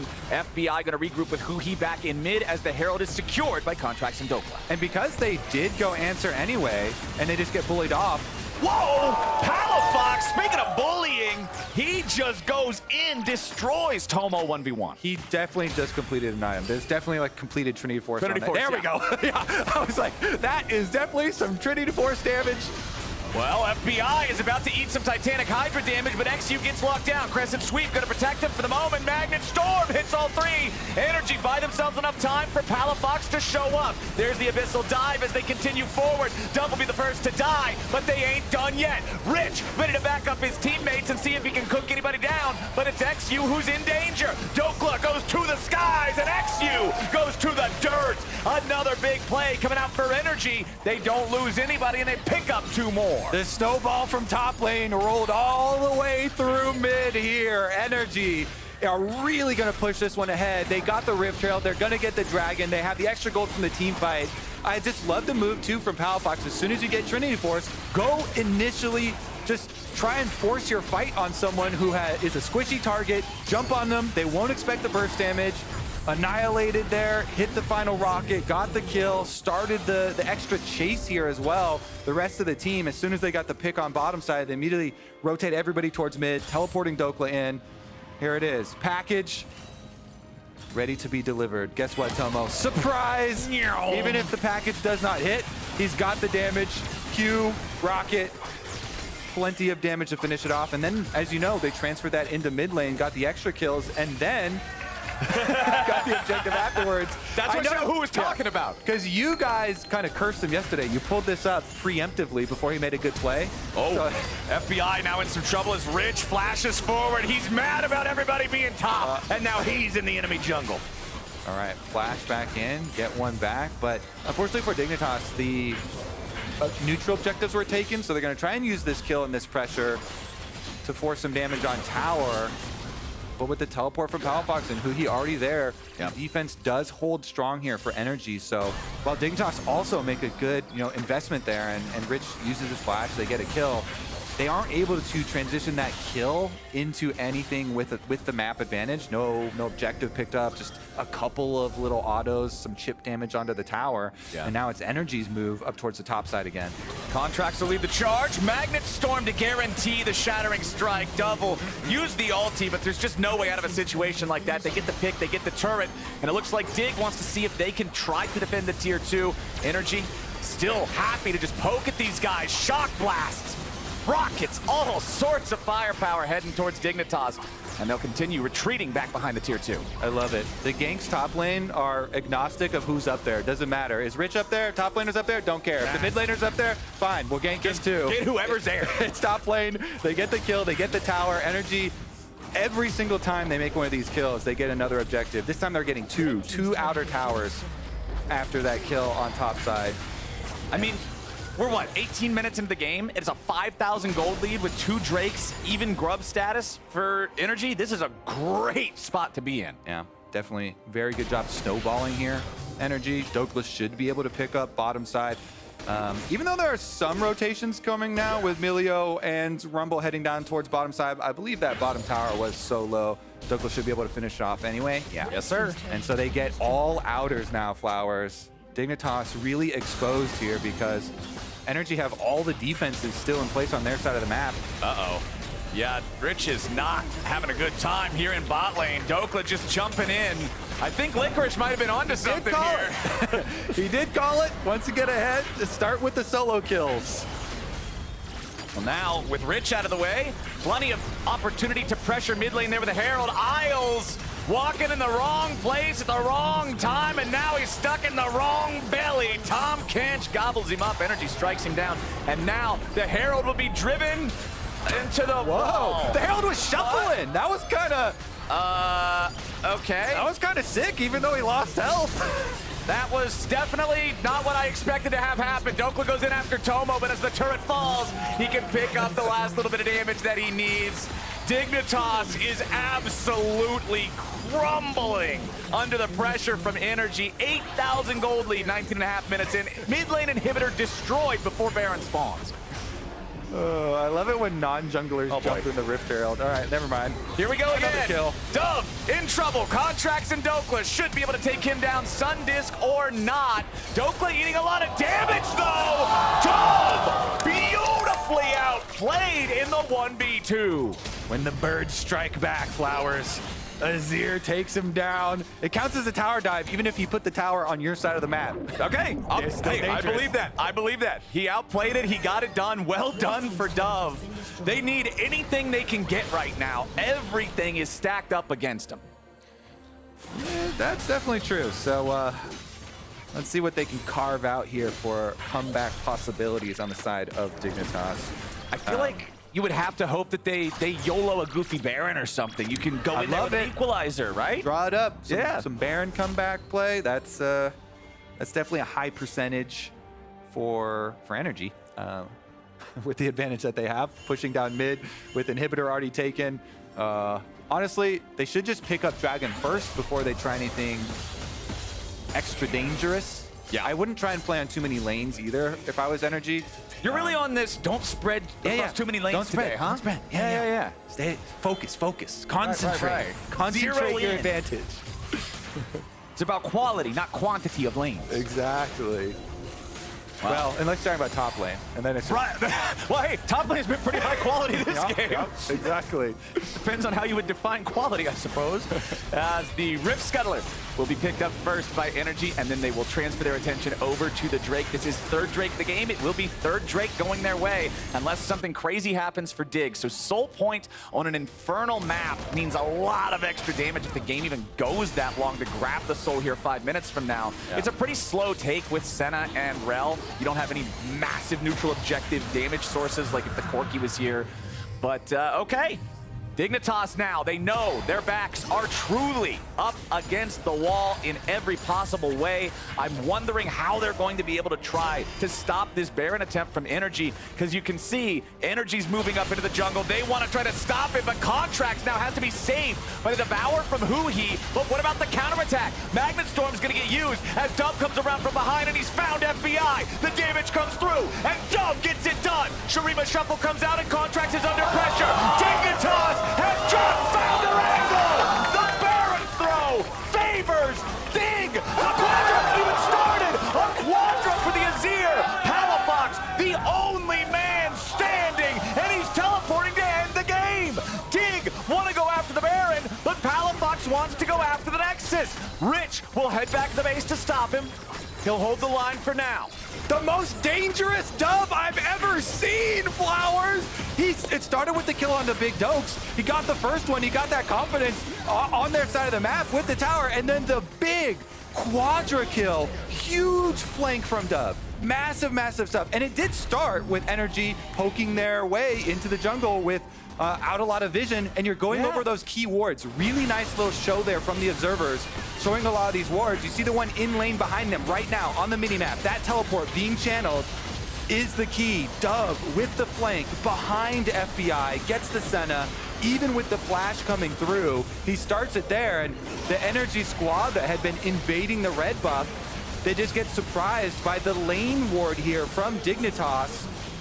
That's why you always got to keep your eyes open for that one moment, the window to pop up for your possibility for a comeback play. Dove jumps on it, and they're able to get the Baron out of it. Now Dignitas, they're going to come swinging right back, and Energy haven't gotten their soul yet either, so. Okay, Contracts goes in. Magnet Storm on a 3 with a crash down. Dignitas has to try to survive at the moment. Everybody stays alive, but Dove is low. Energy wanted to try to just snap and end it there, but Dig responding in time. And you were talking about it, Kobe. Dignitas was ready for what Energy was doing. They knew, okay, the Drake is off the map. It's all about Baron. They're gonna want vision, and they sprung the trap. It was the only way for them to try to come back into this game, but now they gotta find something more. They're still down 4,000 gold. The Drake is spawning in 2.5 minutes. It will be soul for their opponents if Energy get it. They've got Baron for another 90 seconds. But the waves are still being cleared out mid. Dignitas has only taken 2 turrets to the 7 collected by Energy. That mid lane tier 1, the bottom lane tier 1, both still standing on the Energy side. Yep, Dignitas, they're gonna come back here with the next wave. See how hard they push on it. They've got 5 people clearing it really quickly. Corki's trying to fire rockets from the side, but they aren't gonna be able to deal with this minion wave, so another burst of gold here for Dignitas, grabbing one of those outers you mentioned. Nicely done. The gold lead that was 8,000 now cut down to below half of that value. Baron still available for another 45 seconds. Dignitas is going to take the opportunity to go for a reset. They know that with Drake spawning in 90, they need to get there early. They need to set up for the vision and be ready to fight. Because if Energy get the jump on you, we've seen what Contracts can do with the engages. They cannot afford that. Dignitas have to play around Dove. If this man can spread his wings, they might still have a shot. And pretty interesting too, with the Azir, he's gone for the Crit Bloom. Instead of going for the extra magic penetration of the Void Staff, which would really be most useful for like against Rel, who has the most magic resistance, he's opting for more of the utility with the giant heal explosion for his team, in hopes that that is going to be enough, kind of transferring some of the lead from him and helping heal up the rest of the squad to keep the rest of the team alive, while he's going to do plenty of damage to everybody else besides Rel anyway, and forgoes the extra little bit of magic penetration in favor of the heal and ability haste on the Crypt Bloom. Plus Faker bought it, so. My guess is you're thinking, hey, Xin Zhao and Rumble are always going to be just thrown into the melee. They need to be in the soup to make something happen. Lucian's a shorter range AD carry as well, so there could be a lot of value there. I'm down with it. I'm willing to let him cook. It's funny because Blabber was playing Brand jungle on stream, and I asked him, oh, why'd you go for the Crypt Bloom? You know, the ability haste seems pretty sick here, right? And he was like, Faker bought it, so. Faker bought it, all right. Contract's getting caught over here in the mid lane, while Energy sends a 2-man squad up top side to push the tier 2. Dove's the one assigned to stop him, but now he's in some danger. He has to dash away with the soldiers, which means the tier 3 turret is going to be broken. Dignitas Dignitas still with all their other players down in mid lane, down to the bot side river. Dig, all of your inhibitors are exposed. Dokla and Palafox will kill all this stuff. You have got to find some sort of a response here. First inhibitor already down, second inhibitor already down. Dove is healed up, the third will not fall. Now Energy regrouping in the top side jungle of Dignitas. That play went great for Energy. Dig just ended up getting rope-a-doped. Yeah, they didn't even have to give up the dragon yet. I mean, Dignitas are kind of stun-locked there. They lost both inhibs, didn't even get the dragon quite yet. They have full vision over it, and they'll go grab it now, but Energy jump on the opportunity here. They know, yeah, it'd be nice for us to get Dragon Soul, but it's not worth very much to Dignitas if they get it. Yeah. And getting 2 inhibitors down when the third one is also already exposed just amounts to so much lane pressure with these super minions coming down. They've just let Dignitas overextend themselves, let Dig work too hard for this Drake, and the punish up in the top side. If Dove would have dropped there, the whole game collapses. So at least for Dig's side, they managed to not lose him. But both those inhibitors, it's like you say, man, if Energy just decides they want to death ball down bottom lane and knock out that third one, double super minions everywhere is a problem. All right, Dignitas though, their plan is to huddle inside and kind of play defense here. Problem is, Baron's only 37 seconds away now, so you want to get some vision in your red quadrant of your jungle leading up to it so that you can try and stall this Energy team. It's kind of annoying because Energy have the dual poke with Jace and Corki Rockets coming through. Yep. But that's what you got to do. That's what you got to play into. All right, Dignitas, let's see if you can pull it off. Last time, it was Energy trying to get vision around the Baron that Dignitas successfully punished. You would have to think they learned their lesson. They're going to be cautious of that. Dig still needing to defend these super minion lanes as well. Dove and Rich both over the bottom side trying to get that pushed out. They're going to regroup back in mid with the rest of the team now.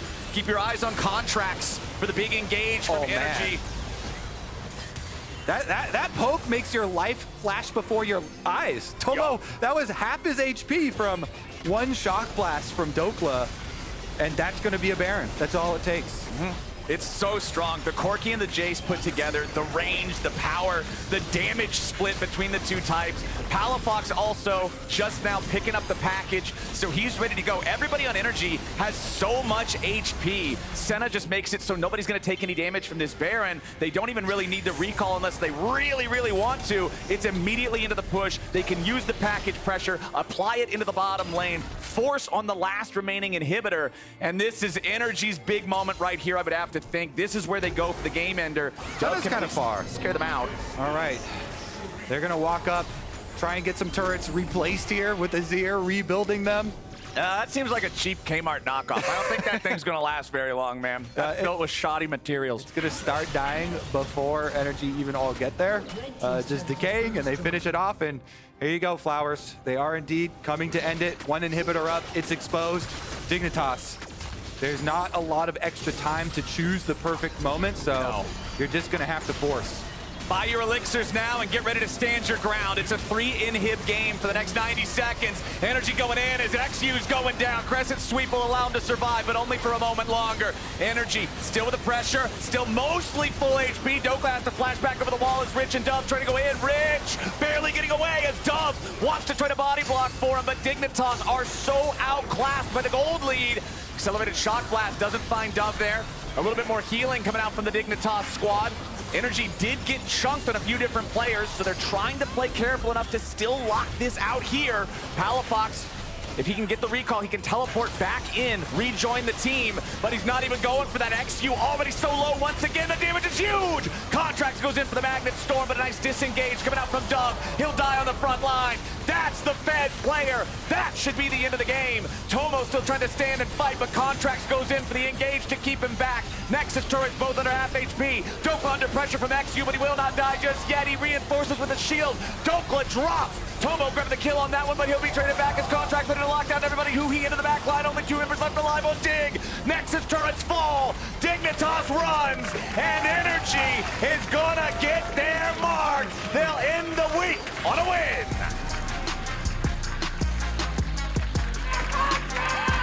Energy right back to their winning ways.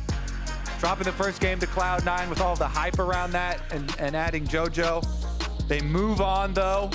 Day number 2, get right back up on the saddle. Palafox, 8-0 on the Corki. Legendary, fully stacked bounty. The poke damage from him and Dokla, because top lane was the real battleground for the entire game, really left its mark. The damage from Palafox, the engages from Contracts, the violence may have been in the top lane, but the carries were both playing mid on either side in this one. Honestly, some really impressive moves from Dove in this game in particular for Dignitas. There was that moment where it looked like there might have been a glimmer of hope, but the early game had delved them into such a deep darkness that they still couldn't climb back out. And we saw Huhi and FBI reunited and playing one of their old classics. Yeah, they buddy. played on 3 different teams, the Senna Tom Kench. Over the course of their 1,200 days together, an incredibly long amount of time for these guys to have been working together, to have been playing together, the amount of experience that they have as a bot lane duo. Definitely going to be scary for other teams to contend with. Contracts also with 11 out of 16 kill participation. He and Dokla were tied for the highest there on energy. Dokla just always involved. Sometimes we see top laners end up on those islands. They're kind of playing their own game. Not this game. Everybody flew to the island to make sure it was a party. And now we're joining Licorice and Huhi on stage for an interview. Oh, hello. Here with Huhi. So Huhi, how was that game? I think it could have been a cleaner game, but a dub is a dub, so I'll take that. Cool. How's it been slotting in on energy? I think like energy, they won the split last year. You're coming in as an upgrade. You've played with FBI before. Like, I'm guessing that you want to win this split. That's kind of the goal of the team. Like, how is it feeling? How's team morale? How are you slotting in? Just how is all of that? Yeah, I think Energy was a champion last split, so I definitely feel a little more pressure coming in because I feel like I have to deliver. But I think we're just having a slow start. I think yesterday's game was pretty unfortunate, but I think I have lots of confidence going forward, so we just gotta keep working hard. Okay, that's great to hear. Just like what kind of trajectory do you think? Does it feel like? Do you think you're going to be a top team right away? Like I know you said yesterday was a slow start. Are you expecting you're going to be number 2 right out of the gate, number 1 right out of the gate, or are you going to be like scaling through the split, figuring out some things, and then like coming into playoffs stronger? I think we're a bit slow, especially with like the new patch and everything. Like the game is a bit different, like with the new champions and new item builds and stuff like that. So I think it will take us a little bit of time to adjust that, and then I'm just confident, like going towards playoff, like we'll be ready to perform. Okay. Yeah, great to hear. Thanks so much. Yeah, good to see you here. Yeah, good to see you too.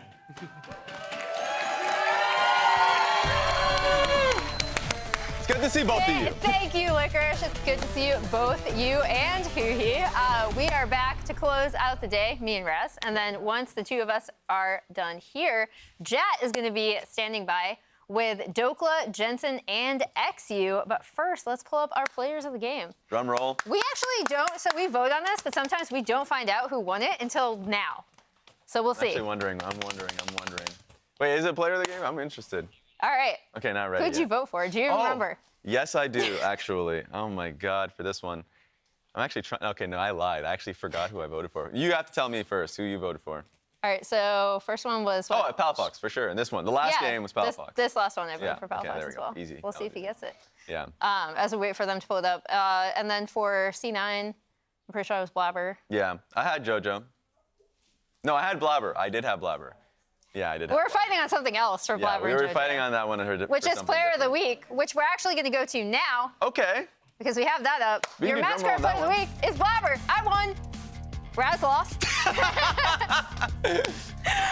No, but seriously, like I love to joke about Blabber as like king of spring, kind of, he's had so many spring MVPs. But he was great this first week out. Yeah. Cloud9 looked really, really scary. Yeah, I think people had questions based off of like, hey, it's a new team. You're bringing in Vulcan. You're also bringing in JoJo. It's a new mid laner for Blabber. But Blabber's like, it's just another Tuesday. A new mid laner for me. And in game 1, he had an incredible performance alongside JoJo. Same with game 2. So as you can see from the stats, generally really efficient. This is when he doomed top lane for a sniper, and it just did not stop there as they were able to clean up River as well. Yeah, and I mean, I think the big thing with Blabber that we're always looking for is kind of that efficiency, right? And like, obviously, we've talked about how strong the C9 team is, but he really, really makes the most of the lane priority that they give him. And today we saw him getting involved really early. Talking to him, he was talking about how he knew this matchup would go really well for him because he knew that River couldn't kind of do his usual sneak cheeky things on Nocturne as much as he could another jungler. And also, I believe, I haven't checked this out for today, and maybe producers will yell at me for saying this. I know going into today, he had the most kills of any LCS player. Yeah. I believe 9. So I don't know if he ended the week with most kills, but he was already looking really good from yesterday's game. Yeah, there's been a lot of chatter about Super Team, and at least that element. This game, every lane was winning for him, so it makes the job a lot easier. So I'm excited to see what the next few weeks of growth is going to look like for a team that's already looking like they're on top. On the few times I jungle, I wish all of my lanes were winning for me. Blabber does have the most kills, and Jensen is actually second with 10. Nice. Now we'll pull up our Samsung SSD Fast 5 for this first week of LCS. Let's see. First time we're rolling this one for the split, so I'm excited to see what we got. Fastest legendary Quid. I assume that was in their first game. He actually looked like, again, as someone who's like incredibly critical of Quid last split, in their first game, he did look really strong. Yeah. So like Blabber being there, of course, fastest kill, we can exclude that. But love the fact that we're seeing both River and Blabber as a conversation for like, yes, both very good farm heavy junglers, and specifically River is more attentive to lanes, but that being said, like, he was playing Nocturne, so he's trying to get to level 6. But we'll see how the list goes on for the next few weeks. Yeah. And a reminder that Samsung has partnered with Sleeper and Fantasy LCS, and you can earn bonus points each week for drafting the fastest performers to your team. Now we are going to take a look as we look at that Samsung SSD on today's Pogs. All right. So we can figure out. Let's throw it out. All right, Raz, say it. We got Umpty in the top, in the jungle. Yeah. Oh, wait, one second. I thought you were going to do your classic where you were like, oh, it looks like a lot of mid laners. Well, what can I do? There's 2 junglers and 2 mid laners. They're fighting each other. Is that a lot of mid laners? Yes. So if you could do like a jungle mid pairing of each of these, what would you do? Oh my God. Oh, I would immediately start with Blabber and Jensen. Like, no conversation. They already have a relationship there, so makes it easy. Yeah. The Umti Palafox matchup, that'd be really interesting. I would be interested to see how I would be intrigued. Palafox. All right, and here are the standings as of this first week of LCS. Did you have a good time? I had a good time. I had a great time. Yeah, and we had a stacked crowd for both days. Yeah, this is true. We love that. All right, tied for first at 2-0, we have Cloud9 and FlyQuest. Tied for third, 4 teams, 100 Thieves, Dignitas, NRG, and Team Liquid. And then down at the bottom, we do have Shopify, Rebellion, and IMT. Here is the schedule coming up for next week for LCS. You should check that out when we're on next week. Next Saturday, back on weekends. Boom. Cloud9 versus Dignitas, 100 Thieves versus NRG, FlyQuest versus Team Liquid, and Immortals versus Shopify Rebellion. Already, that FlyQuest Team Liquid, because FlyQuest have had some kind of shaky moments, I think, in some of their games. Team Liquid rebounded today, so that's a matchup I'm really looking forward to. What about you? It's the same for me. I think I just want to see Immortals versus Shopify just to see which one just bounces back after a pretty poor week. Hopes for Shopify just because of how they did last split. Yeah. But it's going to be a fun match. Yeah, I think they have moments in their games both times where they're just like, man, you know, like we had it. So hopefully they can regroup, study up going into next week for LCS. For now, we're going to send it over to Jat, who's sitting down with our first round of pros. Hello, welcome to Pros. First time piloting this. We're going to see how it goes. Dokla, Jensen, XU, thanks everyone for taking the time. You were already talking about the new patch. Yeah, I mean, LCS is live, so it's like next week is already a new patch. So yeah, we're done with the support item tomfoolery now. Thank God, surely. I think they're changing it. Do you know what the patch is yet? They got rid of it. They said you can only buy 1 support item on a team now. So source? I think it was that guy Freak's on Twitter. Twitter. I made it up. That one guy on Twitter. I I made it up. Yeah, probably Matt or Freak. Yeah. So What's that's the spider guy? Spider X? Spider Axe, yeah, okay. Oh, he's the guy that just knows everything. Yeah, he's not even a rider. He Wait, just, he's like- not? Yeah, He's no. not random? Dude, he become knows the official everything. source of everything. Yeah, He's I insane. just believe him when I see it on Twitter. So Yeah, he's never wrong. He knows so many people. He knows things that like. What if it's you? It's a little crazy. He Chat knows like GPT. the first and last name of like every designer. He's plugged in. Damn. Yeah, it's anyway. He does a service to the community, but so that's probably going to change. But I'm actually just kind of curious how week 1 overall went for you. We have a little bit of time. We can talk about things. How did it feel to be back in the LCS? We'll start. Yeah, I mean, this game 1 was pretty like weird in the sense like the routine for me. Going through that motion was just like you're drafting backstage.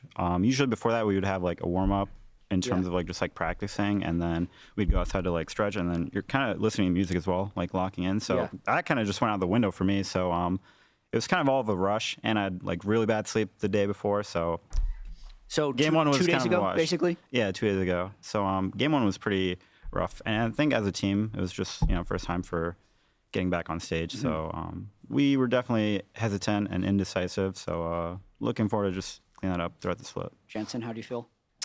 The 2-0 is pretty nice. One of 2 undefeated teams. Of course, that helps. I mean, at first, I was just excited to be back. But then it's like, with this whole new draft thing, it's so weird. Because then it's like, okay, draft is done. Now we sit around and it's like, I guess we can talk for 5 minutes about what we want to do level 1. So how did that go? Because I just knew that it didn't seem to break. But what was the environment like in the back room drafting? And then what are the rules of what you're allowed to talk about? Yeah, I mean, it's just the same. Like, it's just us with our coaches, and then we like stuck in there, right? Okay. With like one like referee. One referee, Okay. yeah. So we can't talk with like our managers and like assistant coaches and stuff that aren't part of like the stage. But then we just talk, like we do a draft like normal. Yeah. And then we just sit there for 5 minutes. We're like, okay, anything crazy you want to do, level 1? We can go back and forth for like a couple of minutes. And 5 you're minutes. still in the room with just the 2 coaches? Yes, exactly. Okay. And then after a bit, we're like, okay, sounds good. Let's turn the TV on and start watching what's happening in the current game. And then like everyone comes in and then you're like not supposed to discuss after No. 5 minutes, or is it free to discuss until you start? No, you can discuss until you start, but after draft they usually move you like backstage, just right outside. But after that it's kind of just you're just waiting to get on stage pretty much. Yeah, we were asking Licorice what he would have done, and he was like, "Well, if I'm allowed to like do a 1v1 against like an academy top laner before the match, you can No, you they do don't let that? you No, they don't let you do that. You can do it. do that. Yeah, you can do it with your teammates though. Yeah. So Okay. when like yesterday, Insanity picked Sack mid. I'm like, what the fuck? I'm laning against the Sack mid, and then we're like, yeah, he got buffed. He's pretty strong. So then me and Brip would just hopped in a 1v1 real quick, played a really laning phase, and okay, we're ready for stage. And you did technically get the first blood. Yeah, but do you think that helped? No, because this lane like did not go like this in the 1v1 at all. Like the Sack just on stage, he just let me hit him, and I'm playing Gathering Storm and Phase Rush, so I don't have early game runes. Yeah. And he was dying, but Whipple was not dying. And then I got a kill, and then Sack is just unkillable out of nowhere. Like, what happened to this champ? This champ's like OP out of nowhere, I think. But it's interesting that you can like do 1v1s now. XU, how did you feel? Because you did get some LCS with the stage drafting versus the backstage drafting, but how do you feel in the week overall? I mean, I really like the draft behind the scenes and then come onto stage. Make sure we're talking a bit. I'm not sure how it's picking up. Because I think like it's nice that you can warm up on the champ that you know you're gonna play, as opposed to just like warming up and then you're like, oh, actually I'm not playing this champ at all. And I like that you have more time to talk about level 1s and like things that you want to do as a team. I think it's like kind of unfair, but if everyone gets to do it, it's okay. So Yeah, it's. I have to ask you because I was reading your chat in the game yesterday, Jensen.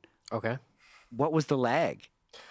Oh, I don't know. Because you were chatting like, if we lag, we lag. Because we were paused for like 5 minutes for lag. I mean, there's like, I don't even know how to explain it was like a server lag, so it's like the game's going and then it just freezes for like maybe a second. At least that's what happened in our and then game. you pause and you're like, I don't want then that it to just happen again. transitions to everything after that like freeze to like what would have happened. So yeah. But it happened today as well. Okay, even though in it your was, game. Yeah. Did you pause? Or everyone just yes, we paused, even though it was supposed to be fixed. So okay. I don't know. Well, hopefully next week. We'll send a note to Mark. Yeah. Fix that really quick. Jensen. Mm-hmm. You played Azir and Orianna. Yeah, I don't know how they were open.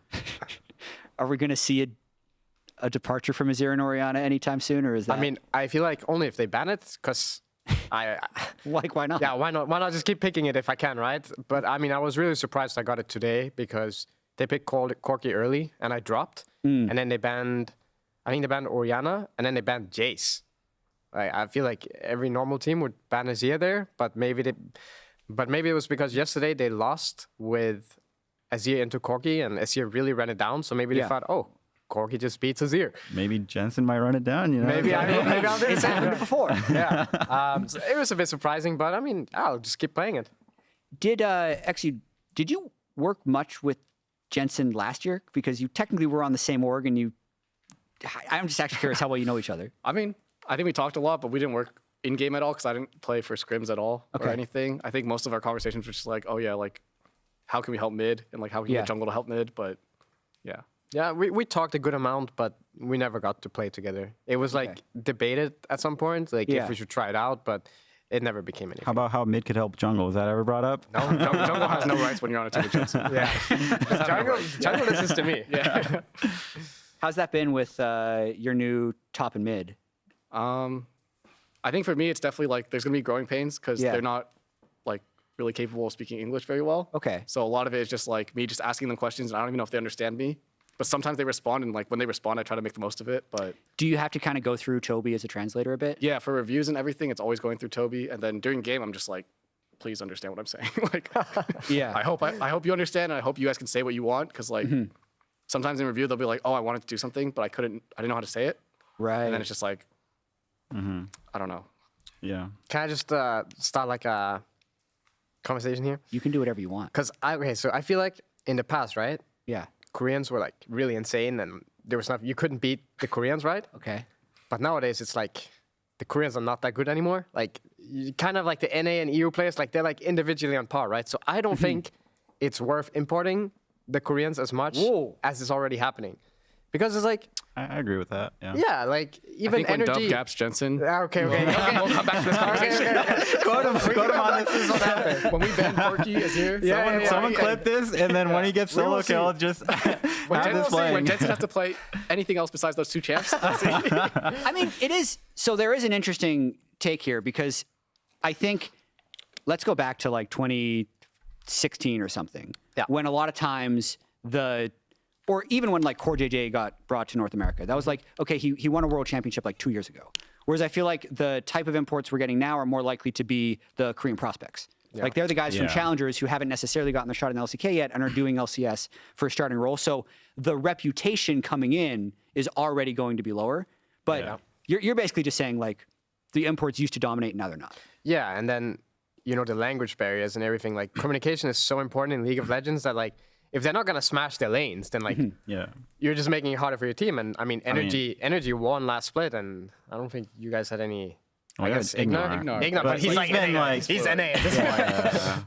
I mean, when I think of like Korean imports, in my head, I think of like someone like Pays or like Sayus when he first debuted, like really hyped rookie prospects that would like, that's the type of player that like everyone wants. And that's like the player worth importing, in my opinion, or like that type of caliber. But obviously, like everyone's gonna, want to have them on their team. So it's like, but in my head, like that's what I think of like when you should get an import. Yeah, but actually he can keep coping with his random Korean imports. Like maybe You're it'll work stirring out. up. When do you play? This is actually war. I mean, it's some point in the next 2 days. Oh, man. I have no idea. Next 2 I weeks. actually don't know. It's either next week or the week after. I'm finding out at some point throughout this. I do want to spicy topics, Jensen. You want to? I know this is great. Let me cook. No, nothing for now. Yeah, Dokla, have you played on mixed language teams before? I know you've been on a ton of different. I've been on mixed language teams, but like I think the hardest one was with Crown, in like 2019. Who was also a former world champion. Yeah. In 2017. Yeah. But so his English wasn't good, but I had Arrow on that team, and his English was very good. So but there was some difficulties for sure, because like in review he wasn't really talking too much, but I think that could have just been like an individual thing. But yeah, luckily I haven't been on too many teams where there's like been a huge language barrier. So February I can't really 4th speak to that. is when you guys play each other. It's actually the last game of the round robin for both of you. Oh, nice. Perfect. Yeah. Okay, I mean, we'll see. Ending then. on a dub. Yeah, we'll see. We'll see. You were going to say something. I don't want to cut you off. Yeah, I mean, there will of course be like rare cases where it does work out because obviously C9 with Berserker, like you can't be like that one wasn't worth it. But just in general, like it happens a bit too much, I think. But also, it depends on the role. I feel like ADC is the best role to import because like you don't have to do anything. You just that's click true. buttons and that's it. Like all the other roles have to talk, but they just Yeah. they can just press their buttons and it's good enough. I agree. Jensen for GM. What's the worst role to have? Jungle support. Probably jungle. I mean, Umti's actually like his English is like His English is really, really really good, good. But yeah. I mean, You were memeing a bit about Cloud9 before we started. Are you spooked by Cloud9, the super team? Me, I was not memeing. No, He it asked- was- No. no, he asked. It's because they were saying that Cloud9's such a scary team, and I was asking Jensen if he's scared. Like, I mean, And I just Jensen, you've said- been on. Were you on a super team? It was what 2020, right? TL. Well, it depends. Probably 2019 was the better one, but we've had some. The good more rosters. hyped. Oh wait, no. The most hyped TL super team that failed was when they grabbed Bjergsen, and that went terrible. Oh yeah, You wanna but talk I about wasn't a part of that one. Don't drag me into that. Almost the 80 carry. But that's Yeah, a I different was. story. If I was the 80 carry, we would have won. That's all I'm saying. But I asked this question to Doublelift. What percentage chance, and I want total honesty here, what percentage chance does Cloud9 just win the whole split? Dokla. I mean, I think they're definitely good, but like I think we'll level up as well throughout the split. So Yeah. I wouldn't say 100, but it's like I think they're definitely going to be a strong team. Throw one out there. Make the odds. It's 50-50. Either they win or they lose. Either they win or they don't win. Okay, I mean, Douglas saying they need to level up, like a bunch of excuses. Like, I think we're already leveled up and we're already better than C9, so I'll give them maybe like 5 to 10% chance. Nice. And XU as the. I mean, having scrimmed both the teams, I think they're definitely more favorites than FlyQuest. So I'll give them like 60% chance to win the split. So much cap. I mean, there is that level of. I actually think the real strategy for you guys is to say they have like a 90% chance of winning, and then they'll just get complacent, and then it never works. Yeah. Like, because if everyone tells you you're going to win the split, you're like, no matter what, it's human nature to relax a little bit and just kind of like feel. Yeah, like you got to lock in. It's kind of what I personally experienced after like the G2 loss. Like a lot of like relaxation or G2 win, a lot of like just pressure off, and then it's hard to like immediately lock in. Like if you were to play like the next day or something, it's hard to like have that same mentality going into like a next series if you exceed all your expectations. How have you done with expectations this split? Because you were the best North American team of all the North American teams. Yeah. You beat G2 2-0. There was, the victory. There was the parade in downtown Los Angeles. Not quite, but like online, there was this huge celebration. And now the expectations are so much higher coming into the split. Yet, no one put you first in power rankings.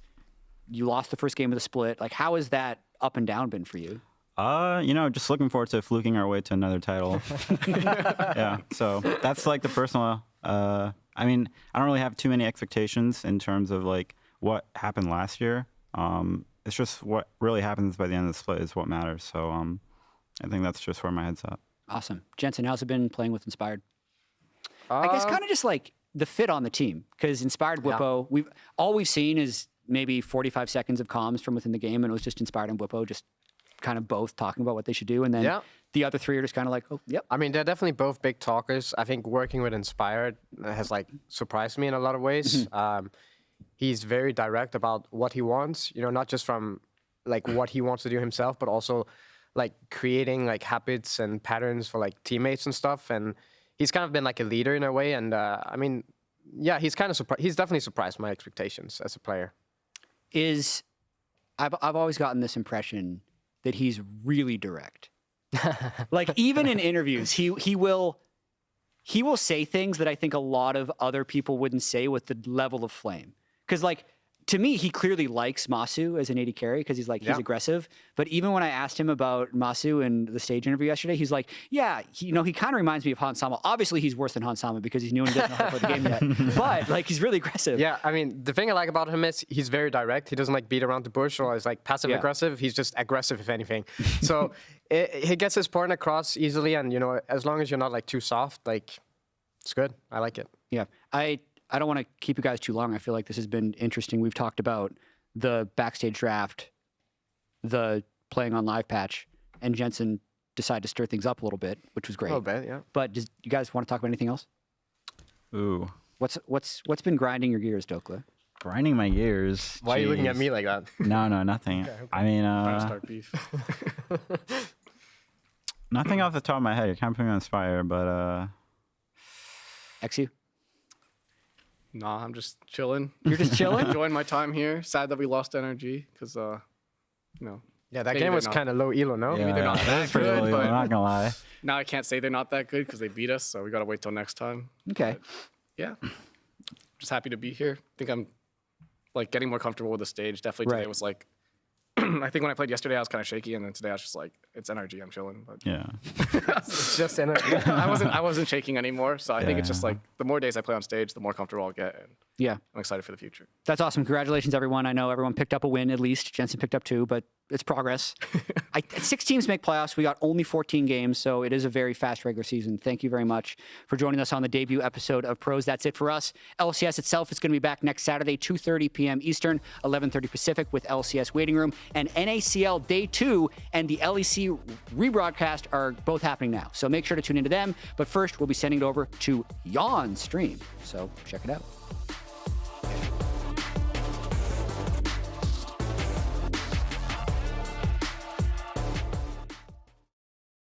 Hello, everyone. I'm reporting here from the brand new Riot Games Arena in Berlin and the EMEA region because the LEC is in full swing. We had so much going on. We had super teams, we had insane fans, we had cool pause content, we met possibly new casters. Let me just show you. Take a look at what you missed in week 1. Wait, this is us. Oh my god, it's Croatian flag and us. Oh my god, it's us again, guys. Oh my god, it's the MSI trophy, no way! Oh my god, it's Jankos with more hair. Oh, true. If I get to be on a desk with you in the LEC, I don't know. I don't know. Pinch me. What is your expert opinion on what's going to happen? So. So I'm sorry, the teams are ready.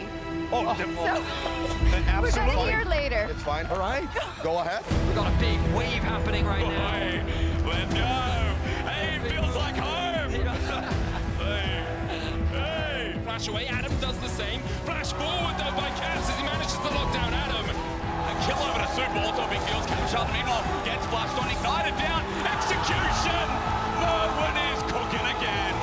Plays at the right time to try and get one back for KC. Super buying it off. He's got Severin. Bow flashes under turret. How dangerous is it? The answer is not at all. 2 members. Disky jumps back in. How are SK members still alive? This team is crazy. The damage comes through from upset. First blood over to a Caitlyn bot. An Emperor hunted. Trying to dash away. Broken, but there's nowhere to go. Yes, there is!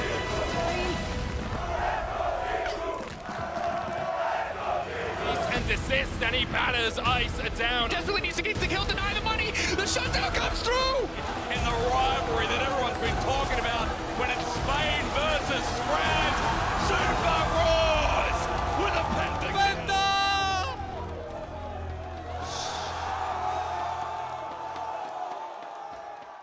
Did you like what you see? Well, you can watch more of it because the Winter Split continues this week. You can catch us on Saturdays, Sundays, and Mondays at 8 a.m. PST or on our rebroadcast on Twitch starting after the LCS at 4 p.m. PST, which is right now.